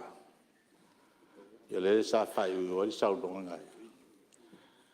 E winga i se a wala siona me Itumalo, ma tua i aelo nei sui na whaia. I le ie lana o le mau i wha mo mau. Ala se methi a whaasa o lau Afioga pe a talia mo lo whalo lava. Oi, ia, le ua, maua le whinangalo le sui malu mai whasalanga numero 4. Ia, o le lau e sauno mai le o lau. O Afioga sa whatina ina?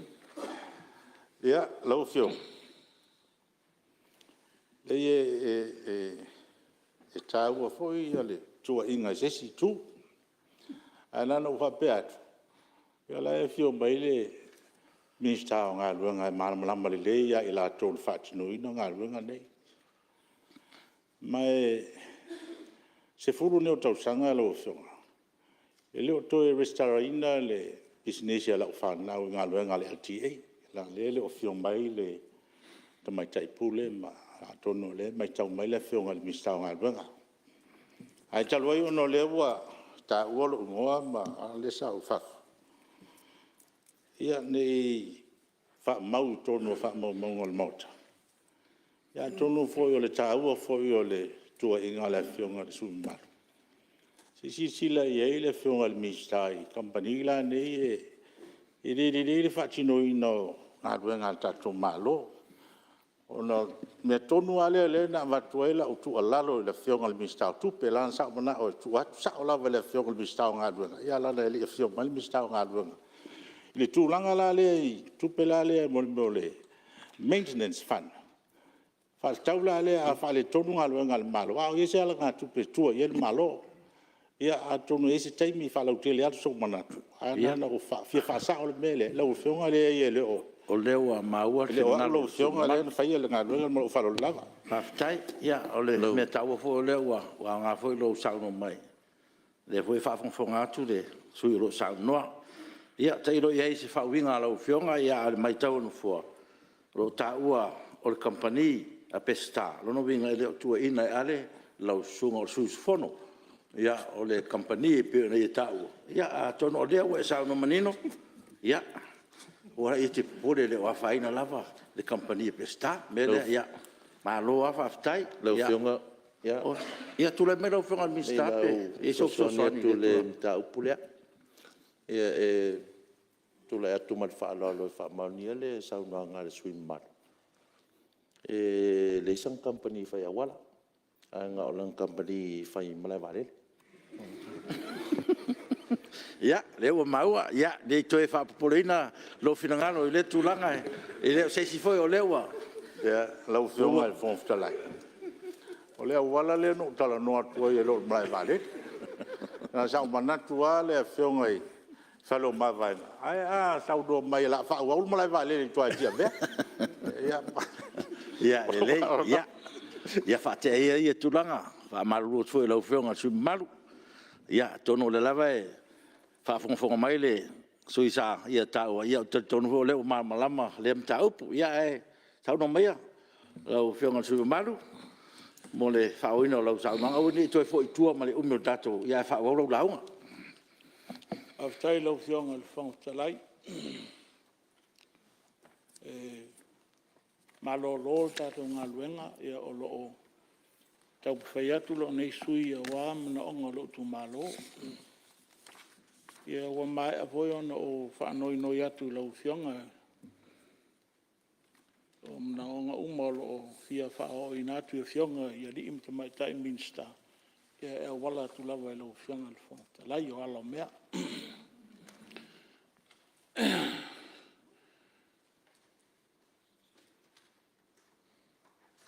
Ole i whaau ina lau launga nei a whiwhi. Ole mta upu pestale na langane. E whamalulu aku lau pionga le li whai pule. Langa ole kere i alala mai. O kere i whai ako oe wape pei uma. Maybe, Ale wape o whai ako oe. A whai ala le oe. Ia o mama oe. Ei se me ke aku ngā luelo whina ngā lo, le ko sa ngon ming ska o ngā luenga e le isau kampangi whai awala ngar kampangi whai wālele. Ia, ko a ngā oe whai Malae wālele. Ia, lau whianga le whangtalai. Mai ale he mi whātulanga ina fōra tātou ngā luenga nei le uli. Ia, olo o taumwhai atu se tāl sanga. Le vai le fionga i le minsta ia olo sta nga luenga so sai ma a wala ia i le pitonu ule safune i lo Itumalo ia fa pe foi ia i le tulo sa tu mafono i to tonua ia o ta loto o lo nu o tau tua mua ona o wala ia o le anga i maota malawa o lo ala lai ma papa awaile to telefoi ole nei nu uma nei Itumalo ya e fa pena foi la i la wala le fio anga foi so nu o saina ia te talo atu ma le fa lo tele la ufionga le mista ia te alofa se e sisila to ane va be fo ia fa fitauli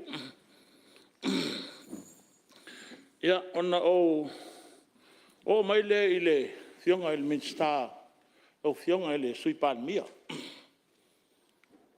fionga il minsta o tiute e moli atu le famalo mal faftai le fita tunga o fionga le minsta fa pe foi le fionga le minsta lango tu sai foi mole si tianga o tulanga o anga ai fo fuanga wale fa le leia o le official tute ai se officialia kwa le ofiong o le alme o le scanner a fai o kau hesitate la ofionga ile au mainga o masingi le o ke fau koinga la ofionga mal kapeneta mal fenga malo e ka kaunga o bain masingi le o le masingi le o le a fai ti ai soli ngā tula fono i mea ia lau mai o. Wai le ia sisi mea e sao mai e mea i o aisa. o illegal weapons nei, whanga ke kere ka vidi mo a koe ngā whanga, e o mai umai kongo container. Ai ai le scanner lea, ngā le alua le, o le container kongo masingi i mea, ia, koso container le yo, se mas ke mir kuke mkwa kalepe, ka fo ai lau ma bai mea po a mele i kongo, o le tā ua ngā le i le scanner. A whaila o tau mafo faula o fionga, i le au maingal scan o te whautua ina lau fionga malimtanga luenga. Mo le whai tia o ngā luenga le official tiute. Ma le whai tia fo i soli ngā tulafono. E te tau, it's a must. Kakaunga ngai e kako scana le. Whaingo fie umai ngā luenga. Ma o le a no fauta fo i la i e au container i e le lau mai fafo. Ma whai le a mionga makangale o le au mai o mengi fa soli tulafono o le ama kwa awea iai ma o le ale koe iai fa soli tulafono va pe fa o a foi le lai lola o ele masingi a Samoa e detect mai me umangi e de ko iai langi me ko la ua mai ngai ma le fa ngo fia fo i nga ruenga ya ma tulafono o tato malo ya o le tua la lotu na lo fionga le mi stao official tute lo fionga le stao fatu anga ia se yo koe foi mai e langa lele o i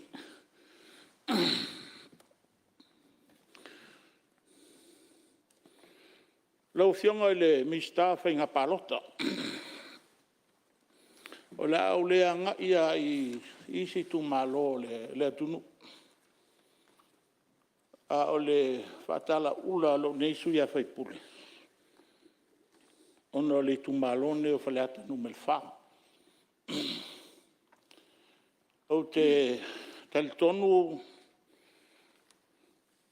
o le aiei se isi komisi e toi fatulanga inai i a Itumalo fa palota. O le Itumalo ne o faleata numel fa. O saina. O toa mua. Le tu lua sa tunu fono, sa fune, pui pa, mautu maava le kwa oi mai o man metisi.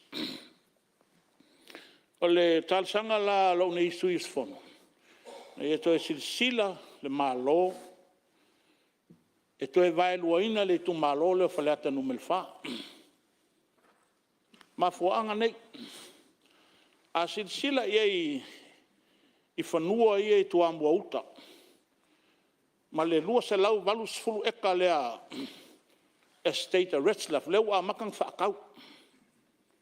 Leo wano foia nei e le paia mal mamalu o leo toa waa mai a leo tunu.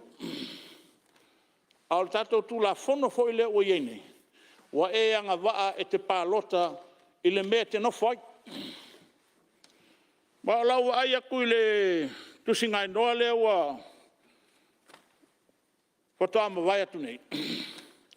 Ia ila tau lea e o le aono pālota, il pālota leo le lua afe lua sfulu ono.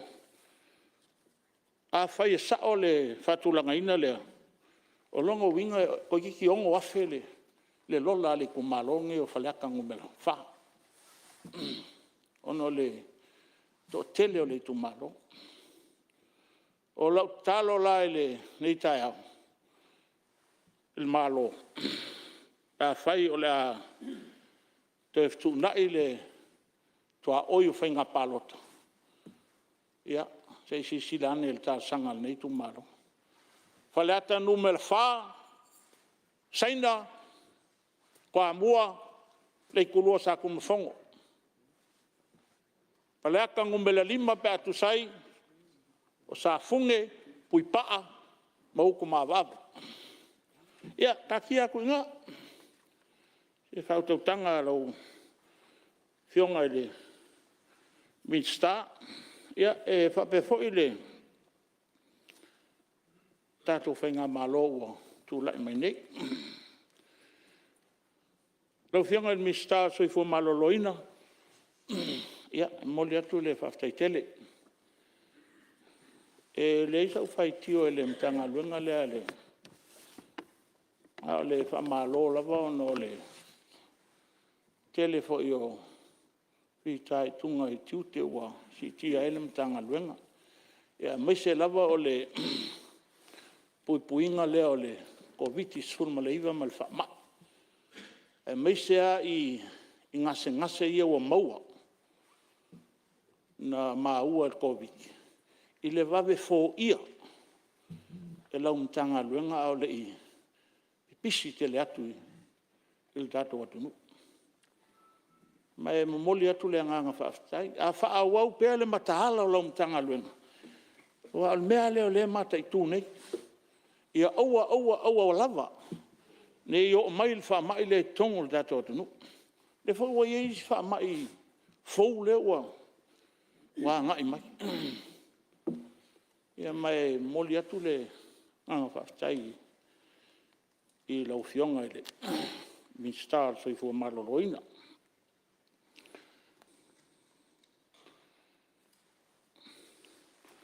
Lau fionga I le waitai Palemene ma le ainga kapeneta. O le tatou whaavai o le tatou malo. Le la ono sful tau sanga, talon tuto tasi Samoa. Pele e al ngā tau el temine el pae inga nei lona sufitu. O na tatou toi asiasi I tatou whaavai.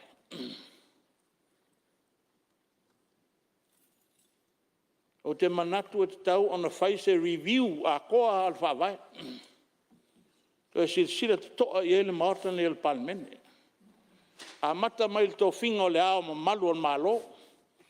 Wha solo mai ai. Wa a mātau at fo I watia o sola ma. Tūlanga fo I o le. Wha tasina ina o le ao al malo. Ia. O le nganga nae. So to I male. Whaalo le tele lau fionga le tumaitai Palemene. Le ainga kapeneta ma o le tatou maota o le Palemene. E te tau o na tatou toe silsila. Le tatou whaavai. Wa ama kau aku le afeiva salau ono sfuru lena ia le tatou whaavai. Tuto tasi tatou malo le afeiva salau ono lua. O leo le a ono sfuru tau sanga.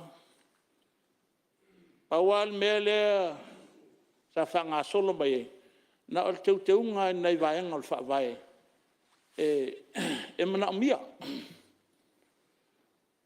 E pele ana ngā tau le teimi nei o na toe silisila. Il tatou whaavai. E maise lau fionga o le tō whinga o le ao le malo. La ele winga o le tō whinga o le ao le malo. Tu lou lava o le upo e toi ate. E leo mata whaioi e a patino. E te tau ona umia e le tō whinga o le ao le malo I lalo le whaavai. O lana fionga I le ao le malo e tau ona mata I tuina ngā luenga. A le maorta le o le Palemene. Le Palemene ma le kapeneta. Ma le whamasidonga. Al tūlanga le e te mine e leo na. O le Palemene e na te whautuaina le fionga I le ao le malo. A iei fo istu la fono pe la lava se me tuina atu I lana fionga. E le ai a se me tasi whai so na fina ngalo a whātau sa mtau. A le mana o fo e sainia istu la fono e to e fo I mai le kapeneta. Fitu aso pas. La leo winga le to finga le ao le malo. Le tātou te wha me melo nei.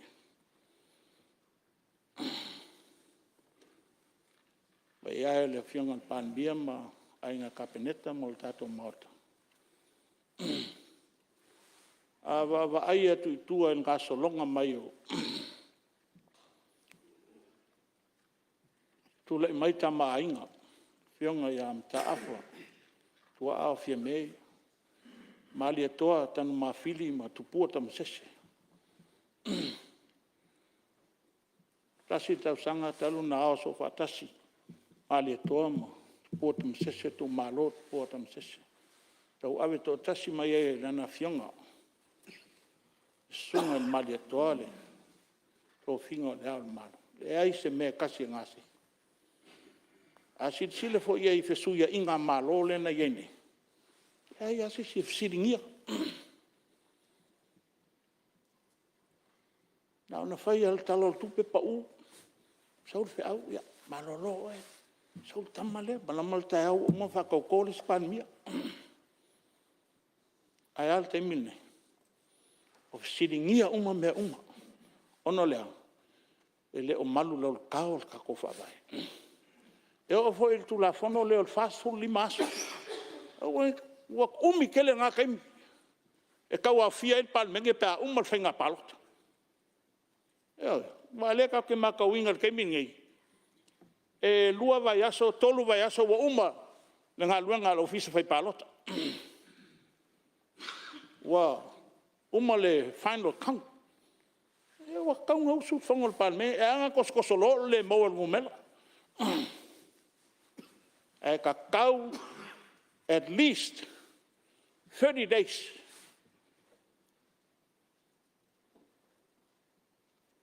And Parliament must not delay to convene. O ia me umalo fionga e leo ako koa I kongo kako whawai ma tu la fono. Ai a kako koe sia sil tato whawai. Ma makua wha mai o io lei tu la fono. O inga ele koe infi ngonga koe whaingi mka upo kule mai. O le whawhitau li tele le sa whare ngai mtatou le fatia o solo. Ia, wa mai anga kaimi. E te le I o le anga. O le o onga tele na mo le tato e inga nei o Palemene. Ina ia whai ma sila ma mao I elo tō fionga. Ina ia whai se whainga e fō I ai. A wa a o loa I kaimi ngei o kula mai ia. Ve singa whapengei ai le mautonu. Le whaavae ma le tulafono, ianga ka alolo leo whai ai o lo ia. Whakingo ima na onga le porkiki. O le mepe kusiri nganga le anga. Ia, lau fionga I le mai tai Palemene ma le ainga kapeneta. Tato whainga malo o Palemene. Ia le talo atu na le Itumalo, tu atu I o tau au taftafa. Si sila toa iai. Ina ia matango fie le tato ngā luenga. Ia whawhaingo fie mea umal teimi e tūla I mei whita ma. Whainta ma oa ne I toi alia I mai ni whawhita auli. Pei ta upu sa tato sawalia mai nei. Ia, o leo te vai atu le ua fia mai le fia ngai le li minsta whatoanga. Lau fia ngai le minsta whatoanga. Ia se I Wat pese so son for saunor swim malu. Ya na si lewa mai ale fautuanga pion tu na mai. Ya ai toloi foi. Ya lewa mana ya lo finangalo to ya sasi fa vai. E toloi no lewa ta ua le ao malo. Ya o ituna le pole el no fo. Ya te le lava se ngā tatu te vava ai ai tatu pui ile tulango e nei le ao malo. Le ia ua nei whaapi ia mai mea tupu. Le winga nā le whautuanga le suima malu. Ia, le ua o mai whautuanga. Ia, ta tia lawa le whainga malo. Ia, sila toa e tūlanga ia. Ai le phone name ta upu le ua ono suto sanga. Tato tuto tasi, umu hone ta pena o tato tua a. Mamatua, mataitai utua na iatu. Ia, le ngai roma. Me lea, ia, le ua o mai. Ia ale polenga no fo awa nei whaapipi ia ni mea sa tup o ma fo ina whai unga no fo awa tātou to te pai tua tātou ngai luma tātou sāpal vani ngai luma ia se whautuanga le sui maru e whaawa mai lau saunanga leo e se ese man tā uku lea ia a tai lau fionga ia a whai fo e la se whaafonga anga le tātou mauta nei vai atu le tapua inga Samoa ia, malua awe whale o tō whinangalo. Le manatu ai le suia fai pule o faleata. Numel fa. O se mta upo tau na o avatu I lumo al Palemene. Na ia sila toa iai. E whaftai mo whautuanga I lau fionga. Ia leo ta o toatu le talo le malo. Fai me whaalongo lava le tato malo o Palemene. O feo I ele lato to whali uliu ma le whautautanga. Ia. O le nā tātou te salvali e le nei paia inga. O le tawhaio ia lea suis fono o Palemene. O le whauwhautu atu I le whainga malo. Mo le tātou fwoi teimi. Io a uma mea tātou te manatu e whaale lei ai. Le au nanga ma le tautua ia Samoa ma le tātou atunu. Ia ele mwhainga oki kua se mangaku. Kau ana watu I ruma. E whaaftai lau fionga le. Talai wa talia fo imale fala le tele lau fautuanga lau fionga le mista fautuanga e moli akule faftai tele la vaile va vai atu le tele o le tulanga ua o ia lau finangalo I faele leanga le atunu le ngata le awinatu I maketi fafo E pauala o tua lalo I le maketi le tuila. Ia peo ke leo kemia sa avatua ia tātou kalo fo I kukuila. Ia le ua paa tūlanga ina mai ngā le lima sulkang kalo le pēmika. Ai e la le mea le ua kuiri mai kuila lau fianga. Wa wako ngai mea kaunka I 2.5 ia kilo le kanga. 5 kanga.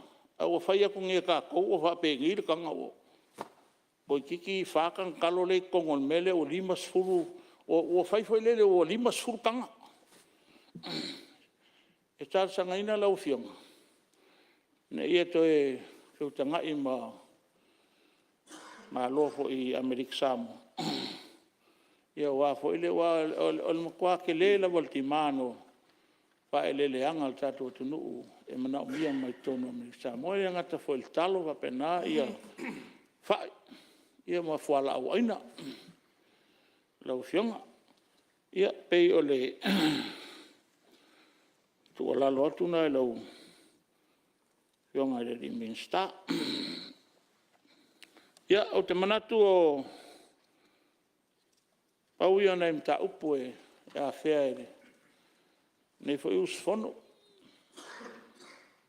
moli at foi le faftai tele tapo inga si Itumalo alata no melfa e malo faftai foi tapo ia la foi talo ma fafenga inga taulangi el tato nu ia malo faftai foi mo tato fontanga foi ua ia na ua la foto tato Itumalo le filfilio tato komiti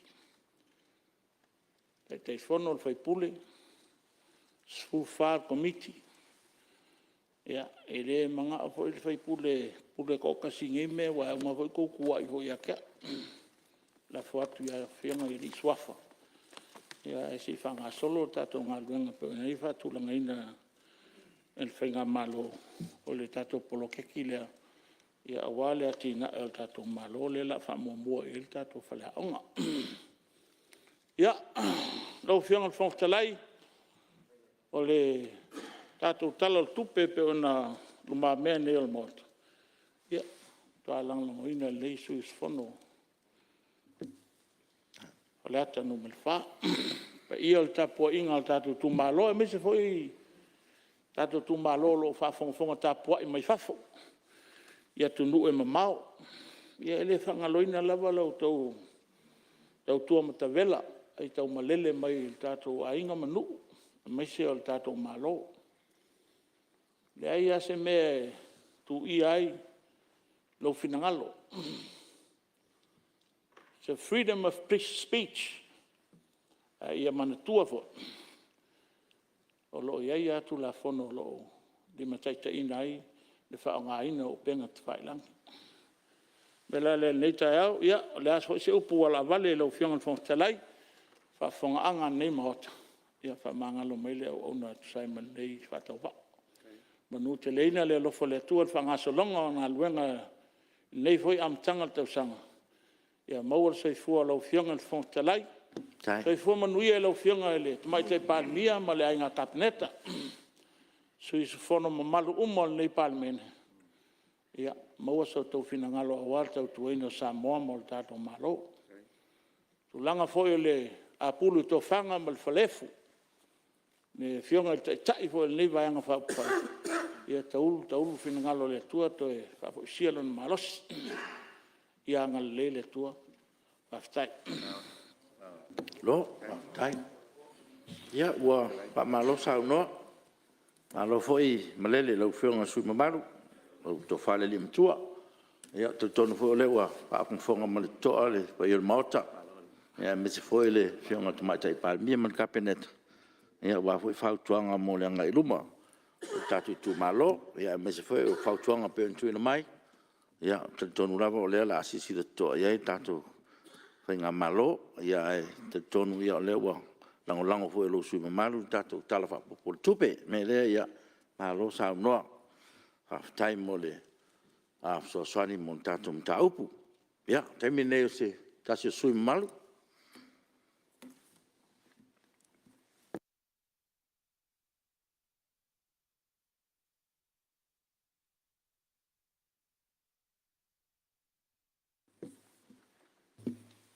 ya lewa mai te watu lewa tu lai maile le sui fa la time samtau ya te to lewa tau foi lo tu le mai ia fai foi so sao wal tato tal fa popo tato tal tupe ia tu le mai su malu fa la time samtal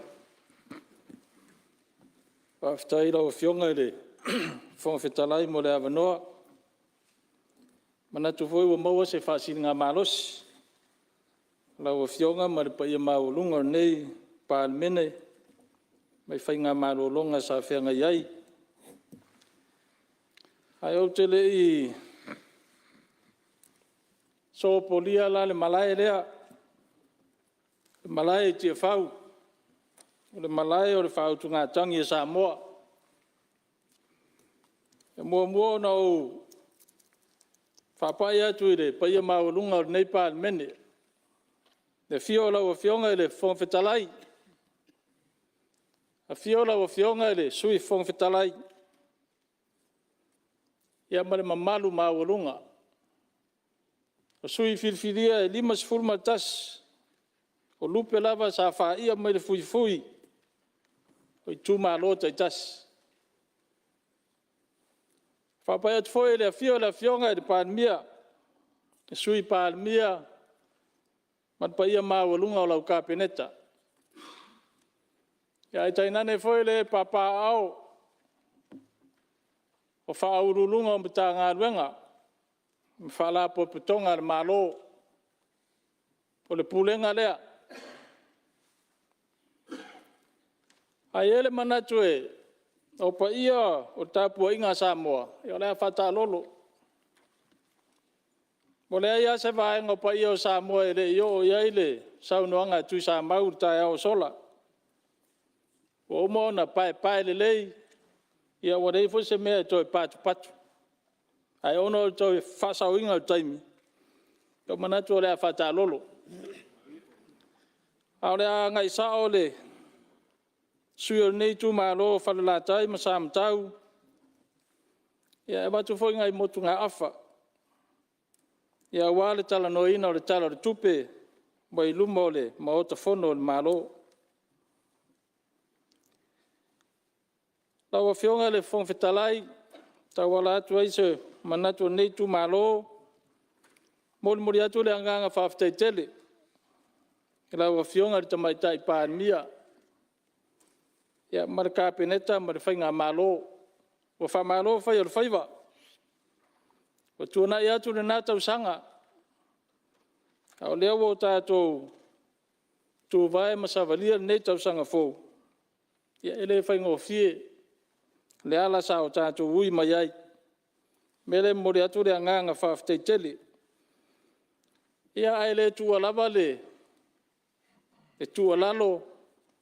Ia malamato ngā ruenga whai tua ngai. E tau ana abatu whautuanga. O le alofa mori pō, mori tātou whainga malo, e mesa o tāpua inga o tātou tunu. Masani o na o whalongolongo i saunoanga lau o Afioga tamaitai Palemene. E se lo fia pea e saunoa whapea. E te naua ia maua le tūto tasi o le ofisa o whamasinonga. E whapea foi se manatu, ma se langonda o nei Itumalo. Lango ina le tūto tasi o le whamasinonga. E tai ina ua tūlai mai le vevesi lea e le whamasinonga o whanua masuafa talua i nei. Sa o whapea ai o le tūto tasi lea le tātou te mana oi.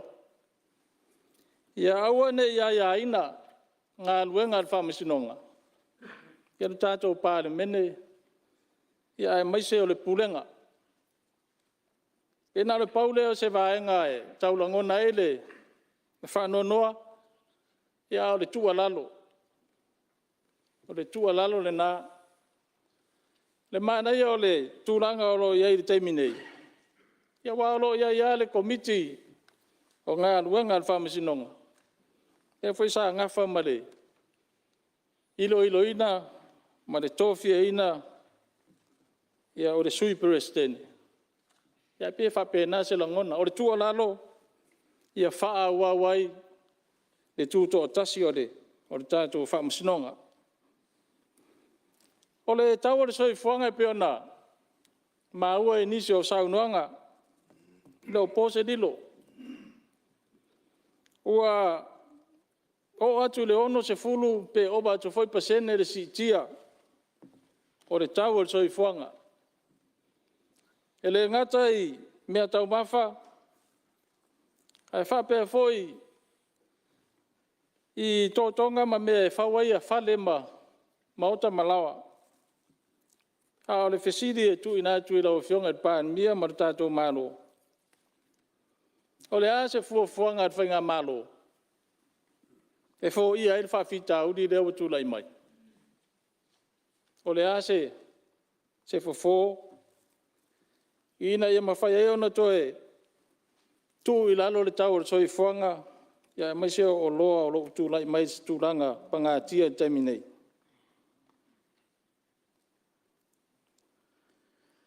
Lau Afioga le sui Palemene ma lo whawhtai mo ngā ruenga. E whenga i nā tausanga. O le aua i luma o le Palemene le teunga o le tū la whongo. Ia mō la whonga a whaiwhi au tau sinu. Whawhtai. O se taimi o nao atu leo. O se manatu o nei Itumalo. Ia pēa o le taimi e tala noai nai. E lau mai tau mai le nā tausanga na te atu. E lua awa inga te tele o le manifesto o le tātou whainga mālo tū lai mai nei. Ia sa fola fo nā tausanga o Tuanai atu. O le vaenga mua la whonga a whaiwhi au. Al vaenga lo na lua. A whapea mai le whainga mālo lo e nei. Au mātou tū lai mai. Mātou te awe sea le system foi leo le teams. Le whaatino i le teiminei le aonga o la whonga. O te fia malama po le ase tūlanga o iai. Po iai lava se fuafuanga ar whainga malo. Ia e awe sea i lea vaenga tā ua. A o lo manatu ma le whautuanga. Te le se ao ngā o le nei foi system na alwai le 4 miliona o tupe o tātua tunu. Awa e la titi foi se taimi sa fai ese suenga. Au tu lai mai le whainga māloa le tā pipi. I le au ina o tiute. A tasi le vaenga tā ua, e fesoasoani le malo. Ai mai se alwai taimin nei, o whiangai tātou ma tūlanga pangatia, o le whaamai ma le mau whaalawe lawe esese. Ai te lele au ngā o le system lea. Ia mole au ina, ma le whaamautino ina. E leo whaatonga fiti, o na whai e pisi nisi ma company, la fonga e te tau na ao mai, e whaatino i o tātou atinai. Peo se tua lalo nāre, nei foi Itumalo, ia a whaisa i ese fuafuanga malo e ese. Ia se toisi i sira tutoa iai. A o le mātou lava whautuanga. Ia wha au au. A o iei foi ni vaenga i leo a totoa. Ia o le tātou ngā luenga nā tātou te wawa iai. Wha le lei a tili. Nisi o mea leo a totoa na iei te minei. O sao noi nisi o sui mamalu i le. I le scanner. Ia, o te leto e o se manatu i le tā ua le scanner. Mai lango ina fo nei Itumalo. Ia le te tau na au mai o le scanner. Na paua le mele ma ua i. I si au fo i suenga. O le tele ia o le process, o le procurement. Sa whaatino ai. Le tau o fonga. Se ia o lawa ina o le taunu unga o le process. Le awa uma o na tu ina mai, le NOL. E a mai le wharitupeo na tina e o Asia. E au mai le lato kiri, sau noa ngā sui mamar. O tupe wha mea alofa, o lo wha tino ai. Ma ua lewa foi o na tatau, o na au mai, o le agency. Ia ai a whaatere ngese pēr, ma whaatuai o na au mai le tātou scanner. E le lope o atu le teimi e toi award ai wa alu lunga le tau. Ia ai le mai lofo, pe o atu le nā teimi, o toi ave ese le whesoa soani ai. Are whare tupe pe o na tu ina mai. O le wāenga e so ai o le sa o mata TV, e se lo au le lei TV. Ile fuafuanga ala Afioga le presidente Malie tātou whaaputonga o le RSA. E toe whaatula i mai le aso Maulolo o le answer date. O le Fasitoo e fia mamlama i foi lo sui. E toa fia ni tātou fita Samoa na Matailiili i taua ia tātou te whamanatu inai. A ole mafuanga foi na lai o na ave e ro tātou malo, lea foi aso Malolo. E le whape e tāua. E tāua. A lea o ai le aso e whamanatu ai e tau te o mai lalo le wati e whaere sau ni ngā lotu ma whamanatu. Ai ole tāro sanga le au whai pisinisi o tele aso Malolo. E a whaina ai tupe maua pisinisi pe o le isi le mafuanga. Ia nā lai ona tu ese ro tātou whai ngā malo taruai. Ia le aso Malolo le anset. Ai le whapea le whaatawa ina. O lo tu mau pea le whaatawa ina. Ma le mana tua o i lātou. Ia sa mau i le so i fua. Na o mai lea ele, Afioga Minister o whaatoanga. Wa whamalo whai o le whaiva. Tele ngā luenga le lei. Ai, o lo whaatari pēsi o mātou i Itumalo. I whamanu i anga o le pokalame foi le sa amata mai le latau sanga. O le sa whapēsi awe whamua i sa voi. Ia, o mau foi tala fia mai le motu i sa voi. Matua mānai a. Mānai al pokalame. A o lo tu fesiri mai sio i Itumalo. O a fe o atu ele whaasolonga o lo lātou tari pēr. Ia leo te vai atu tala tupe tolu se lau luas fulu afe. Ele I whaonga ina nā ono masina o Tuanai atu.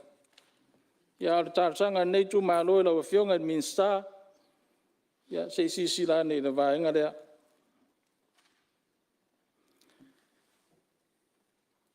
Ole Alo fie lau saunoanga na whaire pontanga taruai.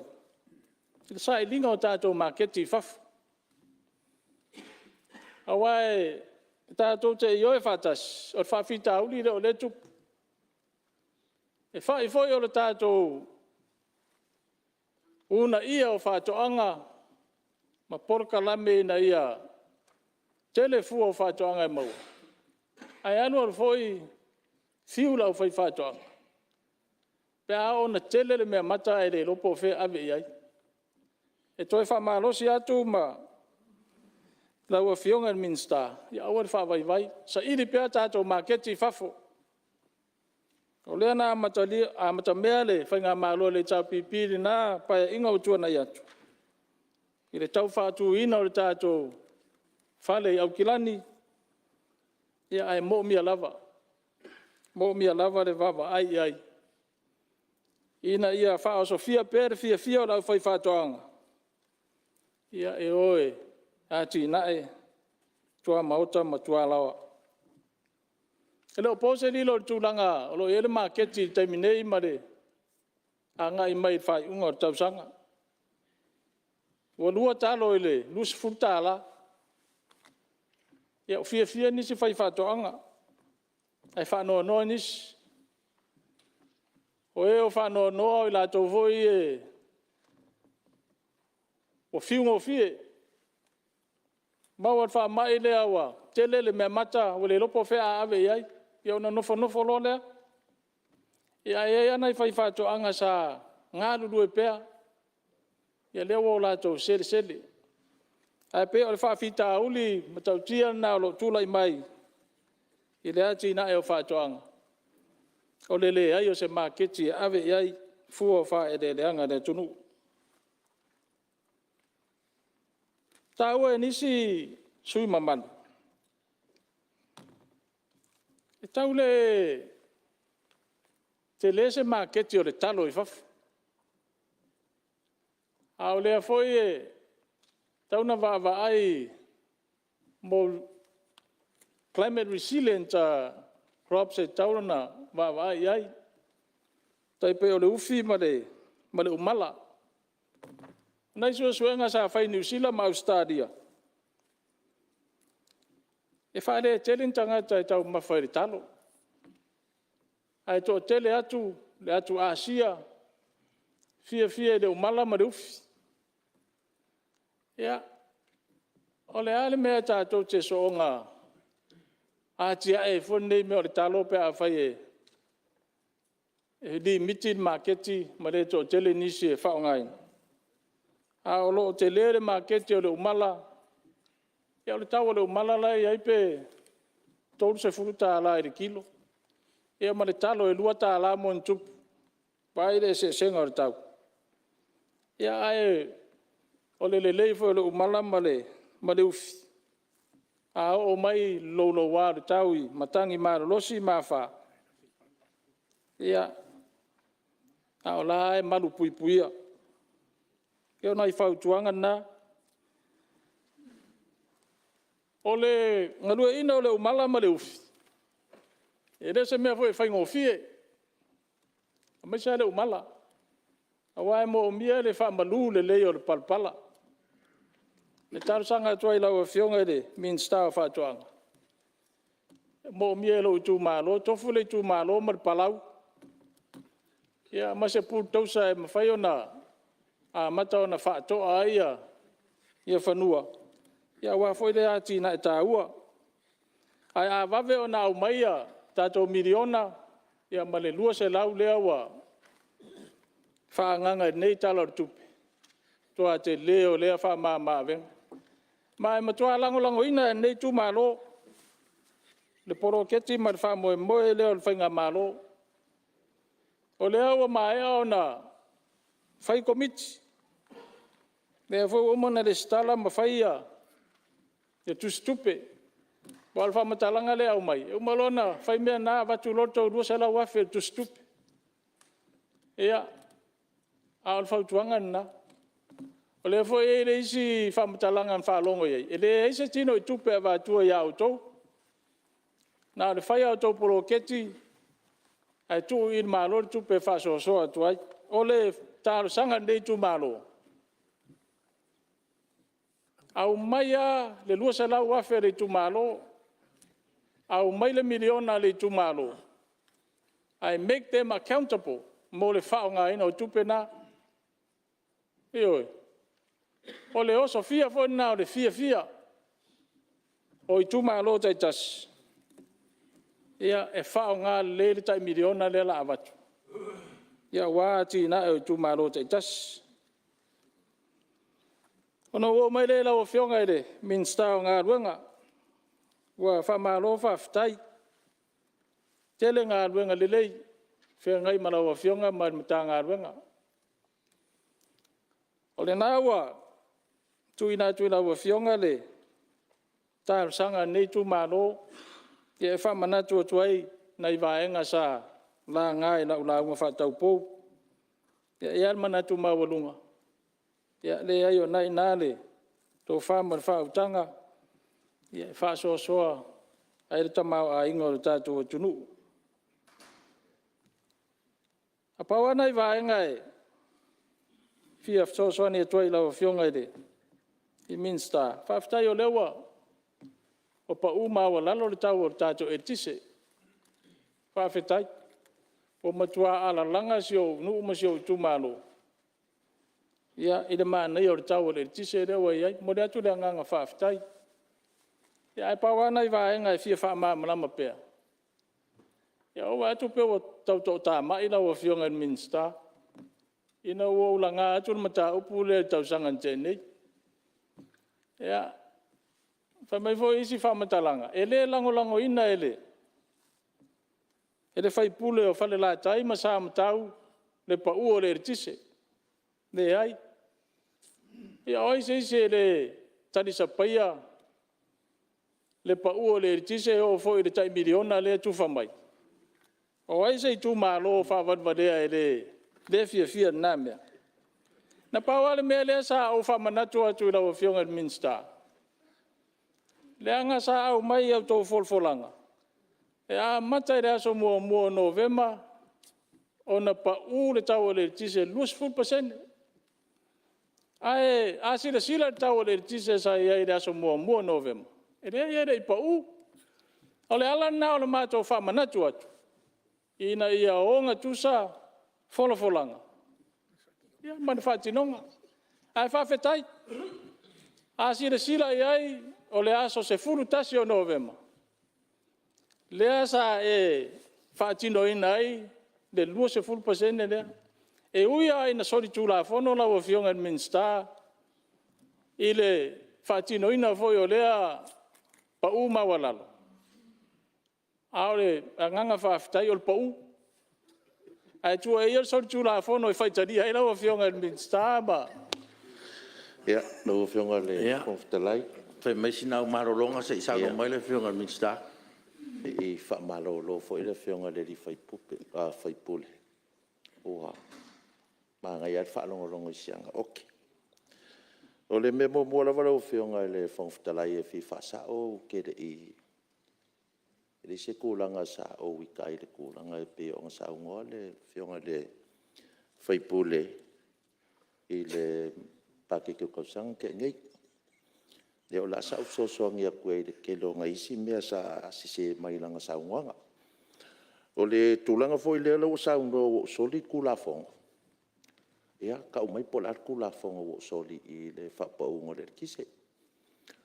O le tulanga le o fa pe o sa ka nga amaka mai a November. Ia o la wo umanga sisila ia ile a fo ile tanga renga ma pulenga. O no le tuai mai o le whai unga kapineta ma fuai o ngā koeng whakingo. A o le kulanga ia o ke whaamarurua kui lau whionga le li whaipule, te vai.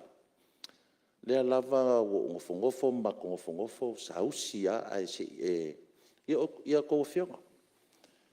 Ai mangaku ia kia au se furu lima kausanga. E lua whai upu, o la ia kui ka ofi.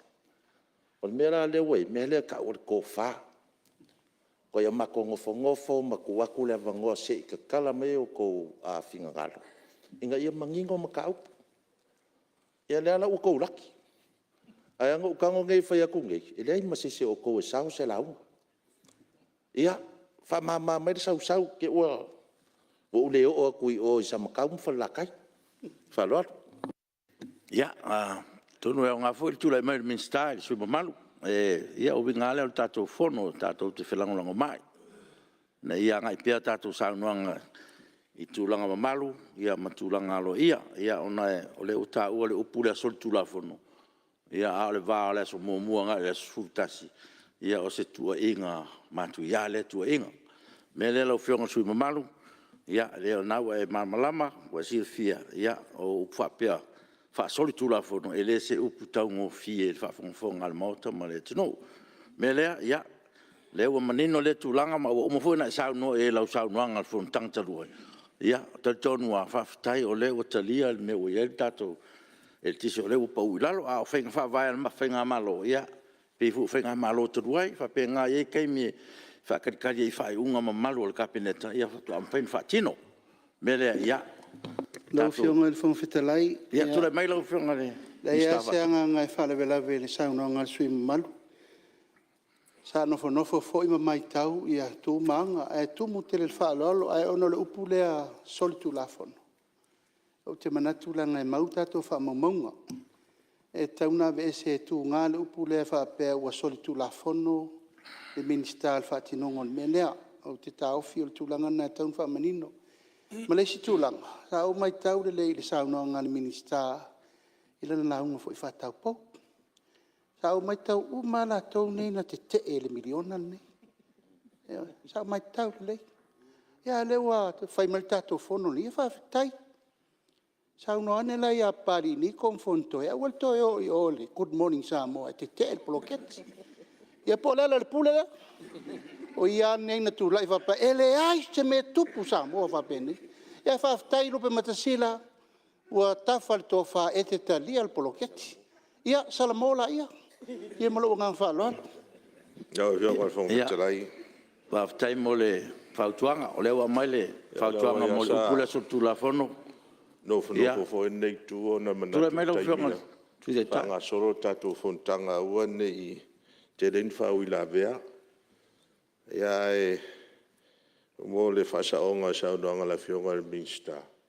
A toe whaafonga le leia i pokalame ia sa tā ua good morning Samoa. E la ia ma se upu whapea e te e pokalame leo le. Le tā ua le milion. O le pawal me sa whai sa siring ia. Le vaenga ma le vaenga. Ai me sa le whatinonga. E oe, ai la ia ma se upu whapea e mātou te leta lia i tono mātou Itumalo. Rau to i te umana le stalan mātou komiti. E la ia ma se mea la aso solo i lunga i whinga whawa, e la ua mai i mtanga no. E mātou lea nau atu le tūlanga lea. E masalo le saunoanga la whionga le sui o le toto o lo sauno. Ia tonu se i tūlai mai e whaamanino pa la le uinga so i tūlafon. Masalo e o le tusa ai ma tūlafon o le ale regulator pe al menda le tau nga ia sui na le te whaalongo atu ele i o iai mera lea o iai ia o lewa ia o whaamaru atu sui mamaru o lewa ua o mai fai whautuanga le upu lea ia leanga o le upu leo ta o tono whaamamonga tātou Palemene ia o ieno le manatu na fua tauna ave ese le upu lea sol tu la fono ia e wha lau le lei mai lau o whionga sui mamaru. Pe a whai o se whapunga e ono whaingo fie, mtaungo fie, a lela a vese le upu lea soli tu la fono, saunoanga. Ia, tule mai lau whionga sui mamaru. Oi, ia, on sai me lama se tule mai le ia whaftai mamaru noa. No. Whionga sui whaftalai langa le ua whe no so ia minsta o whatoanga lo ngoene. le midionga le ka ko sa uma ma ko langonga midionga le fa pe o ma ko keke pe sa ngo fo le suilo fa la ka le se fa po le fa val valea a ke ene mangue ko malo ar ka dio o le midionga o se la ma di ma paseng o le la opción o lo uso fo ile ko fa ma ko o le vai nga fa sa lawa o le sika keke e longo le social media. Eu vou lá, Good Morning Samoa. Ele aí, mas é que me. Mas vai ser o cara nem me. A como um ensinho, calangoa. Que daí calangoa faz? O que cadia? Se lá mal limpa senha lo. O que daí que o faz lo mesmo sama calma falar. Ale lá kawanga i mai amapo. Pero la ver fora, aí faz missa. Ia malo fa la. Ia malo fa stai. Ola le fa se fa fina unha la o fiong. Ia tu le melo fiong mi sta fa to. O le me siri la o fiong o fostali. O le o ta tino solo. Ia wala le to fa ia. O mai le o mai la ia fa fa tasi ta tom tau. Eu fiong al fon. Ia tu le mai o fiong fa la tanu mato. Submar. Au kai mi o fo i mai o sawa o.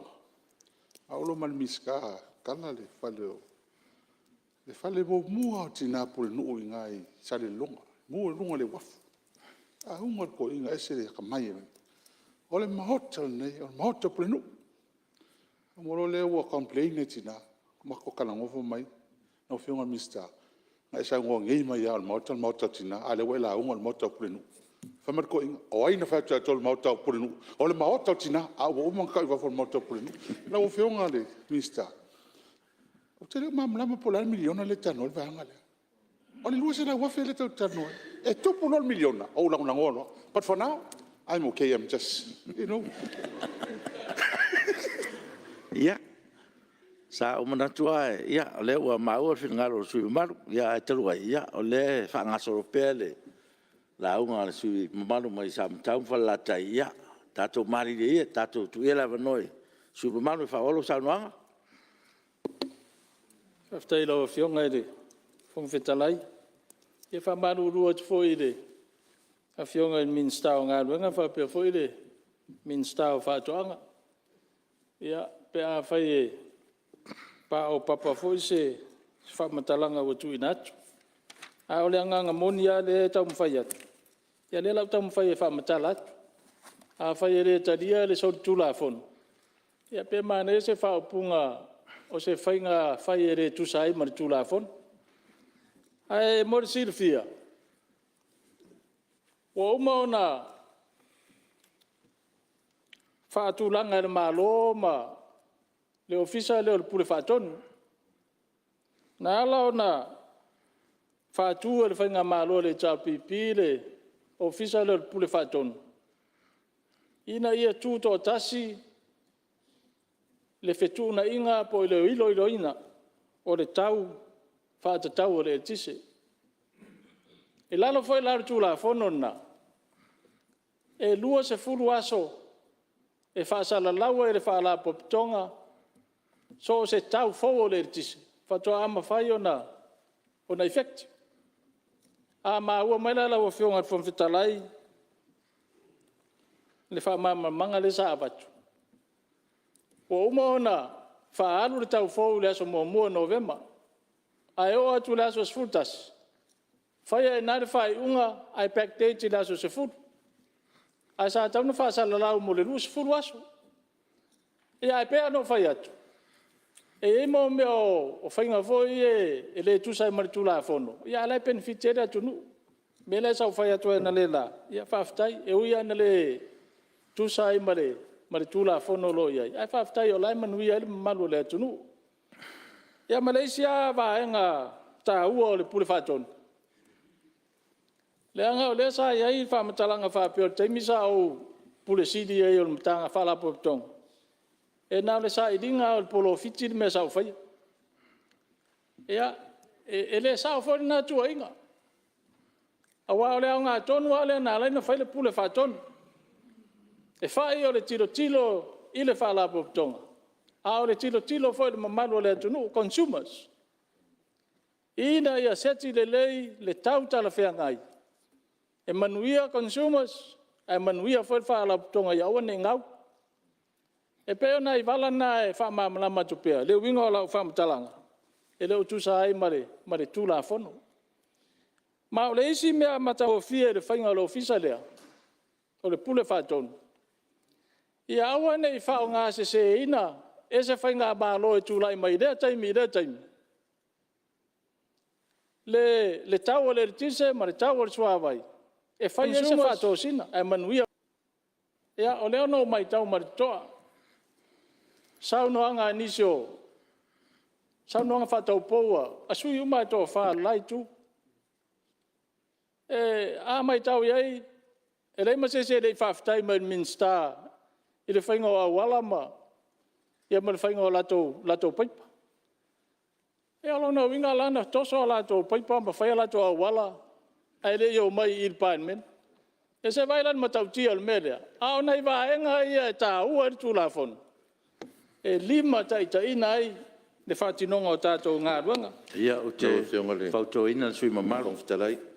Ia, oi, ia tūla melo whunga ni sāpe a me la le fifa sa o tūlanga le o saunga ia i le tūla whono le pule whatonu. E mantua foi o lea e ngā lulue ia pule ngā i le tūlanga o whisuisui a inga o tau o le tise pe a o i tūlanga foi lea o le siti o suau ia peto e tumai foi lala i lalo le tau. O le e mua ave ia i le whautuanga le pulenga i le pule whaatonu. E le au mai e le pule pule whaatonu i tau o le tise. E ave ia i le whautuanga le pulenga ke ofa sole le nema pule o. A mai la i o le whaatangana. A le pule whaatonu. Nga uma mea ngā. E ke le lola pola le si tūlanga o se i ngā vaenga ngā. O le tūlanga i o ia akong ke o aku e pea kalango aku le whainga o awala. Kile kilo se kulanga foi le a whanga wai o mai i ko a whailo awala. Le ai. Nanga e lengi awala angi whaipula o Palemene o awala le tunu. E whapenga langa whaasosoro i e le mako vai.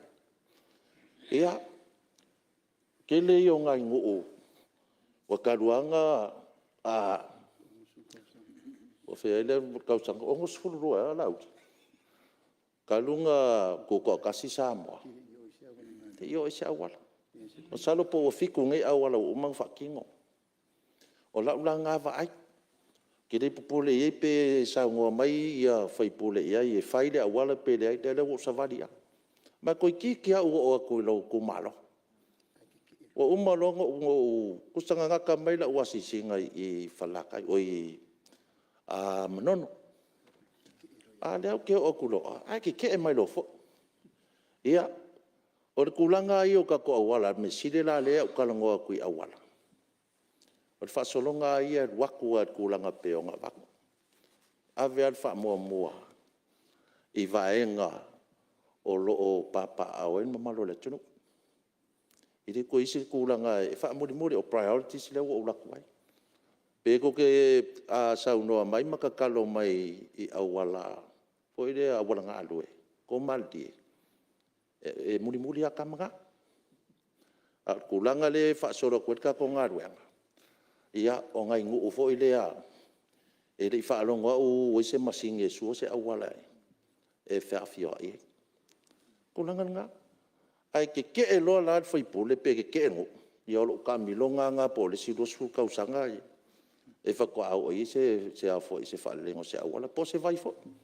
Ai si o kei meo ke karia kuai. Ia ngā ko whaafongo le kulanga wai ka ko ngā ruenga. Mai whaaloa. Ia, te lo le ua te le soasani e whionga minstar sui mamalu. Ia, mai au whiona whautu atu na fua o loo manino i tato tūlafon tū mau e le talia le whaawinga lua on saunuanga. Ia, o loo manino ale tūlanga o leo whatus tu sa saunuanga nesi sui whaipule ia Maulolo ngona. O le tāua fo pule whaatonu o leo saunuanga manino le whionga minstar ma o le Maulolo fo e ona le tati, e ana le tati, e le mwhain to e tāua. Melea, ia, se le sui mamalu mai pule whaatonu, na e angai le tise ia e telefo iana e mei mai tautu mfoa. O le alawa koe e toe contradict lava e oe au saunuanga i le tūlanga o le le anga I tulafono me le ia o fautuanga su malu ia se ese si simta o le o maua ma le vo tali manino le fiona mista o le na mlengang falo after ilo o fiona de fon fetalai ia le au se mai vaenga de ele se anga e fa tau matau le fiona minsta ia ai nga ia mata upu e tau langalanga ia manino e foi ma wai fa mata langa sa o mata upu e peon tal no ina ia o le ata tier teleo ta sanga na we nai la fiona minsta ia o se taimi foi mo se feiro inga ia fa ma ma tidi nisio o ta sanga ni Itumalo ia mana Itualalo o montu inatu ono se ane le minsta o fa la po tonga tu moti ia to e 2 minutos sui wa fa o man vai nga de fa u la vero te ai a tonu e o fianga fon ftelai fa tu o tsela fo to fa po se 6 minutos sui o le wo tonu ai lo tempi ia o ti fi fa lo fo ei po le ase mai a o ye ina ia me fai ona tali tu ai ma fa lo lava fa ftai o fianga fon ftelai o fa lo ina la ia pe fa lua pe ia fe ko lunga il fai unga melea fa wa la sui to la sa no to 2 minutos ia fa ftai no so minsta a tono se taimi sa no atu ni se winga vale ai langulangu ina nei Itumalo au mai tato vade o le si va nga le daylight saving ta si le va nga ta ua sa fa pe a wian fa tato tala na pa inga o le fontanga taruai ai a fa ta ti atu sa fa pena sa no mai da fiona minsta ta ti mai o le se fa e se ilo ilonga ma se sueng ya wo te e pe o le aso na so aina na ta ofi ele daylight saving a le te le ia o le ngā ruenga le malo sa faifo na tu la fono. Ma sa ifo le manatu sa tau na umai nei le i le tātou fono le Palemene. Ia e wha solo mulia I tua pe a faiwa. Ina wa mai a nao na fai se ilo ilonga au iri. Ia pe sa o le whainga malo fōua tu la I mai nei. E le ai se benefiti o le nā foi daylight saving. Ai mori si le fia. Ai le si fia le international deadline foi le mai o fare a lupo i le tula tamatang sa tau ua Samoa o le atunu e muli va ai le ngoto le la ai na o si fia o le tulangi le na tu mau pe le tau ua Samoa o le atunu e mua va ai le oso ai o le la ia au le ala ua fesu ia nei ia ele o toi mua va ai tatou le la ia ese le tunu la mua va ai le la ia le telefo ia o benefiti o le daylight saving a sata manatua ia se fanga solo nei tau sanga mfai so ilo ilonga ia fai e mauti noa ia le se aonga ia ona tu le a laua fai le awala mea ia tasi fo na fai ngai fai ele tu sai mar tu la fon ia lau fionga ia si le mai fiona minsta le ta ole daylight saving to le fiona minsta sa nofo lava ma fataltari po fea nga ia telton ia tasila le tanga tele o mana tu la fono daylight saving mor si la fier sui so se taimi e o ai daylight savings e te tauna mai ele saini le ao malo e faatino le daylight saving tasi ale tausanga na faatino ai na taimi na amatai ai o taimi lava e sui e taimi ele e iai ma se faamaunianga ale ao malo i le suinga taimi o le vala na so tu la fono le fainga o tu la fono le ai sa fa pese Italia tu e taimi e Italia tu ia le nei te o tu loa fa pe ia na se ia la i o tatu tau ia ai o fa manga ngala o fionga le e pong talai o leva na sori tu la fongo i le swinga o taimi ia o le ala ua saini nei le on malo e toi a ora suia te ai fa tu mau e per te mine ia ma le fa lava la fionga fa tai mo le no te lo le mani no mai sui mamalu ia te tonu fo le sa tato tal noi no fo tato fono te ruai ia mele ia o le wa mai alo taimi ia fai mai lo sa nanga tot pera no fai me lo sa nanga e lo fatu lo tapenanga fa ftai lo fionga de fon fitalai le fo se manatu e fa tau matau le fionga minsta au na wa batu se tu alalo ma se langona vai o ne foi tu malo o le tele yo nai mea ia pe tai wa fa o mo lo tai me lau fa wi la ve len tu lai mai ai fa mulia tu ia se fa matalanga ide il minsta leo ma fenga parot wa tulanga tu lai mai de mo me fala au fasaina o lea o ilunga ile i tangata whainga ruenga maulolunga o le malo o Afia so tula fono nei a o le pesidia o leo te nofo ma pesidia o fala au fasaina ile o ni mea tau mo fie o lona winga ngau tangata tau aloa ma tangata maumea. O le whaonga ina whala au nei. Pe o tasi nā o ngā o le skena rea sa tūturi atu. Ina ia mawhai o na maua i vaenga ia. Ma lota mana tua a vea au ma puresiri o le wharaputonga o le IPC. Sa au ambata mea i le taulanga langa i le malo. Ua ta tau na whaise tūla fono le malo. E testu mai rau whainga ruenga le malo. A mata mai ai lunga i le kapeneta whaasoro mai i ulo whaururunga mtanga ruenga. Testu ma rau whainga ruenga le malo. Awa o le ai le masalo mianga i le tūlanga le o tele o whara velave.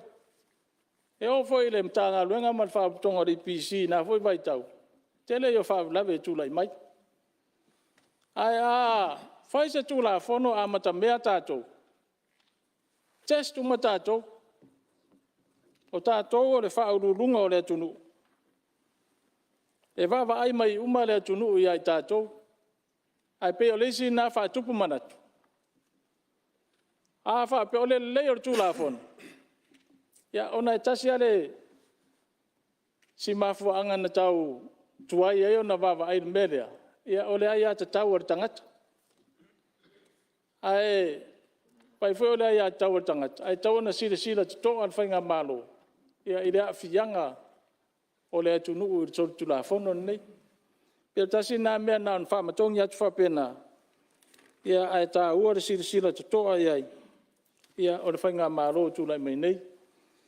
Ole isi vaenga e fio i ese tala. Sa uta ua i launga whatau poule.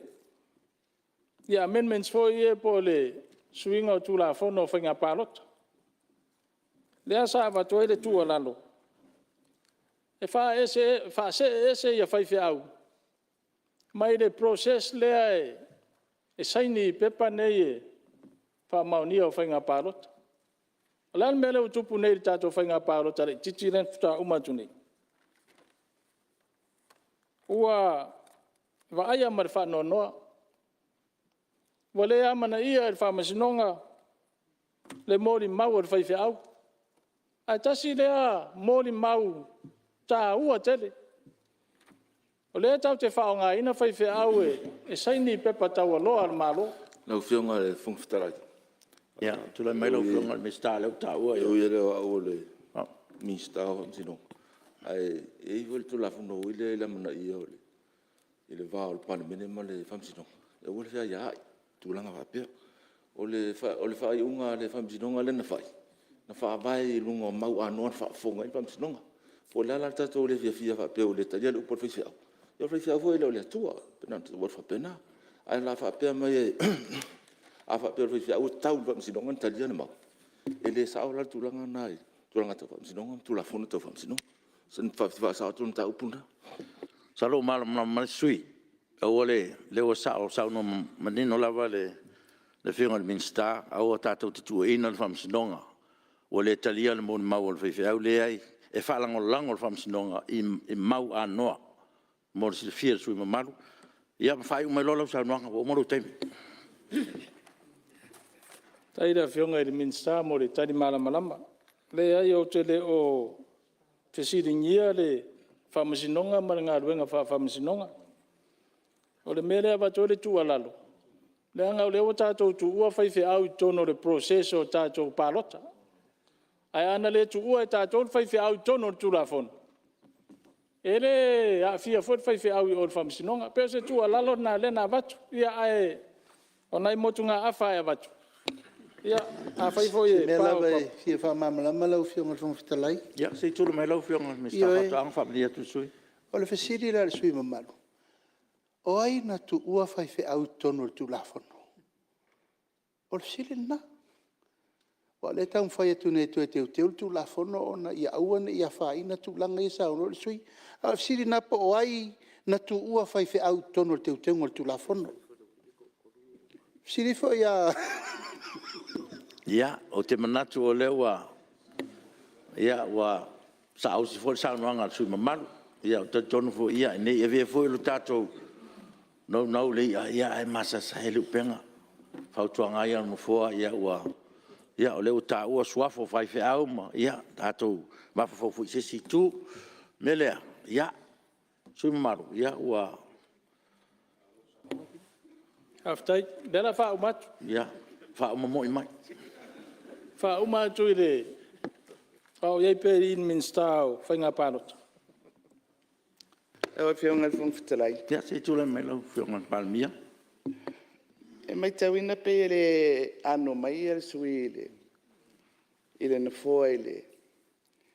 Tua le fatununga fa mai na saunanga. E le yale le tato wa mana I ol na fo. Stu alalo le mo sui o le Palemene. Masalo lau fionga sui mamalu se o lo wolo fakua. Ia ua kau ma fai se fai unga. Ia e fa uma mai loa sa no. Au ngi ko si le se fa uma mai loa sa no. Fa ftai le la fa uma mo ia tu le. La unga ne foi Itumalo. E pa wasi mele na tawa fatu de Afioga min stafa uma ilo. Sata look forward e usul tato fonon nei. Ia wa ye ma masuita mai tai foi e to lua lewa fa so muri tua. Ia au idea. Ia la kile se o sui mo o suita mai tai o fai unga fo ftalai e le se fai unga min sta. Ia o mai ale Taimir sui ma. Ia la wa uma le atu. Ia afkai. Mo le atu faftai tele la wa fionga fon fetalai. Ia mo le avano nei foi Itumalo. Ia watu foi malu I puenga le ngata I la wa fionga fon fetalai. Ia fa pela foi lai tuon mautai de. Na fionga ire tamai tai paania. Ia ma le pa ia Maulologa o le kapeneta. O le a foi sautou fa fonga I se la fonga o le tau tamari pe pa o papa. Ia e al manatu e vatele na manatu Maulologa. Ia ele te tau na motu tua se manatu. O manatu a tau na vatu e fau sia iro tātou sa ne foi paia inga. Ia anga lele tua I lau fionga ere fong fetalai. Tai. Mawala to fa mawalo marosi tino. Ia warfenga iai mare fa foina ole sa lo tātou tunu. Ia fa pe foi le fionga ere tamai tai pa mia mare pa io kapeneta. Ia mawala to fa. Ia warfenga iai ma tiute ma to finga faingta. Ia lo fangia foi le tua nei tua malu. Ile apulo to fanga ere fionga tai.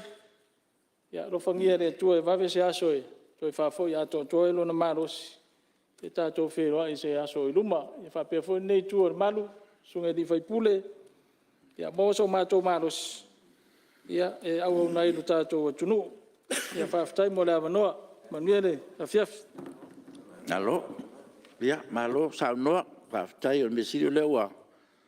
Ua mai a mai le saunuanga sui mamalu ma o le fu fai lo mai ia o natu lunga ia mese lava o no te inga o le Itumalo ia mo le wala ngā ruang whaatino le whionga Palemene man kapineta ia pawhitai au ngā foi le whaaturai mai le whionga le Palemene o le amana ia o tātou no foa ina ia whapenau tātou ngā rui whaatasi ia o tātou foi ia ua umana whai tātou launga whaatau pou ia sa te lea te mua teimi nei e limiti tātou saunuanga e ei te tonu mwhao i la vele tōsu fumi minuti ia au le manatu tu lava ma le alofa atu ia le tu ava noa tu ai tātou ngā rui whaatasi ia tō sirisira mai sui mātutua ua mai an sautu noa ia lo o lava i tūlanga mamalu ma tūlanga masani ia awal tātou ngā ruenga tātou te whalangolanga mai ia au tō lava o sui mamalu lafo atu ia ele wha mono foa tātou ngā rui whaatasi manu ia tātou ngā ruenga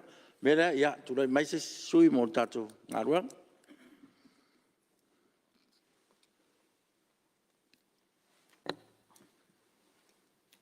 ia o leo mai tau atu le pe a fo mai le sa o le vao fonti ia o lava noa leo sui mamalu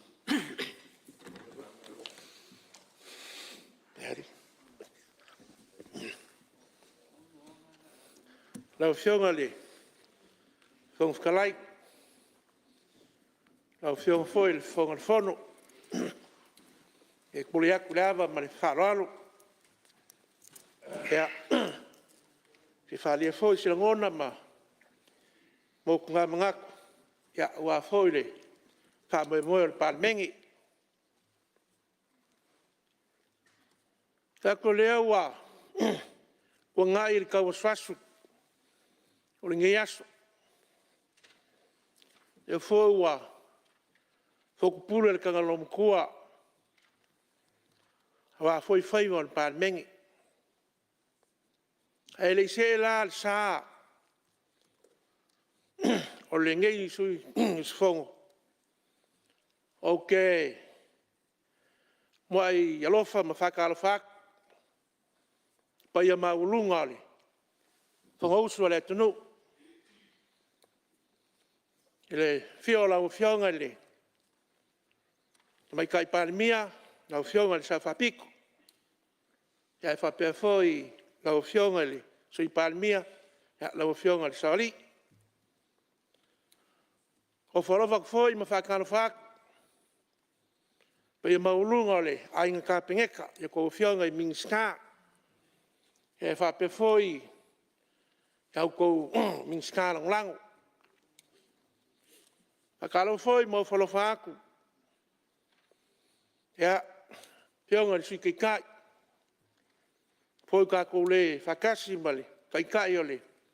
Ai voi vai fa au fai ngo. Is foi o mafuanga wo, si le fiel mauka. Ya o folofa aku fa kalo fa. Ke fa pe foi ya. Sui maruma. Sui filia i kumalo kai gas. Ya ka ko poko. Ia wad fonga usu, ia le fonga kau amaka foi ali, Palemene o Samoa.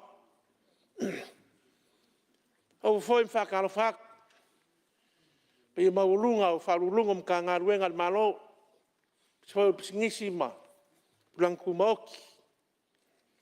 Ia, me foi le, whakalo fai le, whailukusi, sui whailukusi le fono, me se foi o la ngā lue, ia, wale, Fongkanga al Palemene ia ile abai kau ile kaimi.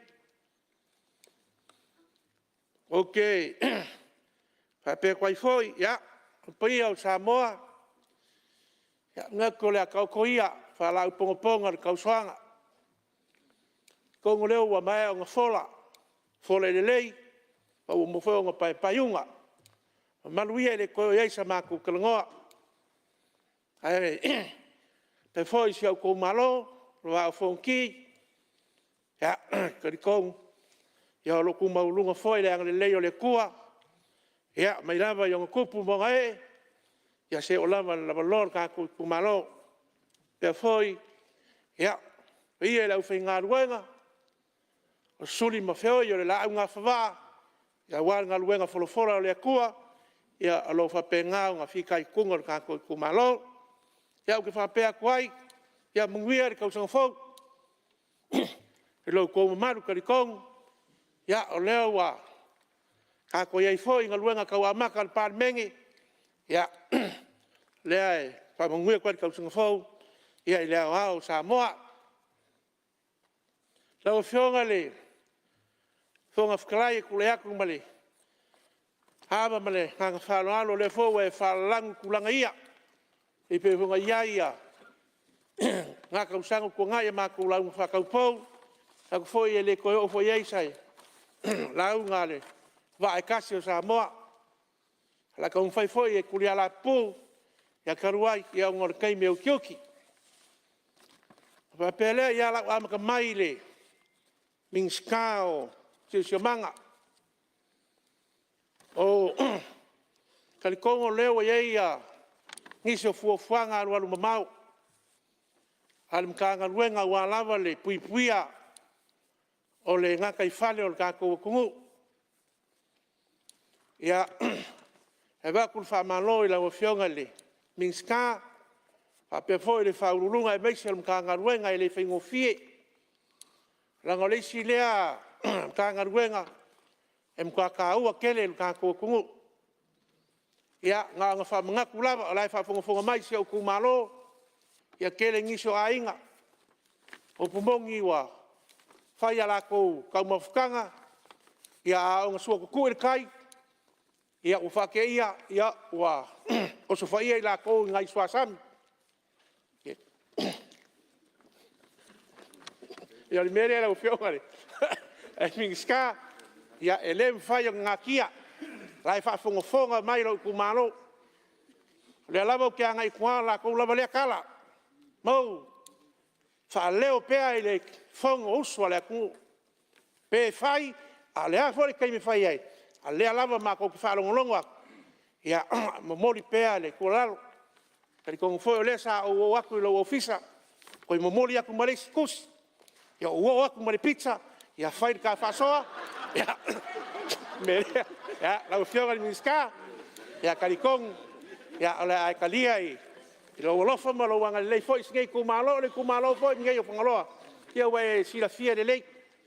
E fwoi sa ngarua i mga ngarua ngalea. Sa e ka milo. Kere fwoi o keimi sa e kalungo mai mai whasoa mai. Ia, ngau ka kokoa. Wa fwoi o ngusai le o onga suasan.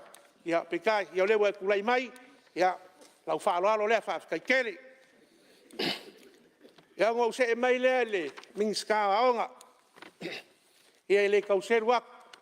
Kali kongu fwoi o lau Afioga. Ia o le fwoi sa whengai ma le ngaruenga whai aonga. Ia o e sile fia fwoi kulanga. I le mga o mia kere. Ia o kulanga i whai aonga. O le kumalo leo whangaloa e pei whenga o kalango aku. Ua mai a whakapenga kulanga i whai aonga. Ua makuale le ia. Mulinga fwoi le. Mauka o Palemene i whai aonga lo kumalo. O lo iai fwoi i a whai aonga. A le meo lo kulai mai. E le isi aonga, ngā re ko o lua whai aonga. E ia isi aonga, e ko se lau mare waruka maiki, e ko a kolu whai aonga. Ngā so a koa lava le, price giving a aonga kulanga lua e whālo kumalo, o a wai. Ale ngau ka inga le sa au kaung whai eik. Langa sa o aonga fo i whangaloa. Ia ai le isi kes, sa au whamakala fo i ka maiki kulanga ia. O le whala, ai peke whaapi o whaapea. A kusi lo le peng. Ia lea laua, mo le mawinga ngei vai kau, o le koe ai se whaapea. Ia laua kusi sa au ai lungo la ko kesi ma foa, ia wale lei ka penga. Ia ai peo ngai. Vaenga ia laua Afioga le minska aonga. Ia se e sila sila ngea Maulolo. Ngā ku fo ia avongo se aso ngei vai aso, ia keo fo kuma se ka pizza, ia me wes ka kala. Ia kulanga fo ia aonga le mako i Itumalo. Ia ngō se mai le minska o leo. O puai masangia ia malu whalekele, e ua malu foi whalai. O le winga o le kalangoa, o le ngarue, o le kasi ngei mka ngaruenga e siri foi longa ka ua kere ka kukungu. Ma foi a malu le ka ngaruenga, i whaki ngongo na nako ngaruenga. Kari kongo la whapenga ngā sanga le mu Samoa. O le kumalo leo whangaloa. E umaro le kiwi. E makamaka le kumu le maunga. Kurou. O longa winga. Le kere lo lako kaimi. O lae makamaka mo mori mau mai a kou saunganga. Po kalame le kiwi. Mal por kalame le kiwi. Le lako ke mauai. Ia kulanga e peong whalia. Le whala au lea le. O le aisa. O le maruanga. Ia e meise kulanga e lau malosi. E koa koru lo ma kua mara koa inga koa kase o kumalo. Whaasoa mai e kia umau. Whaleo le Palemene. Lea se whainga. Wala longa le papoli. Wala longa le papoli. Ka fwoi sea. Whaikau la kou yaso kua ngai. La kou soifua o whaikau le iwa lua, iwa kasi, iwa kodu. Aori ngai waikau. Wa ke le swinga o la kou whalongo malmai. Al me lea la Afioga le. Minska o leo leo. Mai se foi o le. Whaurulunga malmkanga ruenga. E le whainga o fia o kou whaiva. O kou whaiva foi. I o whaiva lava e la makia. Pa foi sea. Langa o kou whaiva kou kio e manuai le kungu. O le saonga le mua Samoa mongkangaka. O le o kou au. Ia ngā wako le. Bakul wha malo. Bakul wha malo i. Mai kausanga o kongai. Ia. Ai le ulfale mai mok. Ia ki fie lava e. Ave lau wha malo i kere o leo singia. Malo lau kou ngā ruenga. E le wheo ngisio. O ngai maru al malo. Ia wa whainga lava. Inga o lau kou ngau kainga. Inga ia saonga le mūru kā kou kungu. Kai kong foi ia. E le muka lava le ngā lue, whakasi o lau Afioga, ma le kā ruenga. Ia ngā baku peo le kualalo, inga ia si ikia pea. Si ikia pea le au nganga whaleo leo. Ia inga ia maua le, se Samoa saonga le mū. A ngā ruenga uma o lau whakinga, o lau mai kawinga fo. Ia lea Samoa le mawinga, ia sa fia. Ia e il mangak. Ia le fo o mou kala i savai, pa penga fo po kikianga i wharamela mela aiki. Ia o le kere lava o le. Ki si masi mal kausanga fou. Ia le lava sa solunga le leime uma. Ia ma fo mai. Ia onga o ngā ruenga, ka ngā ruenga. Bele, wakwali wha maroi lau whianga minska. Me se fo le wharulunga mal ka ngā ruenga. Ia onga o se e mai lea le. Minska o soi fua maroroinga. Ia lewa.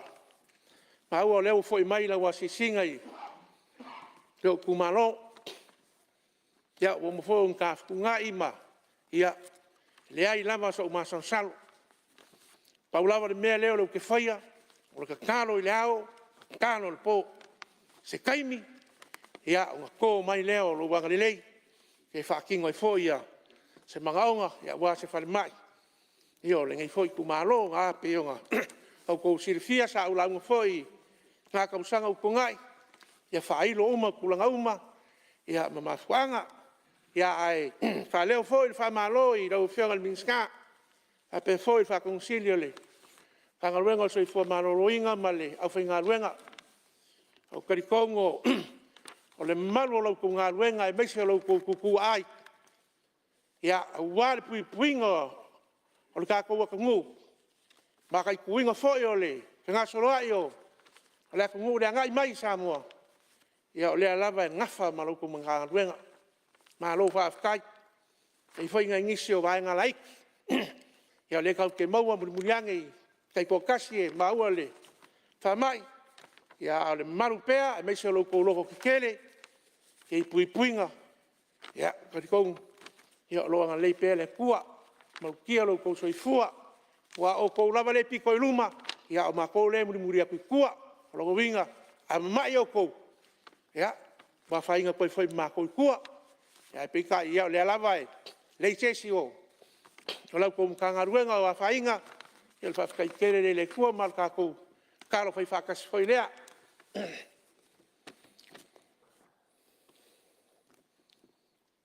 Ia o leisi vaenga lau Afioga le minska. Ia se e koe silang e ava. Ta kou CT scanner lea. La skulanga iei karikong. Kere foi ka aua e. Pon ka kou kungu e me se lava i la kou. Ia o longa mia ia kong fikinga. O mai le mingska ki ngam ka mai kai. Tali kongo lo ngase le. Fionga mingska o ki ngam ka mai kai. Io e foi ngai ak ngalunga laik ia ai fai ngai o le soi fua maleola. Kong fai foi se merelei ia e foi fa penga ia ele fa vai ai le. Leola kaung fai ma leola sai di malo ia wale leo le kumalo. Tau fionga le sui mingska o ki ngam ka mai kai. Leo wa fa ka ko mai a ka yala wan ka ko lua sa la wafi. Mele ka ba kwai se kualalo. Ani ngai kumalo. O kilo le mako kumalo e fai si male ali. O ngai maunga e mise foi o le kula kalisan. E ki kilo ai kulanga le pa mo lua sa la wafi le. O ngoleu fa pe mai ese le ko a fiko ki nga fiku ia ali ai kai fongo le fai pule ai ai la malesi va nga ko kolu fa pe fa ngai nga le ofisa ia ole ku alalo ali ngai ku malolo o fionga swimming ska e foi le malo o se fai pisingis toti pizza voleva lua su kol kusanga fa ku kai minga sui ai awala fa ku ai le cover rentals o wa kuar fa kai kai ngalea o le komiki lea al mako kumalo o la wi uma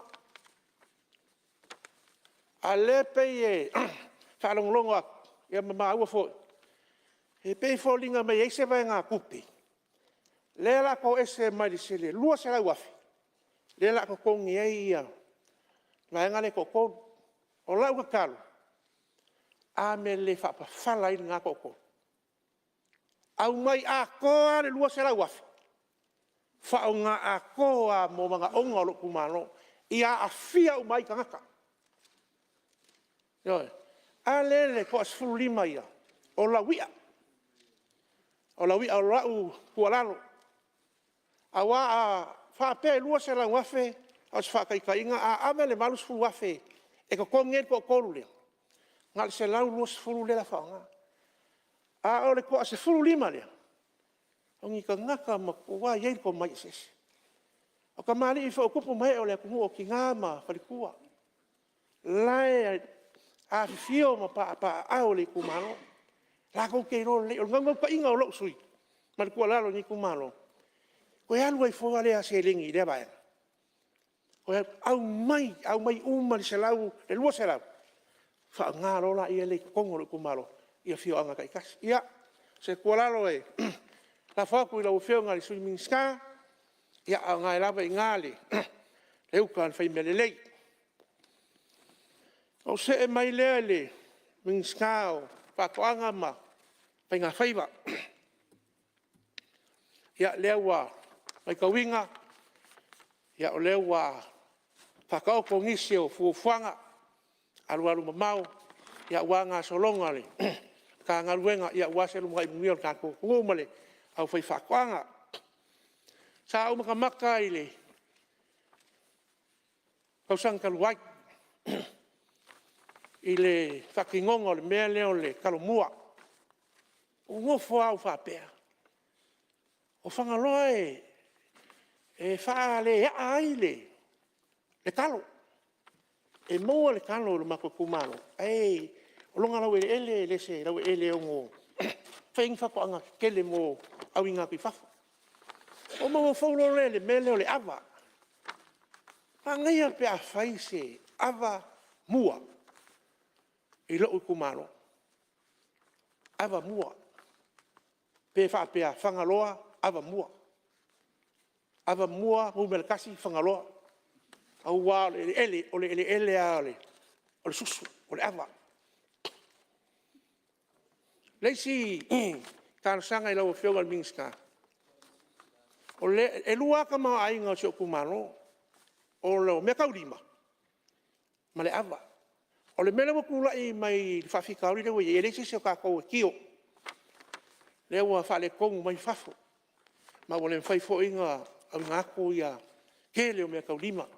E mise fo i o ngai o mākou se mako kumalo ia pile sa nga i mai ia pia saul kurisi ia ngolola ia le markele ole kama ainga me kaulima mai kumalo ka la ka lo la Afioga ni ska pile ye yo fainga i ponges kai nga kasir poeva ia kasir kala se ka ngai ai foi se kumalo la la ko nga karo life fa fonga mai kumalo ia le wa fakingo lo ko nga pe mo se kai kala se ka ngai o me fo kupui keleo fanga kala vo wa fa mo ya le me malo nga ko ke ngo foi fa fo susu mo le me o fa o le se susu le foi se me o te vai ru peina sa nuanga sui mal ia no leo tonu temi mo tatu Malologa ia la to fa wa lo sa nuanga pe tatu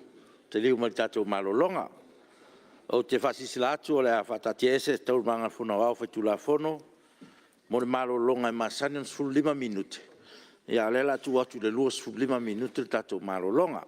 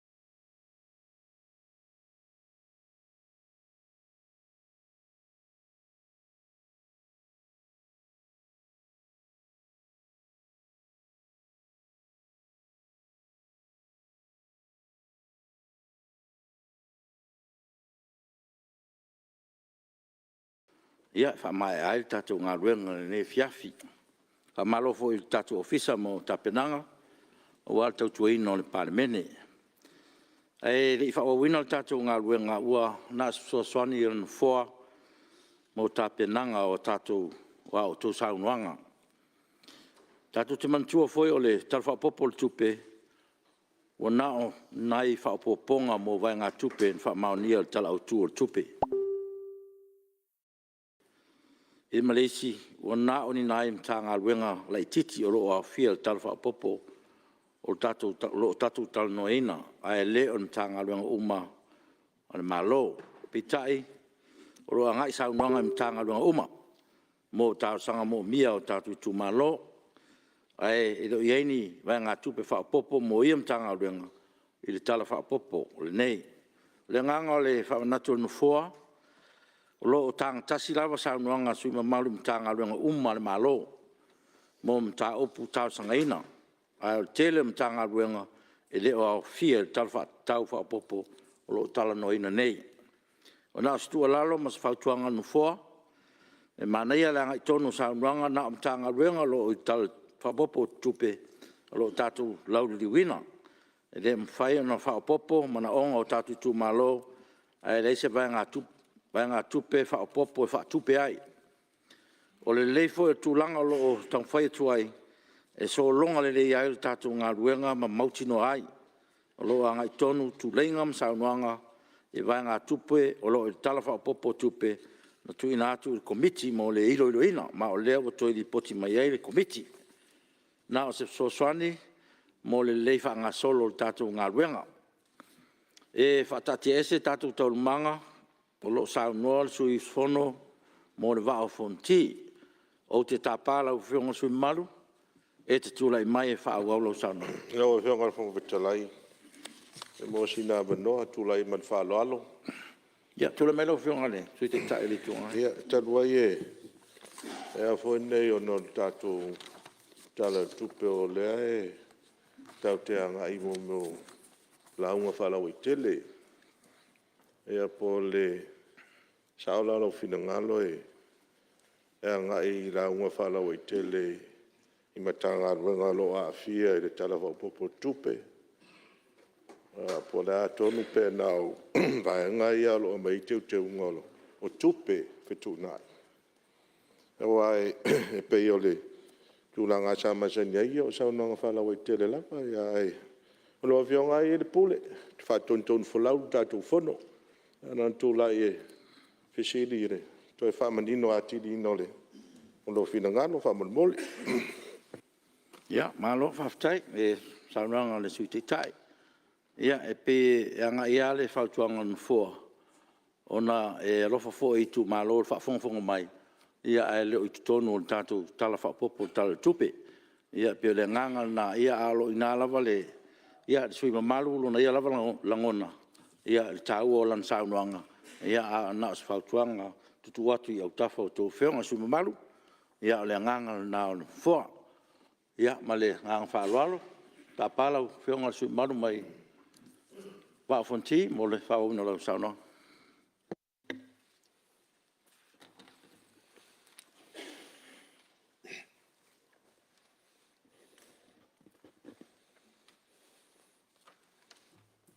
Tafkai la Afioga li.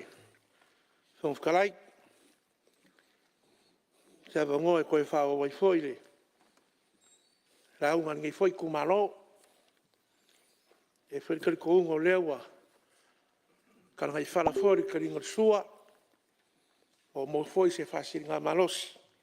Ia le paia maulunga o ngai maoka. Pa leo foi ngā whaafkei ke leo fisa. E kusai ma le maangai ma le makangofia le kare mamoe.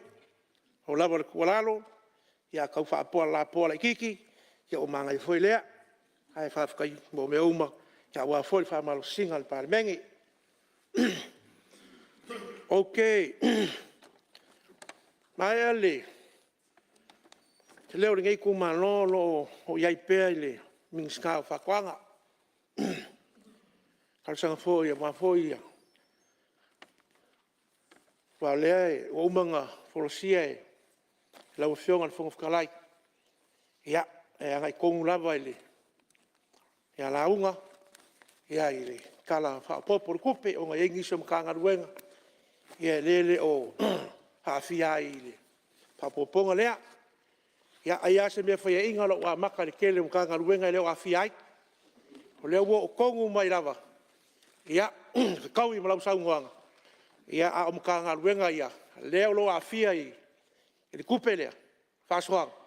Ia lea nao, lao wo oklo ek. Hafkai.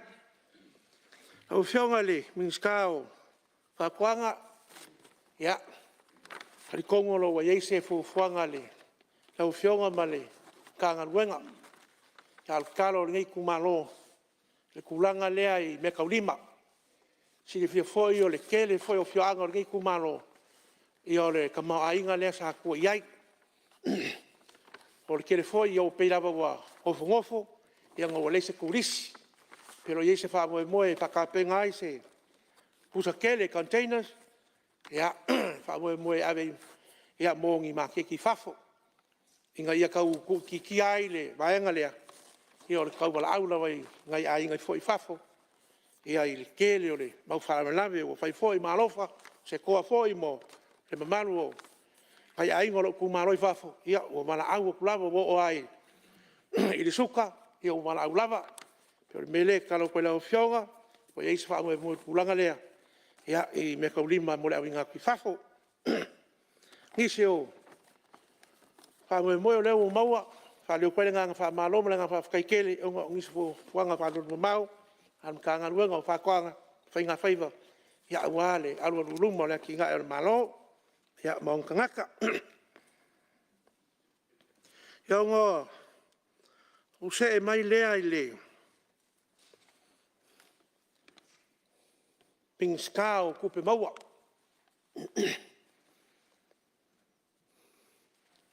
ia kali kongol le se foi ngai mkanga ruenga le fakol ka ko malo me se lavo le oinga mai o kupe maua ia wale akinga enga ia pa foi fa maloi la Afioga mingska le se foi o le fa ulunga ma pulenga mai ka winga ia le lo ngai foi sui ia nga se kualalo ma se au kuanga foi e moriak kele la tunga luenga le faingo fie o ko foi le sim ka nga luenga ia nga luele kele o ke mi leao e fa pe foi le pongsa o le mai ka winga foi pe foi nga ka ngo le fionga le mingska leo leo ile fa finga mai le ka di kongo le fai ko api ko la kele lea leo lo o fale mai e kele o fala o pasa inga ia e mai se la foi o la malos a fo fa ilo ku ngisio kala ngo foi ngisio lo ku malo ma ku fai ka le bos ku sang sa le fa penga ya so pe kai ngi foi vai ka o kele swinga pe o la ko maka foi ki rebise mo kulang fa penga ia o lea e mo winga ia kulanga ia me le la o fionga Palas kulang al ka ko skena ia le wala nga kauloa o nga au mai loa ai fucking loa ia fa mo mo le al kong foi o le so son kele le ele ngaka o le pulenga e me se lava o le ufinga ruenga o ka ko kai fau kulo moka fa fonga foi a le tunu ia ele nga fakia ele kai fau le kasi o nga fucking o nga ruenga kele ia wa me ka winga pea o le lava e foringa mai o le ai fa kupula ia lava le vai nga le ka kukungu ia le mele kalo kwai le Afioga mingska pala se fu fonga ia nga pa ku la loaku pa foi fa kwanga ia o ngole mal pui pui nga lava ia o soi fu mal sanga le mu ia o ka ku ngu mon kangaka ako vai foi ngai vai tau ia wa ese al pulanga wi ai e fo wa mori mawinga e pe o ko kere lava ole o la ko e kama ai ngal sering ia pe o le ai fucking on vai nga le vai le mo fai ese fai popo kulo ia po se fa kawesi de make o nga fo de kaule o le fala aule ma le la malos me le se ko sila ngelava la Afioga ma ka ngaluenga ia kulanga ia ha kulanga o mai le ka luenga fa kinga ma ka ngaluenga ma ko mai kawinga ia kong foi o le o fai ngo fie le ngo foi i le kawinga mai ka ko se lengi a mesel wa kai kuinga i o kai ka ko wafu o le si va nga lo Afioga le mingska o le ka ko system le o le teams ya o a o le fai pisingis o le kuala lo a lo ngi sui o kala ngo mai ngisio o fai fare o loa lo ma ko kumalo ia ele nga ma le lainga e kere a kula i kala e lo le fa ka toi wa le mele ku punga ia ka ko ai kala fu aru fa lo Samoa a fa ka wa lu fa lo singa ele ma malama pole ma fu mele lo Afioga le pele mo fai nga o tala ia le tu le mai la Afioga mi starang lango tiutem ia fa tai mo lava no ele fa la vela vel sui pa o le mo le fa sa ino le taimio o le sa e malele ele to ta o tu langa e pe na ia i mata nga luenga poni o intu fa popo ele o il va nga lele tu pe mowa ele o ia Ngskao pe maua ia la box fa kai nga o le pizza O le pizza o le price le was full kausanga. Kausanga ruai se o merike mingi. Walu ngā kau le sisi. Walu ngā kau le whamoa. O le pupolenga. A whai ku maua I pēne price le o le pizza. E ka aku mewa le whakau pizza kangaka. Wafu ke le wa kong kale. Ai a wa ese la le. Pisingisi le mako. La male au mako kua e. La vere team se. Fa pa fara la kiki mako ri la roi. I kau sue menga I ka mai mea foi ngai mai kau. Wa foi pe ngai pisingisi ngai. Sa fa mo foi kurisi mai fafo. Au vai. Ele se para ngai alu alu sa fa kau se fa I makiki. Fa kau se ainga ma mo sa kan sosi. E lua fa le ainga. E kau ma fai kaka kurisi sa ga mai Samoa. O le McDonald's. Ia mal tortis pizza. Mele ka kala kwai na Afioga. Ia. Langa ye mo senga le o pisingisi pe wa la ve ai. Ia ala kau ko pe nga ka kong foi. Yo nga la ve nga li.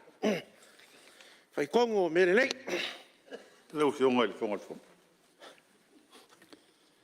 Malie sui malu se tu le maile.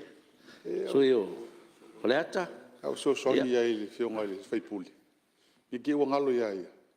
Ele o ia se fai pizza. O ia le fai puli. Ia. Tau ko fa tuanga le. Sui falata no toru la Afioga sui malu. Ia wala vai ia le tau so au pizza tono mota. Ai ai tono tato tau pe on tato tel noina. Ia malanga fa lolo la Afioga sui malu. Ia. La Afioga le fonga Se tu lai mai le la Afioga mi sta ngal tele. Aro se soangia kuma o fautuainga ia le puli. O po le lang kam feololo. Ai ka finga promotion o ranga pizza ko I le o Palemene me de fa. Ja.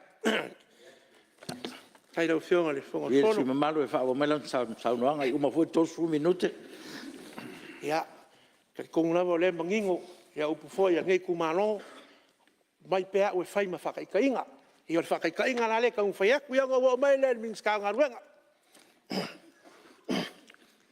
Ia leo ke kirkiro aku le pasuanga I o ia o le iei le mings ka ngā ruenga. Olo, ai whafonga mai lo kumalo. Ai maka mai ka mai me whapea. Wha leo le nganga whamalo, ma le nganga whawhikai. Na o Afioga man mings ka ma Sfoi o whaurunga kangaruenga male, kangaruenga o ngaruenga, LTA ko sai fo.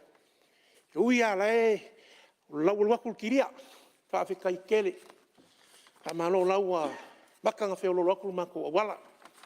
Ia leo ke kirikira ki ngei le, se lengi lewa, ia a wharo whinga, alo ele bai umalo e whai e wala whangaloa. E whakarikari si ko malo se o lo ngā kongor kausang.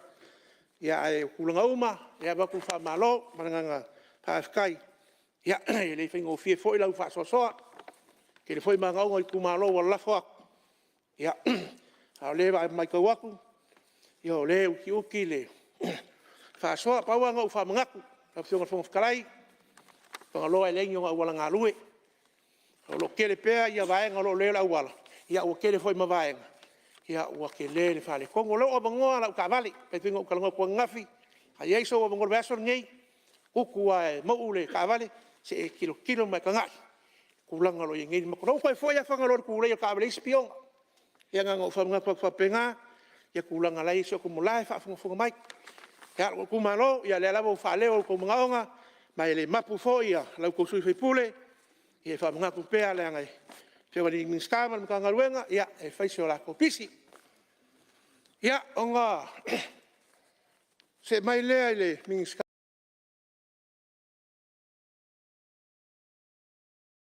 kope.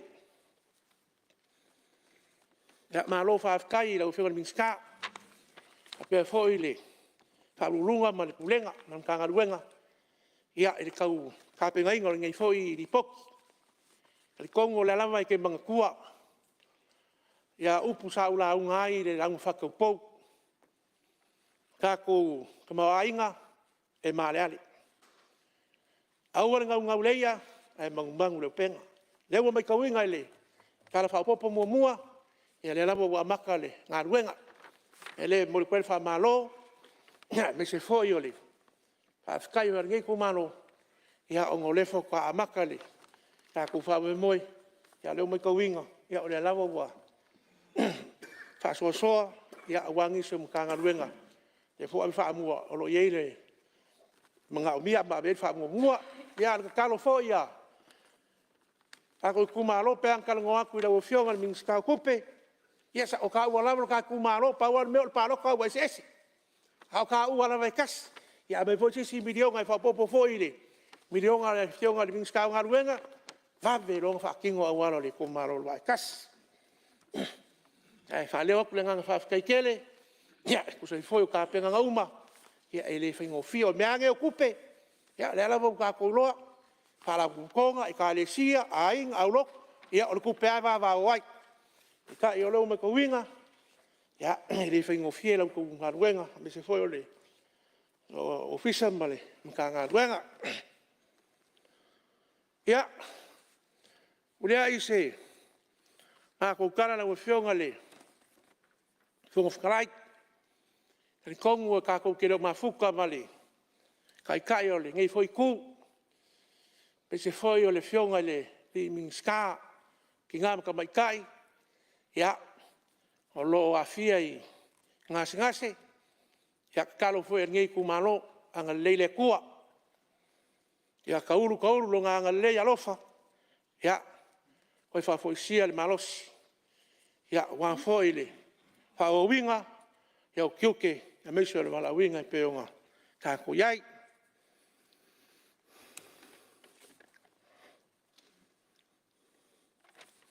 ya mga kufoi o lewa. Mai angisio o mga onga pe a nga kaung fayaku. Ia o fa mga kwak. Fa mga kwak lava ya makoi kalo ak. Ya rikong ya leo la liu walo mai ya. Ako Afioga e fa kingo singai kumalo akamila ya Samoa wala nga fangalo ke lo klo e nga vale ye mga kuangi e la ko fa so la Afioga ka kai palmia.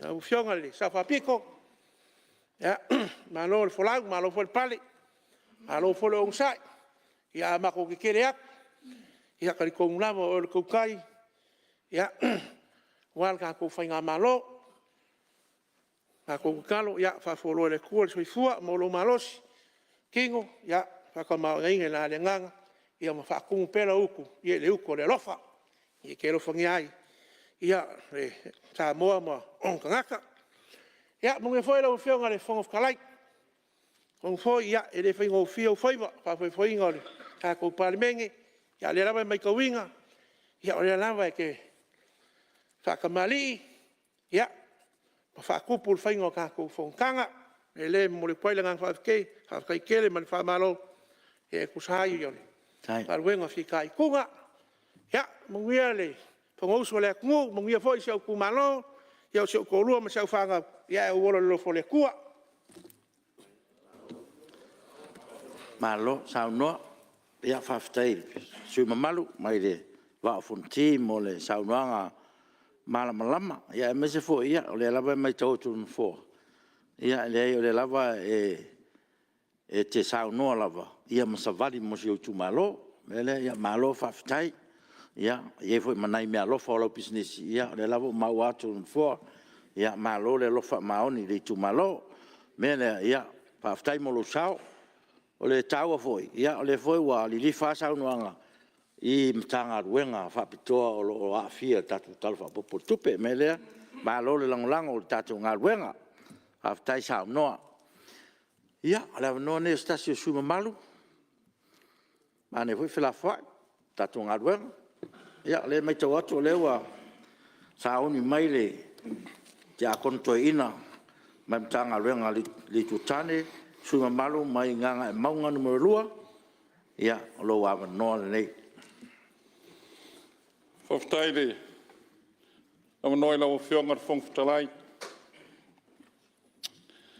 wa kan fenga ila vale malu ngia fiaf ia mari fa moe ku sai mo ku na yak e ele fongo ka ua mako ngore fongo mai fongo le fail po ye nga sinka mai mori ki lava ya e mesel fucking oi ngor fongo Ua iai la no ka e ora kai mi kongu ngai wa ka mo fai la unga nga o mo ngo bela lua. Fa fonga mai i la mu ko ngai ku malo man ngai ngu.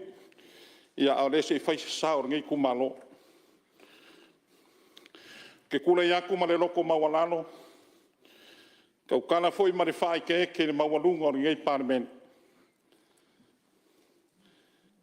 Ai sei ka mo fai aku se sa o le usunga fonga o ngai ku malo. O wāre kara whakau whapopora kupe. Lua afe lua kasi, lua afe lua lua. Ua i luma ngai le lau lau a fonga le Palemene. Lau fionga le fonga talai. Au le i folasia i luma le maoka fongo. Se whakau waa e ke mua i mua mua o ngo whakulo mo whakalo whak. I le pai o ngai Palemene. I le fiona mo fionga ka mai kai Palemia. Fiona mo fionga sui Palemia. A fio au ko wa fionga I minskar ka penge. Whakalo whaku I la mo fionga sui kai kai o le kuangai. Ai mai se le paia mawalunga o le a fio sui mamanu o le Palemene. O I kumalo e fio o le kakunga kungu. E ui foinga kaulia le whala mana whanaefu. Le whao kao koria I a pulo ko whanga na fionga kai kai o re kuangai. Ai me se foi o ngise o fionga I minska o sui mamanu o le Palemene. O lo soi fua le kua. Ka ku whango ngō mangu. Ia kauru kauru. Koe wha foi sia se lau le rei. A wā kiuke ma wala wing. O ke moai whakalo whaku. I le paia mawalunga a wā whaululunga. O makanga ruenga mwhala pukuanga kuma oki ar kako malo. I lo kou whika I kunga. A wāre kau kua inga ar kako wakungu. Whakalo whaku I lau sunga whai lau kusi. Ai mese le mamalo lau fiso le fonga o au whai kuna fonga. Ai are paia mawalunga o le au ngā lulue. O wāre kau singo le while mua o ngai monga. Whakalo whaku re kapoa inga Samoa. Maulolo soifua. Ka alofa lama.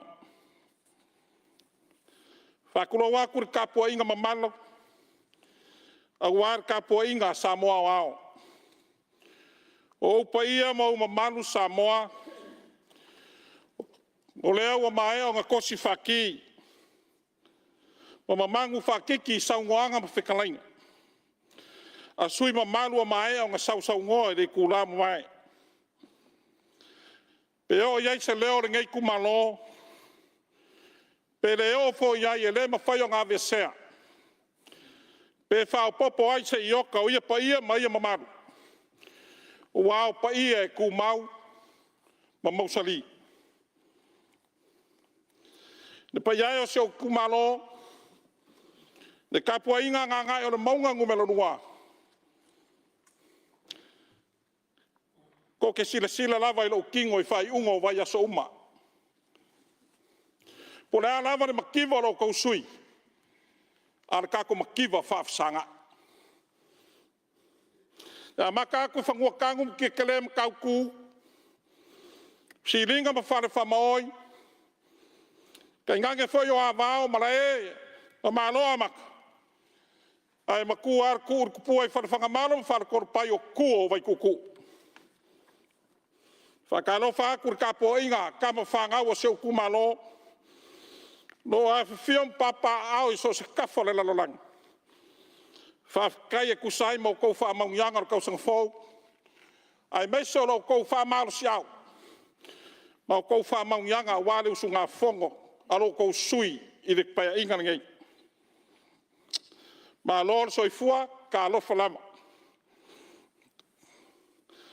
Ngō mai leo se leo ngei kumalo. E kusa e markala whakau whapopor kupe. Leo waka oko ngei I luma me ngei. Ma ko ke mua aku na fionga ni miskao ngā luenga. Whawkai e kusai mga luenga lelei. A o ku mo o kilo. Whakangaka kau kua i re kaimi o re kula i mai o re whainga Maulolo ngei. Ma o whaikau re kaimi o kua ngai i re ngā kausanga.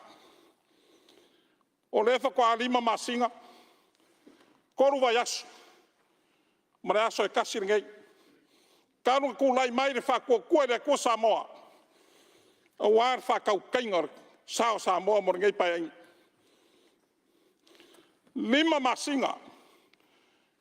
Koru vai aso. Ma le aso e kasi. Whaafufonga Samoa ma kako whaamasingo. Ma kausanga e kele o kua ngai. O ngai kilo e ilo ma kai kau kua.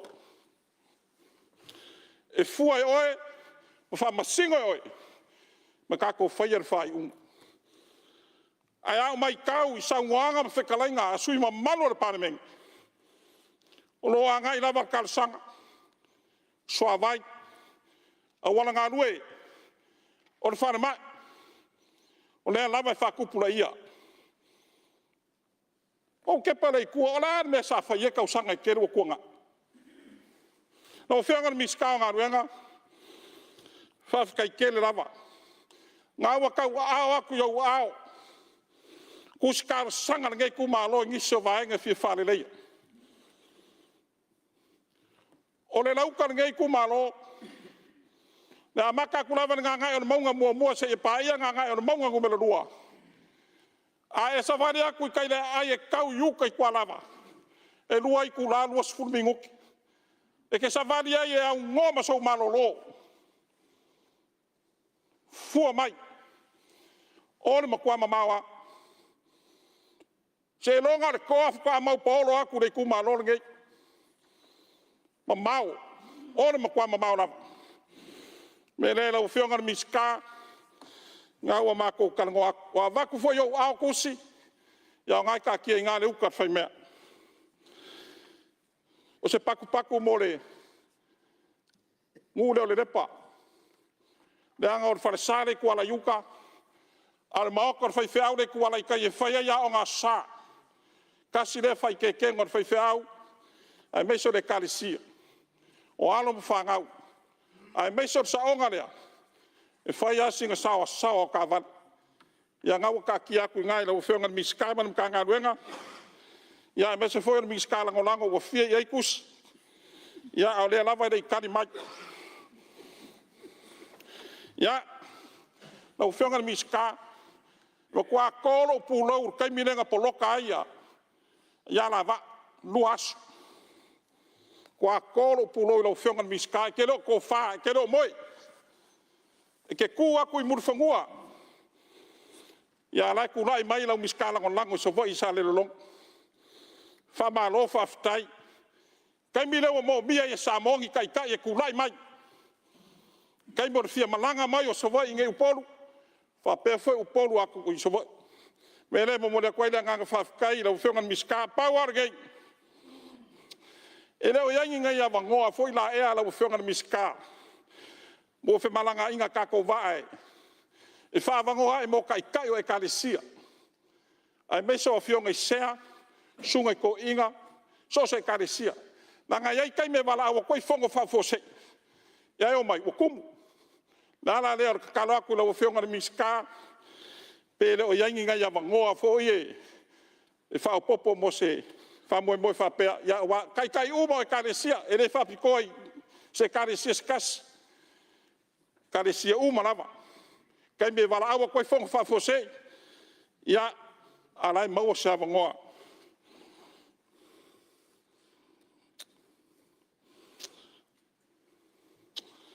Ia, o maile.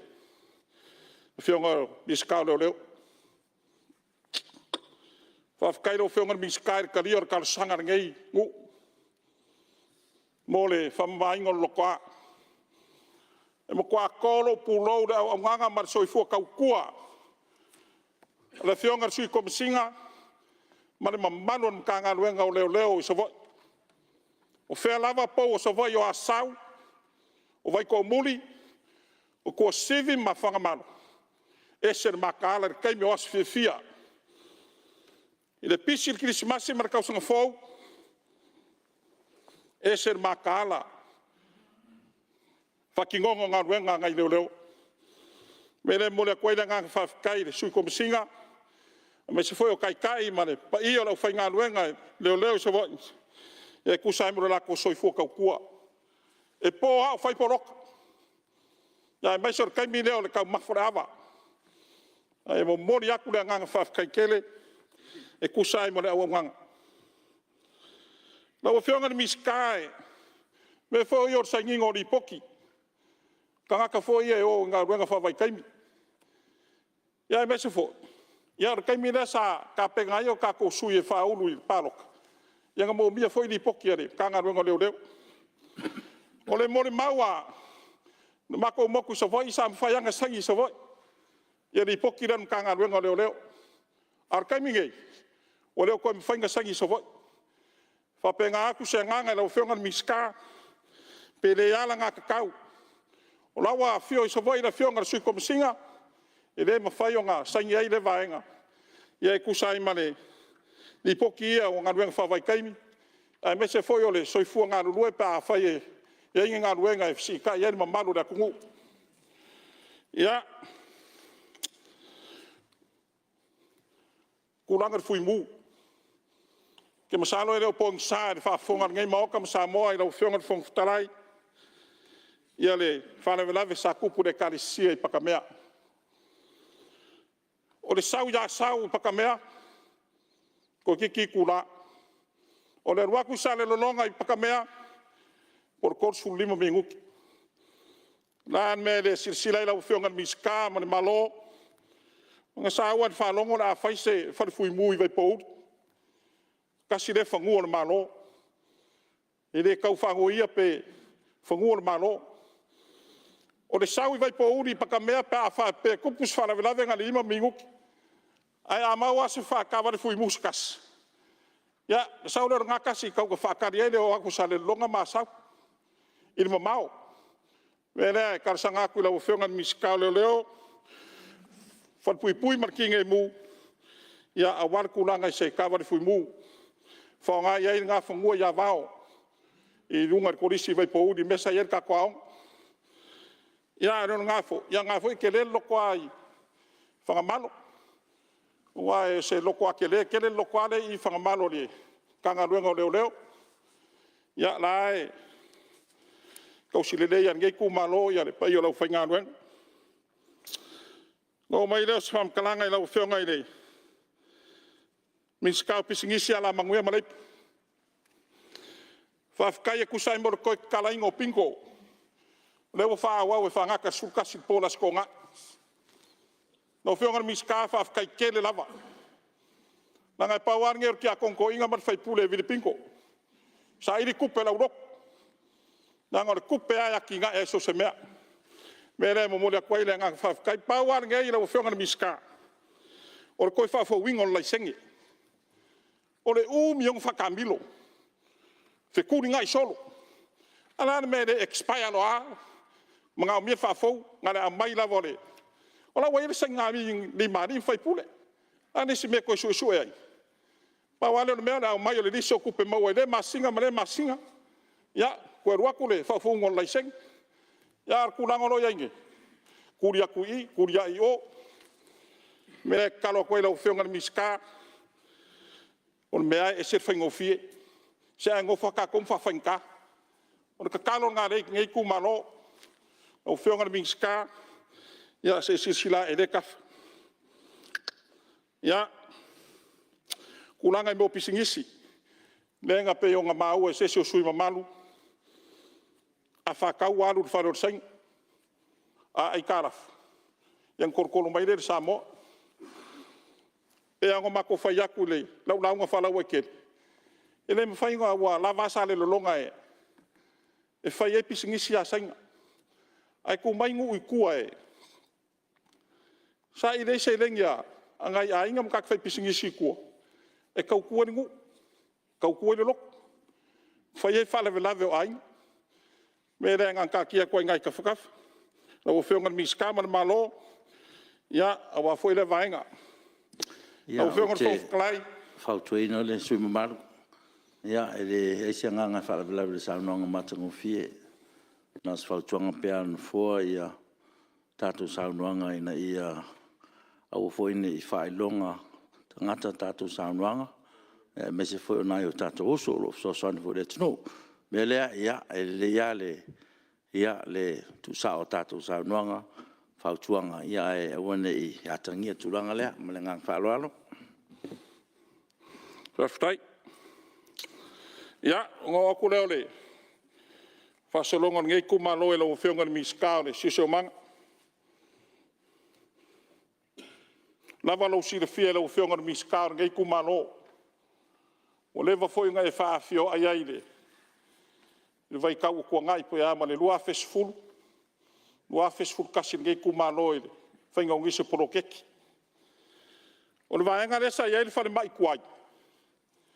Ia so ia pe ama le luas fulu kau sang kaluai e pe ama le luas fulu mika o le fulu ngafa I kai wakula warkere I kai da pikangat ar kai miringe koe kasi le mika a warkele sami koe kasi a se lolonga o se ngalu a fia lola warkele malo ia kakalo aku la o whionga miska ai mai se ngai ainga I pikongu le lepa le kuala I kai fa solo mai kalango le wafu o kele la fianga o ngofsua ingor kau o ya va o fa sanga I mane maoka le kau sim kanga ruenga le mekis il kai o le sa yer sami karuai sopo le siku a wala ngat ya nga mako fa manga kwa kula o fionga miska se e sirsilange ya e kusai male vaenga ia wala va kulanga I kan ngaro ngei kumalo o whionga miska whakoanga whafkai kele lava whafkai o whionga miska o ka fia kai mile sa le ai se vai moa whalongo I saunga ngisi wa whangongo o le ingbusa moa o fia wa o le ingbusa moa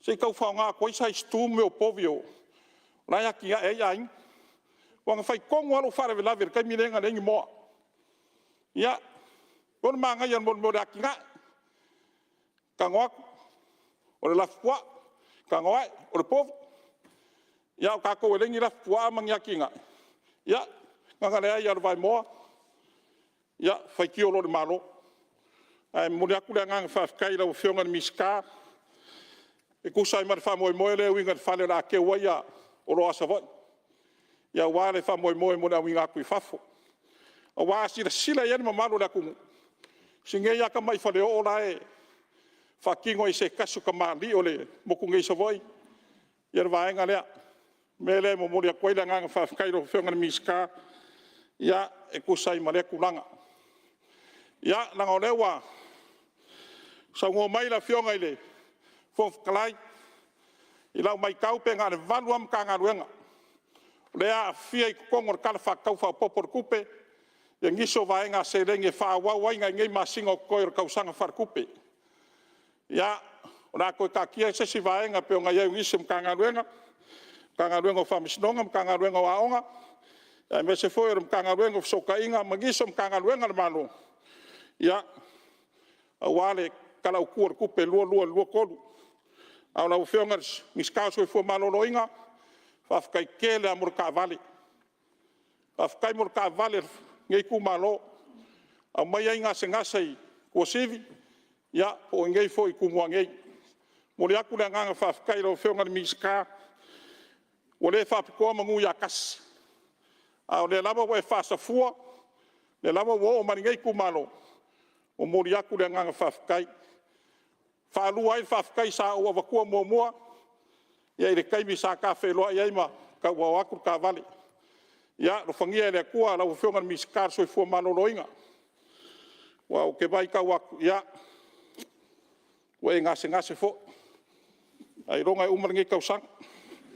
Ia ai lo whangia le kua lo soi fua.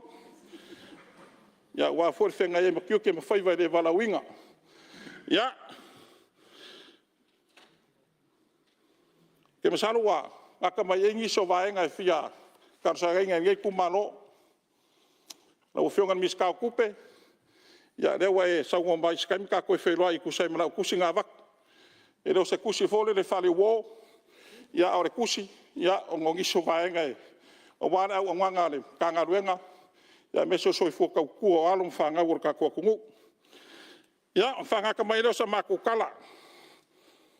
E kusai mane. Kala whakau whapopor kupe lua koru. A lua kasiri lua. Ya awa foile. Whenga iai o le Palemene mlanga whonga usure. Ngai foi vai aso. Ia pa iai o le kapua inga le kako Itumalo. E uilava inga. Nga la ngia le kako. Ia le kupua o ngongiso o le wala au pa ia le akua I se kaso ki ngarungu. Ia mai se foi o le la ngia o mkekele o ngo seso kula whale. Ia. Ia iai le mawhanga o le akua. A le Maliu. Ia pela wo upor kus. Siri le aso e Maliu ai lo le aso e whangau mai ai. O le wala au le akua o le aso fia. O umonga kuma kamanga se vai a li whai pule. Le fua whakau. Ia le wha a wad wala au le akua I kongo le kakongu. Ia le wha moe foi le le kako malo. Ia wa foi kulanga le wala au le akua. Ia wale soi fua maleola. Ia kako kalo whai whakas. O ware kauria le fala I le whionga le kaikai o le kuangai. Me se foi o le whionga le miska mangiso sui mamano le Palemene. Ia o lo iai le a ko le malos. Ia anga le leile kua le whonga uso Samoa. Ia in ngai foi vai aso. La o whionga le kai Palemene. Malo wa wa. Ia mo o pelo ko. Ia ko pelo ko finangalo. Mau alo ko soi fua Malolo inga le kingo. Ia wana whenga I wala uinga le whaingo whie. Ia anga le leile kua le pai o ngai Palemene. Soi fua manguia I lau whionga le whongwhakalai. Lau sunga le pari kele. Mau as ko wha. Le ngaka whakaukainga le sā o le Palemene Samoa. Ia me se foi o le launga inga. O le upo o le kua. Ia anga le leile kua I whaulurunga ma. Kanga ruenga le malo whalapu konga kuma oki. Manguia foi le sunga fai lau kuse mana ofisar fongo. Ai mai sor ka ko inga Samoa. Maulolo inga kur kia konko inga le Alofi le kua. Ya soi fua mai manguia. Ya malo faftai, malo sausu noile. Ya suga malu anga monga numero 2 ya polo sunga foi. Ja ko toina ya tonu le wa fia uma. I tu uma eu saunoanga o I tu faletino I tu falenganga. Ya malau fa malu si au fo I tatu ngota ya malo faftai. Le fo ole tau dia fala, mal falefu e te tai le tuangai e me se foi lau min sta stasio sus fono ya malo faftai fa fonga le tuele. Ile tatu fa moe ma tatu sanga ya walava ya le toe te liu mai mo tatu tiute mga ruenga malo sa no faftai lango foi. Il tatu tal fa popo tupe ya malo sa no faftai ya ole avanone mustasio sui malu ya ole wa vai tau atu ole wa tule maile sui o faleata numero tasi ya lau to famam le ua pal tasala ya atonu lo avano le wa tule mai ya tanu ya lau fiona sui man lau fiona le fonga fitalai e mlatu o mai au na e pailango pa ia mamalu o le taiao ma le aso e iai le taofi e le silimo ai matanga fai le namo I tātou le nei tūlao le fiafi lau fionga le fonga fitalai whaftai mo lava noa o maua o te tūlai atu mro whaaloalo se I avatu fo I se manatu ale nei Itumalo I le tala whaatau o tupu whaapopo o le nei tausanga nei masina o toi o le tala whaatau tala tupi lau whionga le fonga fitalai tula iatu ma le whaaloalo o te whaatalo whaatu I lau whionga le fonga fitalai whaatalo whaatu foi le afioga le tamaitai Palemene le sao whapito fia me mtaafa whapea foi le afioga le sui Palemene whaataro whaatu fōi. E whionga I mista tapineta. Sui mamalu al whono. Whatura whono Samoa sifo. O te whaataro whaatu fōi whaurulunga o tanga aluenga. Te tasi. Tanga aluenga tumo oti. O paia mamalu. Whaale malo. Whaale atunu. E malatu o le ale toe o Yesu whamtalanga. E malatu o lava mtoe whtalainga msaundoanga li tai au sola. Whaia le nāmu I tātou nei tai au. Mori whaasau inga o le tātou teimi. Hao le tūlai atu mori whaaloalo o le nei sui sfono o le Palemene o Samoa. Whaleata numere tasi. Ia lau o whionga le whamtalai. E le tele se malatu. Awa o lea ia lea ngai leo o se fai pisa po se fai malai wa alele. Ia o o fai mana man fatau talo le matiti as Tuanai. Na o fionga le mista o fatuanga o muatu sa mtalanga. I momoli atu le ngang faaftai la fionga tamaitai Palemia. Papela o fionga le mista lango lango. Sui uma o le kapineta sa whapeo na wai. Il talo mua le nei Itumalo. Sa mua I le tausanga o Tuanai atu. Peo na iai le proklami a le fionga le mista ma le mtanga alwenga. Ina ia whaia ni talo mua a Itumalo te tasi. Whaftai lau o fionga wa e sito whaama sa whautotanga. O le toi whaia le talo mua por whaadinga le sa whaitasi tai le Malae lea. A wa avea le avanoa lea ma mea ua. Ma whaiai e Itumalo te tas. O na whaaria fua o whatuana o lo whapeo na maua I tua whale tua mota. Le momori ai le nganga whaftai lau whionga le. Le mista. Ia whapefo I mtanga aluenga mo le tulanga lea. E momori fo le nganga whaftai lau whionga le mista o ngaruenga. Ia e malatu. Sa o tarsanga mua tu lava I lau whionga I mista. Si la fia le ngā le afio le nei Itumalo I teimi o timunga Maulologa. Ia whaftai o lea sa mua mai lau wha mua. I vai tafe ia mai atu I pesenga si tau I mua. Ia wafo I le amatanga o le nei tausanga I timunga ia Malolo vai. Ia whaftai leo o mai ana whatino tulanga lea. Toi paua leo o le tatalo I le whalelei o vai tafe ia. Toi au I le bea e uma ia le tafe. Te tai le sabi. Tu atu leo le SMI. O ina le mafua ai o na lolo vaia le taulanga I Apia. Leanga e sau le vai I ta walau te le. Ai o maitai I le mea e alu e le sabi ia walau iti. O le ala lea o le lolo vaia o le taulanga. O na o lea ua tafe mai au tafa. Me la le talo atoila o whionga le mista. Ia se sisilane ina ia whamae ar tatou ngaluenga lea. Ia le ngata fo I lea. Ia o mai a fo ona ia asia nisi o awala o le nei Itumalo. Ia whamaro whaftai. Ia o le lava I tati atu o le asa taimi. Ia o se aso. O le a whatino ai ia momori le nganga whaftai. Momori fo le whina se manatu I lau whionga I le minsta o leo. Ele whaina ngalo e te au sa ta sa whea e launga I le amatanga. Le latau sanga. I le tūlanga lea I mo meo o la au ta vale ia e leo a e le valua po ma fiafi o taimi o sauninga ma whainga lotu. Le lava o te whalongo o le lava e le ia se fofuanga I e le vaenga lea. Leanga o I le matou nuu I tae vai moso amata atu I Apia. E se I tau atu tae matou.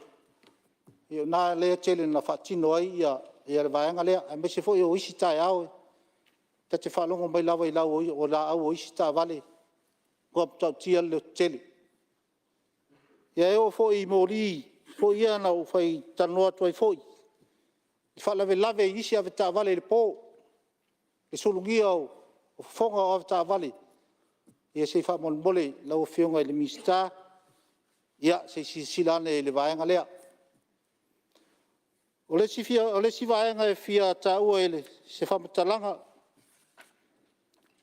ia mo le fia ele atunu ua mai se lau fionga ia lele fo ua toe fa teleina le telo tai fau ta el taulanga ia mai se tonu onu ma fua sia wale toi fai al po kalambe fo lele esa ia le vaenga le o le talk control unit ka ko i tai ia le mai tai mai ta watu wale toi ai ia le lopo le alma fuanga o te manatua ia sa ia ili ta vale sa fa me alofa mai e nisi o atunu mo po kalambe le e tai ane ia o le toi vai fo i ta vale se a ia malis wa tele tai fau tonu nu wale o tele no no foi lungo le arteli ta sile me o le ai talo so mai ai ia le tanga lenga le turis i tanga ta feo ai ta fau lungo arteli no tele na fa so sai me io tai fau a inga me la le ia o te talo tua ia wale fo sa ia i mo meu pa fo ai esa vilia tu e fia mai e fia tapu e tai fau ia ia pete ia no vilia tu i le ofisa i mo mea ia o pa ia sau tarifa mai wale to ia o mana nga ui e tangata ia te le lope pe mafua tia me la le tala to la ofionga i mista o leo ia se ia rofangia se silang i vaenga lea pa mo mole la ofionga i mista o ele ta ua la ofionga no leo te mai taua sa i le taiao lea sa o taua fio tua i le talmua ale nei Itumalo ia na sa o whalongo lava o sau noa le administra o whatoanga i lau fionga ia matou nei ia se i tarsanga atu i lau fionga ia pe eni ele whaupopo mo le nei Itumalo si sila fo i lau fionga i o le Itumalo nei i o le Itumalo e tūtaulanga ele ele i wana o le se e ka ape tuaka e ka lea e whaatau e no foi le ainga ia ele e ngā rue ai ia me ia sa mau e le matu talo mua ia o nai whaere langa lava o lo mau e tua o mauta malawa leo te talo atu i lau fionga i le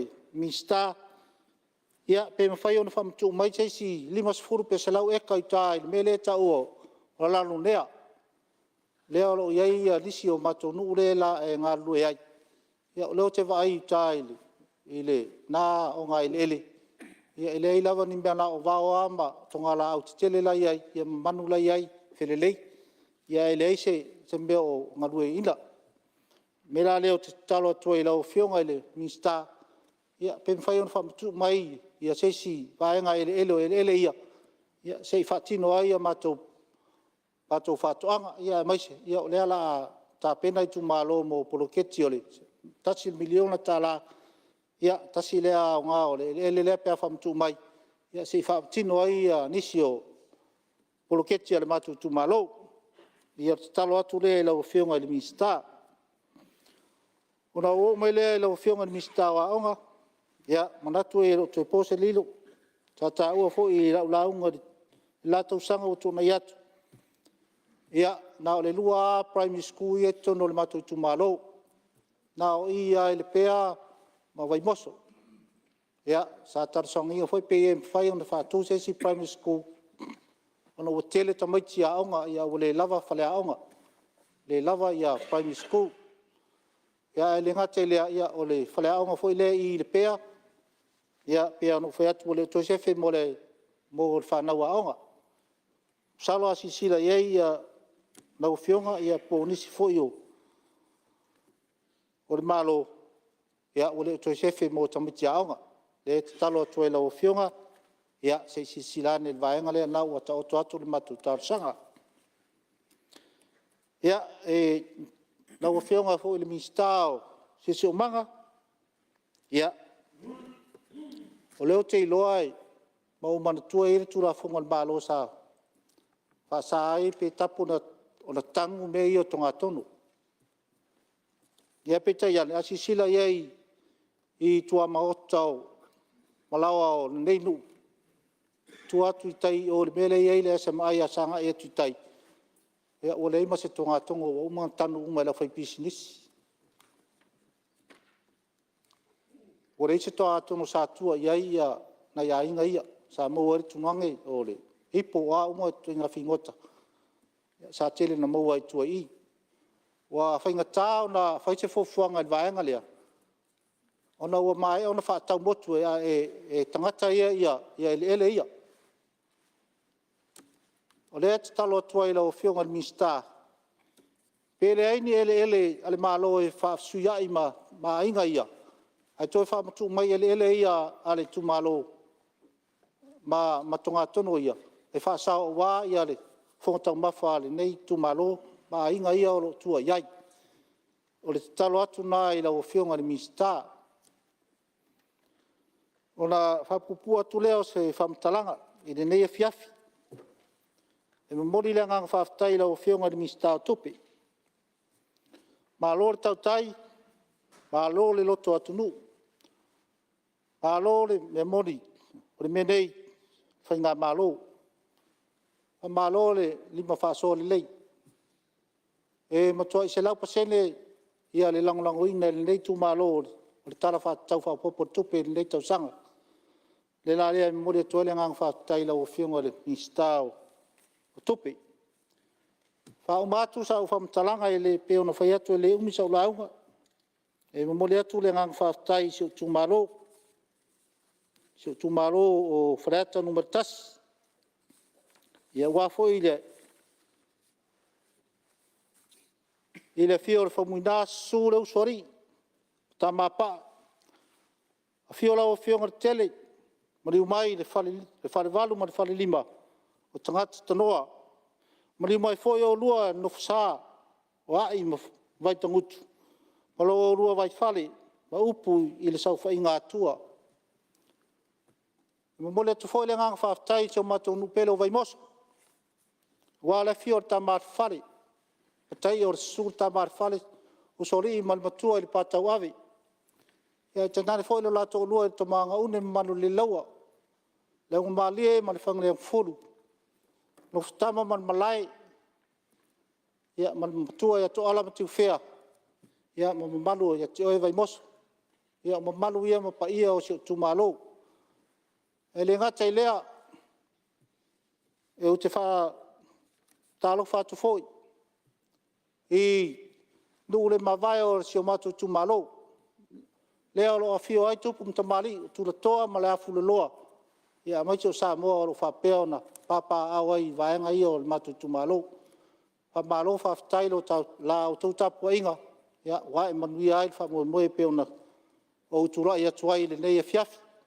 Le momoli le ngang whaftai, le ngata i lea. Ia o whionga i ri whaiwhiau o le matu nuu man matu Itumalo. Ia wha malo whaftai la tau tapu inga. A maiso lo tau whanu no malu. Ia awa ia ni anganga stele awa le tuamo lon whinangalo. Ia o se whamtalanga le lea fiafi. Ia whamanuia le tua i le tatou malo la o whionga tamai tai Palemene. I whapea foi la o whionga i le whongwhitalai. Ia malu o le whono o Samoa. Soifua mai manuia. Alo, whaftai sa noa i lau whionga sui malu. Whaleata numero tasi. Ia, te tono le ua. Whafonga foi ma le toa alpa i le maota. E mese foi le whionga Palemene ma le kapineta. Ia, i mana onga foi si Itumalo.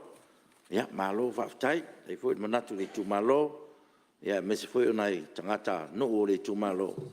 Ia, awalo latu soifua Mauloloina. Ia, mese foi soifua Tinae. Ia, malo whaftai mo le saunuanga. Ia, te tono le abnone o lo tuat pia mo sasio sui mamalu. Ki sa sonoa.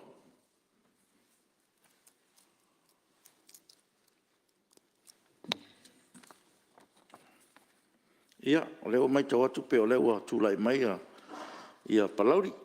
leo wa tu. Leo la sa mai le sa palauri numero tolu. Ia, lau to fa pangaia. Ia, lo wa no nei. Ma saulo fia mo le umio mera muli. Le koe kausu fia le ala sea e ore ku ko fai koa. Pe koe kau whao leo le inga koe ngol malama se ia lafo i kau lau mea. Le ango ngā luenga mamanga ia o le alofa kungoa o le sirisiri ese.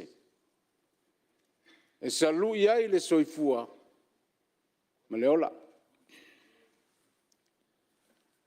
A kongua ma e a foi o ngā papai ki o le kaukianga pe o le whaiwa i Malae. Ai o ke whai kaufo. I le ia se kaukai e ma whai o ngai a koe to sofa le whaalao le kai au.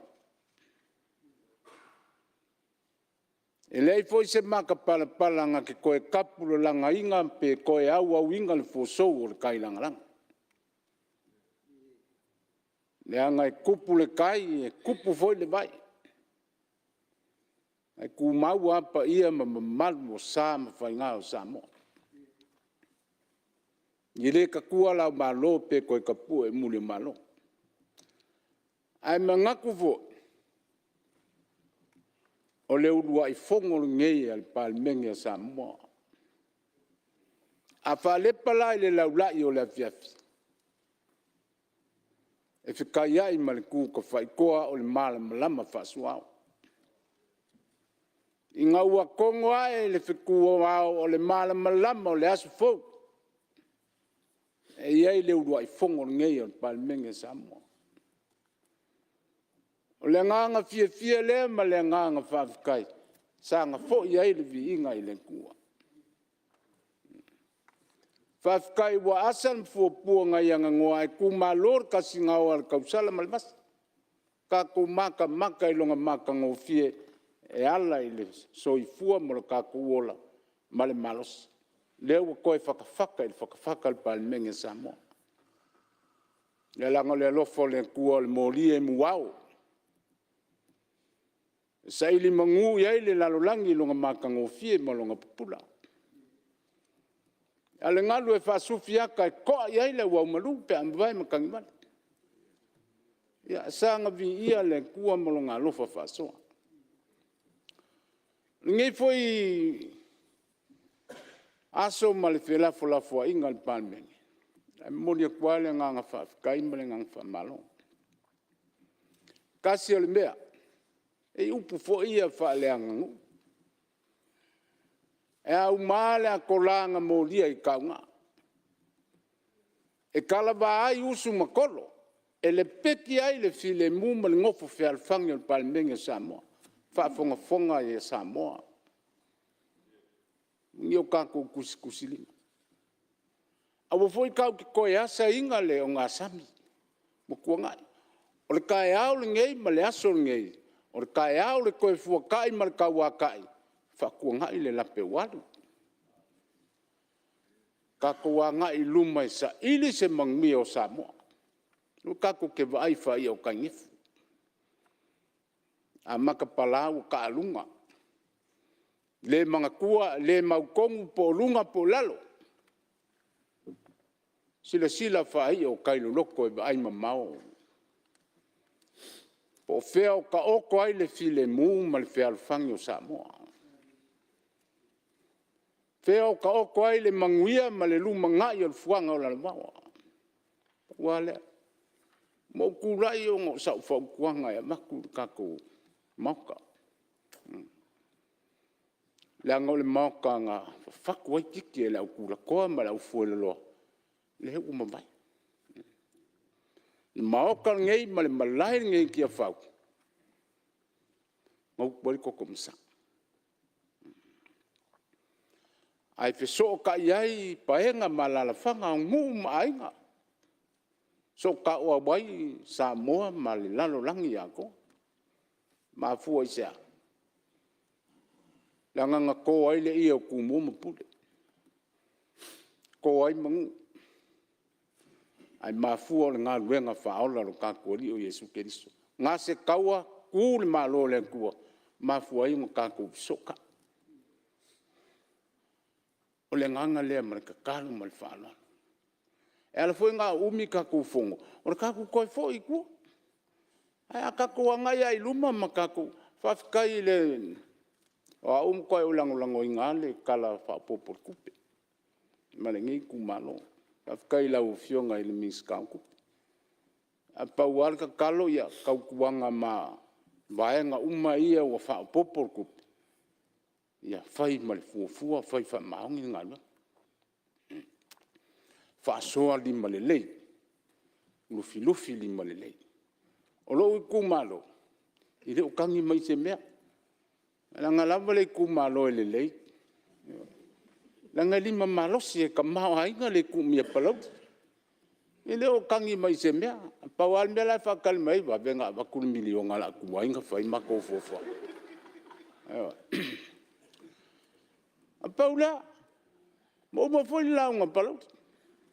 A pau ngā le mea ia kemba ngā o mia le whea alfangi o Palemene Samoa. Ngei ka e au mai e mua. Ia vi ia le kua. O le kakalo le kako folaunga. Ia aso kasi le vasa. Foku lupe le va. Mongia le folaunga Samoa. Teipua. Alo. Paftai sao noa. Lau kofar kufkalai. Ringalanga ia. Ia, le lava ua e whautua whatama. Ia, ua foi le wholaunga al tātou Palemene. Ia, ua malo whawhitai. Kei foi le soswani i sui mamalu. Ia, mese foa ua le tawa meina al tātou ngaluenga. Ina ia whapena al tātou ngalurue. Ma ngai pe iluma al tātou sa. Ia, whawhitai mo whautuanga. Ia, mesirin tāua. Ia, o lewa tau tino foi solo Itumalo. Ia, leo lo manuia le Itumalo. Me le whaftai langolango o tātou tala whapopo tupe. Ia, malo fui launga whato ina, whautua whato ina. Ia, o le avanone e stasi fu sui, mamalu.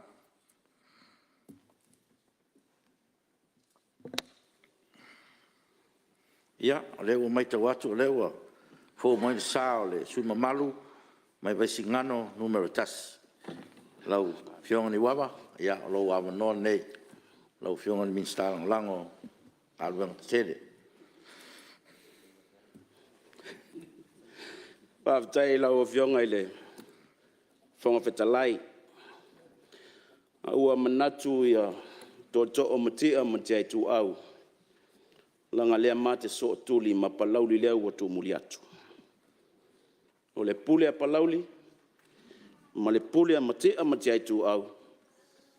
O na pasia lo leo le tala whau popo le tupe. Manatu o lewa mae au na e whausu le atu o le taiao. Sa e fusi foi le whau o malo. A wā le atua malana tainga. I le Palemene malana Fonotaga. Whaaftai lau fionga i le whonga fitalai. Mai ane a le whaalepa o le watele. I le paia o sui mamalu o le Palemene o Samoa. O te tūla ia ma le whaaloalo. Ngā tete foi le tino. Ngā e tautala ma le ava. O te whaatalofa tuai. I lau o fionga i le tamaitai Palemia ma la inga kāpeneta. Whaatalofa foi. I lea i tūvai. Ia fio a fionga i sui minister. Whaatalofa foi i le lai tu vai. I le fio lau a fionga i le sui tai. Ia mai se foi i le paia i le mamalu. Whaepa o le naitu. Whaatalofa foi i le tapoinga. Mamalu a Samoa. Mai ai le mata whanua, se ia pa ia le si o whanua. Manatu foi, wale a o le toe tā i Itumalo. Pe o te toe asa ina, pa ia masa o lea ua maea o nalo i le so e sui o le Palemene ua maea o na tula. O te whaatalofa foi i le pa ia i sio Itumalo wai singano numera tasi. E o i lava ina langia matia matiai tu au fale tangaloa ma fale pau o na ole vala au pa ia le tua i le poutu toa o le sa nofo ia foi le Malae fono ma le mota fono nei ai o te whaatua tua i le tua ua mai o na ia tapena e nofoanga mo i tātou sio Itumalo loto tele. O le angai se tala noa, angai le tala whaatatau. Whaau popo le tupe pei o na ilumo le luma menei. E le va ai le nei foi suius fono. E le ose tupe te le. It's a small money. O small money, small talk. Ai nei vaenga e fia pai ai se langona. Ula ule to ya saina ua maea o na failo. Ile launga fatau pou ale nei Itumalo. Au manatu a to e o iai. Ia ua fati ngā talinga ia Afioga i minista. Ai vaenga e tutupu. Mai ai le ta ape o le Palemene le nata usanga. Se ia o mai le taimi o aso fia o le fia nga iai se langona o le nei suius fono. Manatu wa maea sa maua foi inisi o saunoanga. Le tūlanga lea i le tau o loa. E moni ma wha maoni. O le fesilia o te fia fesilia. O fea le tātou Prize Control Board.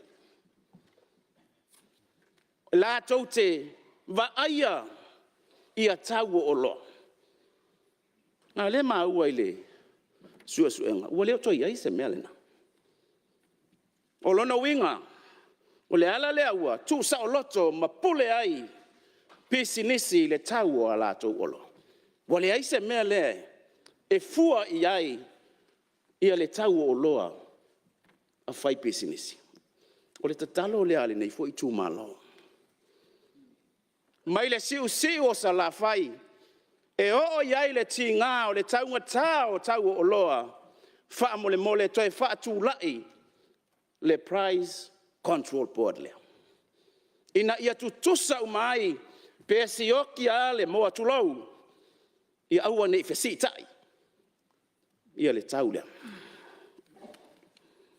Ia. E iai le na maua le. Sau noanga le tiakono toina po le minista lango. Ia le taimi na tapunia ai a lava. Ia o le anganga lea.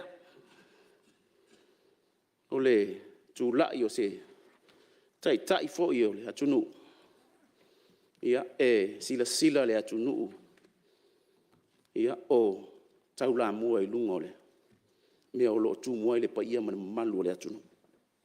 Ai le mea na tupu ai. Le ta talo atu ai lau Afioga. Le minista o vaalele.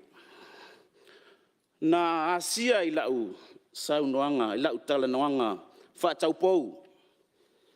Le toe whai lea o se tātou daily routine lea o le tātou vaa lea mo sa vaa. Na tapunia loa lea la vaa. Ia maua lolo uno fuanga ina i mota. Ia o ina lea sa tau nuu waila wa. O te moli mauatu. E valu le lei. Ia flight tu tumu mai sa wa. Sfulu iwa. Ia fa ingo le wa lele. Ia. Na tatala lo lea la wa. Le toi lele lo le wa lele. Ai na ona o olo pito waa. I lau Afioga i le minista. Ai ai se tātou flights foi lea mo maota ma sau peta I tasi. I le vai aso. E tātou te amata I le ngau. E ma sani lo tangata. Ia na pe ia leo le mea fua. Le fe malanga a yo le atunu. Fe tau I le lei ma le fuafuanga. Pe ata tala whangali. Lele mai a sau tu le ta vale sau. Whangali oso le ta vale alu whai wha tau to e oso le wa lele to e alu whai ngofie. Na ona tatalo atu wha pena. Ma le minsta o pulea tātou whanua. Ua whati ngā whafonga foi lau fionga. Le tu musu so o le nei whai pule. O ele o si o mātou nuu. Masi nei Itumalo. To e whafo I mai. Nisi eka. Se ia ngā I ai si o mātou nuu I a sau ma si o mātou nuu I a wala. Nau na whaata oto atu whapena na to e whamanatu. Na whai uleo se langona. Mumoli le nganga whaftai lau fionga I le minsta o whatoanga. Na o sa va I taimi o aso fia. Taimi o le tausang fau. E iai le ini seti. Salo a whaafonga mai lo mātou Itumalo. Male Itumalo vai singano lua. La ua o atu I le ala taua. E iai le ini seti ni I la ua iai. Matua le mawhai o na whaitau mawhatanga. Ale Itumalo. Nuu mafio anga pia o ina ola le moli. E fau lea ini seti. O le meua mai tauina. Wa mata na afia ai ma tino le Fina'i. No utala no le Afioga le minister fa aftai le tali mai. La wa nga yatu ia suenga fa sayanisi. Ia sei ba ia fo ile inseti. Ina nei fa tupula ia. Ia ona vea lea. Ia mato atu nga ile atunu.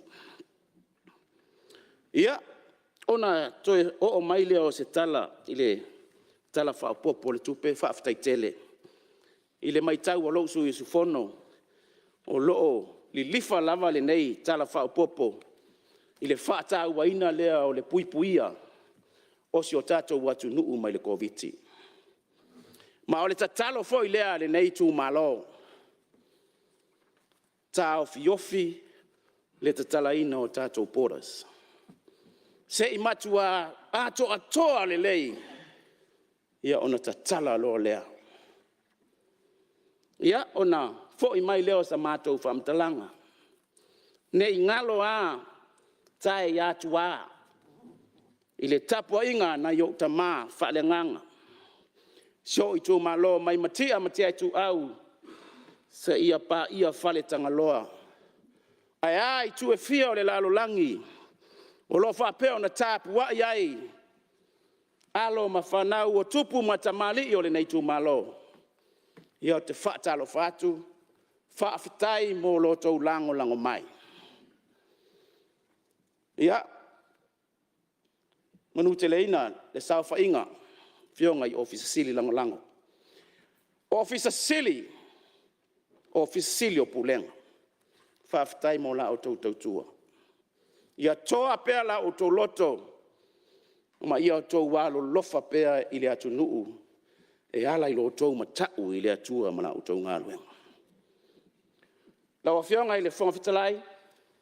Ia tō manuia o le atua walau whatau tainga. Tai. Manuia le whona usua Samoa. Ia e ola le. Whai pule o vai singano I le lofa malanga le o le atua. Soi fua. Lo. Alofi aftai mo le saunuanga manino ma le anoa ala ufionga suimalu mai vai singano numero tasi te tono fo ia o le lava e pupu al saunuanga ia o le lava e o lava I o onga ta o tele le tule na la ngal suimalu le price control board mo le fata wanga ia wa sa o e fo inisi la unga sa la ngaina le tau soifuanga ia atono le fo tau to e failo mai sui mamalu ia le foi fa fonga le fionga ni star ia mo ia tulanga ina ia mamalama atile pea le mamalu le tunu i le tūlanga o le tau o soifuanga o lo iei te minei e tau o whautuanga le sui mamalu ma lo whaftai ma lo launga ia lo iei lava le avanoa mo statu sui ia o le ua mai tawatu o le ua fo marisa o le sui mamalu mai ri pata i tupairunga ia o lo avanoa nei mo sui mamalu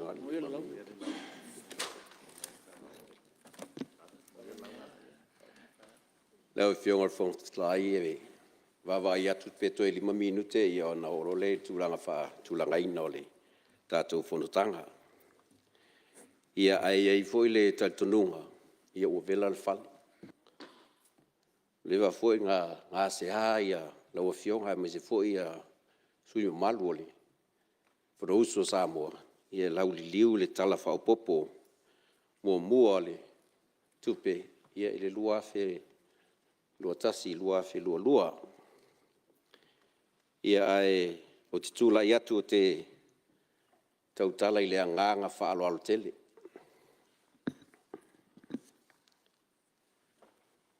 tula ia tuai e fatalo fatuai i la fionga al fontlai a mise foi le sui fontlai fatalo fatu foi le mai tai Palemene ma lo na uva al kabinet ma se foi nei tu mo sui malu mole ma to fono nei fatalo fatu foi le sau fainga fa ululunga mtanga luenga ma se foi o fa la putonga tu moti o malo te ro foi o te minei wa a mata foi ona fata autolia ia to fanga le malu le atunu ai lo fa fonga mai pea ile mota fono ma tau manga ole tatu fontanga ia vea ile avanoa malo minau tele fata lo fatuai le pa ia male malu le atunu ionga tulanga fa lupe ia tono le a nona ia pa ia o sa fainga o le ale o iei se whamtalanga. Ia pia o da sau noa lau fionga ar whongftalai. Ia e manu lava o le tau whaafuefuenga o le tatou fontanga i teimi whaatulanga ina. Ia ai o le a tau mwhai atu se leo le nei usunga fono. I mao leo te whatalo whatua i foi le malu si o Itumalo tupu mai. Ia maise o whawhenga taulangi Malē. Au whainga luenga pa ia le atua, ia la au tauta poinga. Ai o le a whaia lo leo e moli statou sao. Ia tu sai ma le tala whao popo mua. O le tupe lua fe lua tasi lua fe lua lua. Lau fionga leo manino lau sau noanga. Tama whai e anga i pea i tanga luenga e maise o ofisa o loo whapea o na lautongia fo i ia i vaenga fo i o tupe ia ua anga i ai. O le maitau fo e neus fono i o le tala le tupe leo se tala. Leo se tupe tele. Ma lia i fo i sau noanga ni se sui small money. Ia te loa fo i lao le ale tele se whamtalanga. Ai pe e tau wa ngai le se tau mawhainga inisio matanga luenga. E tali tonu le nei sui usfono. O loa ngai ei se wha mua le nei Itumalo. E ui lava e le o iai tonu o le tala wha tau le tupe. La mua se wha mtalanga e tau walatu i lau Afioga le whongftalai. A ngai matanga luenga le soifua Maulolo ina. No Afioga mixta ma le tanga luenga. O le anganga whaafitai e le whaititia. Whaafitai tele re ngā lulue. Whaafitai la o tau pati i le ao ma le pō. Le whianga iai o le lalolangi Ai mai se o nei le Pasifika whapea foi si o tātou atunuu. Ia ma atunuu tū ma oti o lo tō tele e o lo ngā solo ma a ngai mai ai. Ia e tamu whaina lava o le whaamai lea e tūlai nei. Mātou mai tau wina ma le a nganga whaangai e tia, le a nganga whaafitai. Ai mai se fo le a nganga alofa. Le au ma le po o a taimi e tau nuu mai ai. O a taimi e whai tiute. Mai se o i lātou lo whaangofo e sea. Ona o le manu manu. Ne ia whaina si o tātou atunuu. Mahalo ngā lulue. Mahalo le whātua toa. Tau le whaalongolongo tīnā. Ia mai se fo ilo tau ngā lulue le whātumutum lima. Le au sapi ai nei si o tau atunu. Mātou nei o loo. Tu i atu le uripupanga ma taputapuai o tau whaiva. E ui fo inisi o taimi ia. Tele fo i lava na sai le atunu. O na onisi o whainga whaavai. Ia manisi o tai iala o lo lima tai nai la au tau ngaluenga. Ia ai taritonu le nei iusu ngā whonu. Ia sa au a lea tua le wha moe moe. Wa po le a fōi so tau to mai o fō mai. Ia mai se fōi o tūlanga wha nei ono po. Ia e taritonu lava ana le au ai fina ngalo le atua le lango le wha moe moe. O le mtanga luenga ma le malo ma le atunu. Ia tonu tātou te le pēnei. O lea lae mole atuai lea nganga whaafitai le tūlanga lea. Wai ui lava o na tele foi sui usfono wa watu lato finangalo. Ia aua nei tatala ina pora si a tamwhai pui pui lava si o tātou atunu. Ai o la autou whautuanga ma la autou tima inga le tu alalo i le malo. Ia o lea ua tali mai. E ui ai nisu taimi e whapena o na tau whaalu whesasi o na iei nisu wa Afia ia le lava tu te tamu whai lava. Ia tau sisia ma ta atia te tono se whaenga e malu pui puia. Aua nei au mai e tua ia le tūlanga le wha mai. Ma Afia le toa telo le malo le atunu. Ma longa lue. Whalua ina le nganga whaafitai. Leo Afioga le mingstar so i fu Maulolo ina. Ono le Itumalo nei o lo iai le whale mai. Ia le itu sae o polu. Ha le ipata i tūpā i lunga. Ia ele o se whale mai fu i patino. Na o le Itumalo nei o le ipata i tūpā i lunga. O le afio mai lo uso a whaipule a le ipata i tūpā i lalo. Si le fie foi o le ainga nei o le whonga whale lua o le whale i lunga ma le whale i lalo. Ia me se foi o le Itumalo le pā, le Itumalo fo le Afioga le tamaitai Palemene lo tawhana. Ia manisi foi o vaenga o whale alilianga i atu lava e whaonga le nei au nanga. I le maasina o Tuanai. Ia le sa e afio tuai e me se foi whaurulunga ma le malo mtanga luenga. E moli atu ia le taavale lea mo mai. Le ambulance lea mo le whale mai Itumalo ia le pata. Ia whaafitai leua iei lea tūlanga pe o na talo atu. Tau sosoani i le tau mawhainga o le ngaluenga. Ia e maise fo ia o tele lava tūlanga ngā pātia ma Afia i fo i nisi o soifua le Itumalo. I taimu o sola wa te maitaua sa o tā ua i la u tau talanga mua. O na iei se tasi o lo a ingana. Tupu ai lea tūlanga. Tau mawhai mai le tae ao. Le mai ua te tau na au mai. Ia na iei tūlanga ngā tūlai mai. Ia fto a toi o atu ta valo le apo. Ia ua mliwa i tua. A lea ua iei le nei wha ma avenga. Whaafitai le tali manao. Whaafitai fo i le alofai. Itumalo i o lo tau mwhai mai. Ia o le tūlanga i le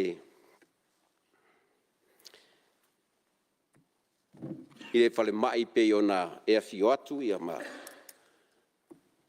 matu fo inisi o Finangalo tapa au o le Itumalo ia talo atu fo i ia le whale leia lava o tūlanga le whale mai malona au nanga ia lewa umana e saunoa whaafstai lo iai polo keki o lo whaanga solo atu al mtanga luenga ia whale leia ai wai e na tasi lava le potu o lo wanga i mai mai e na o le wha fo ia moenga ia ai e iei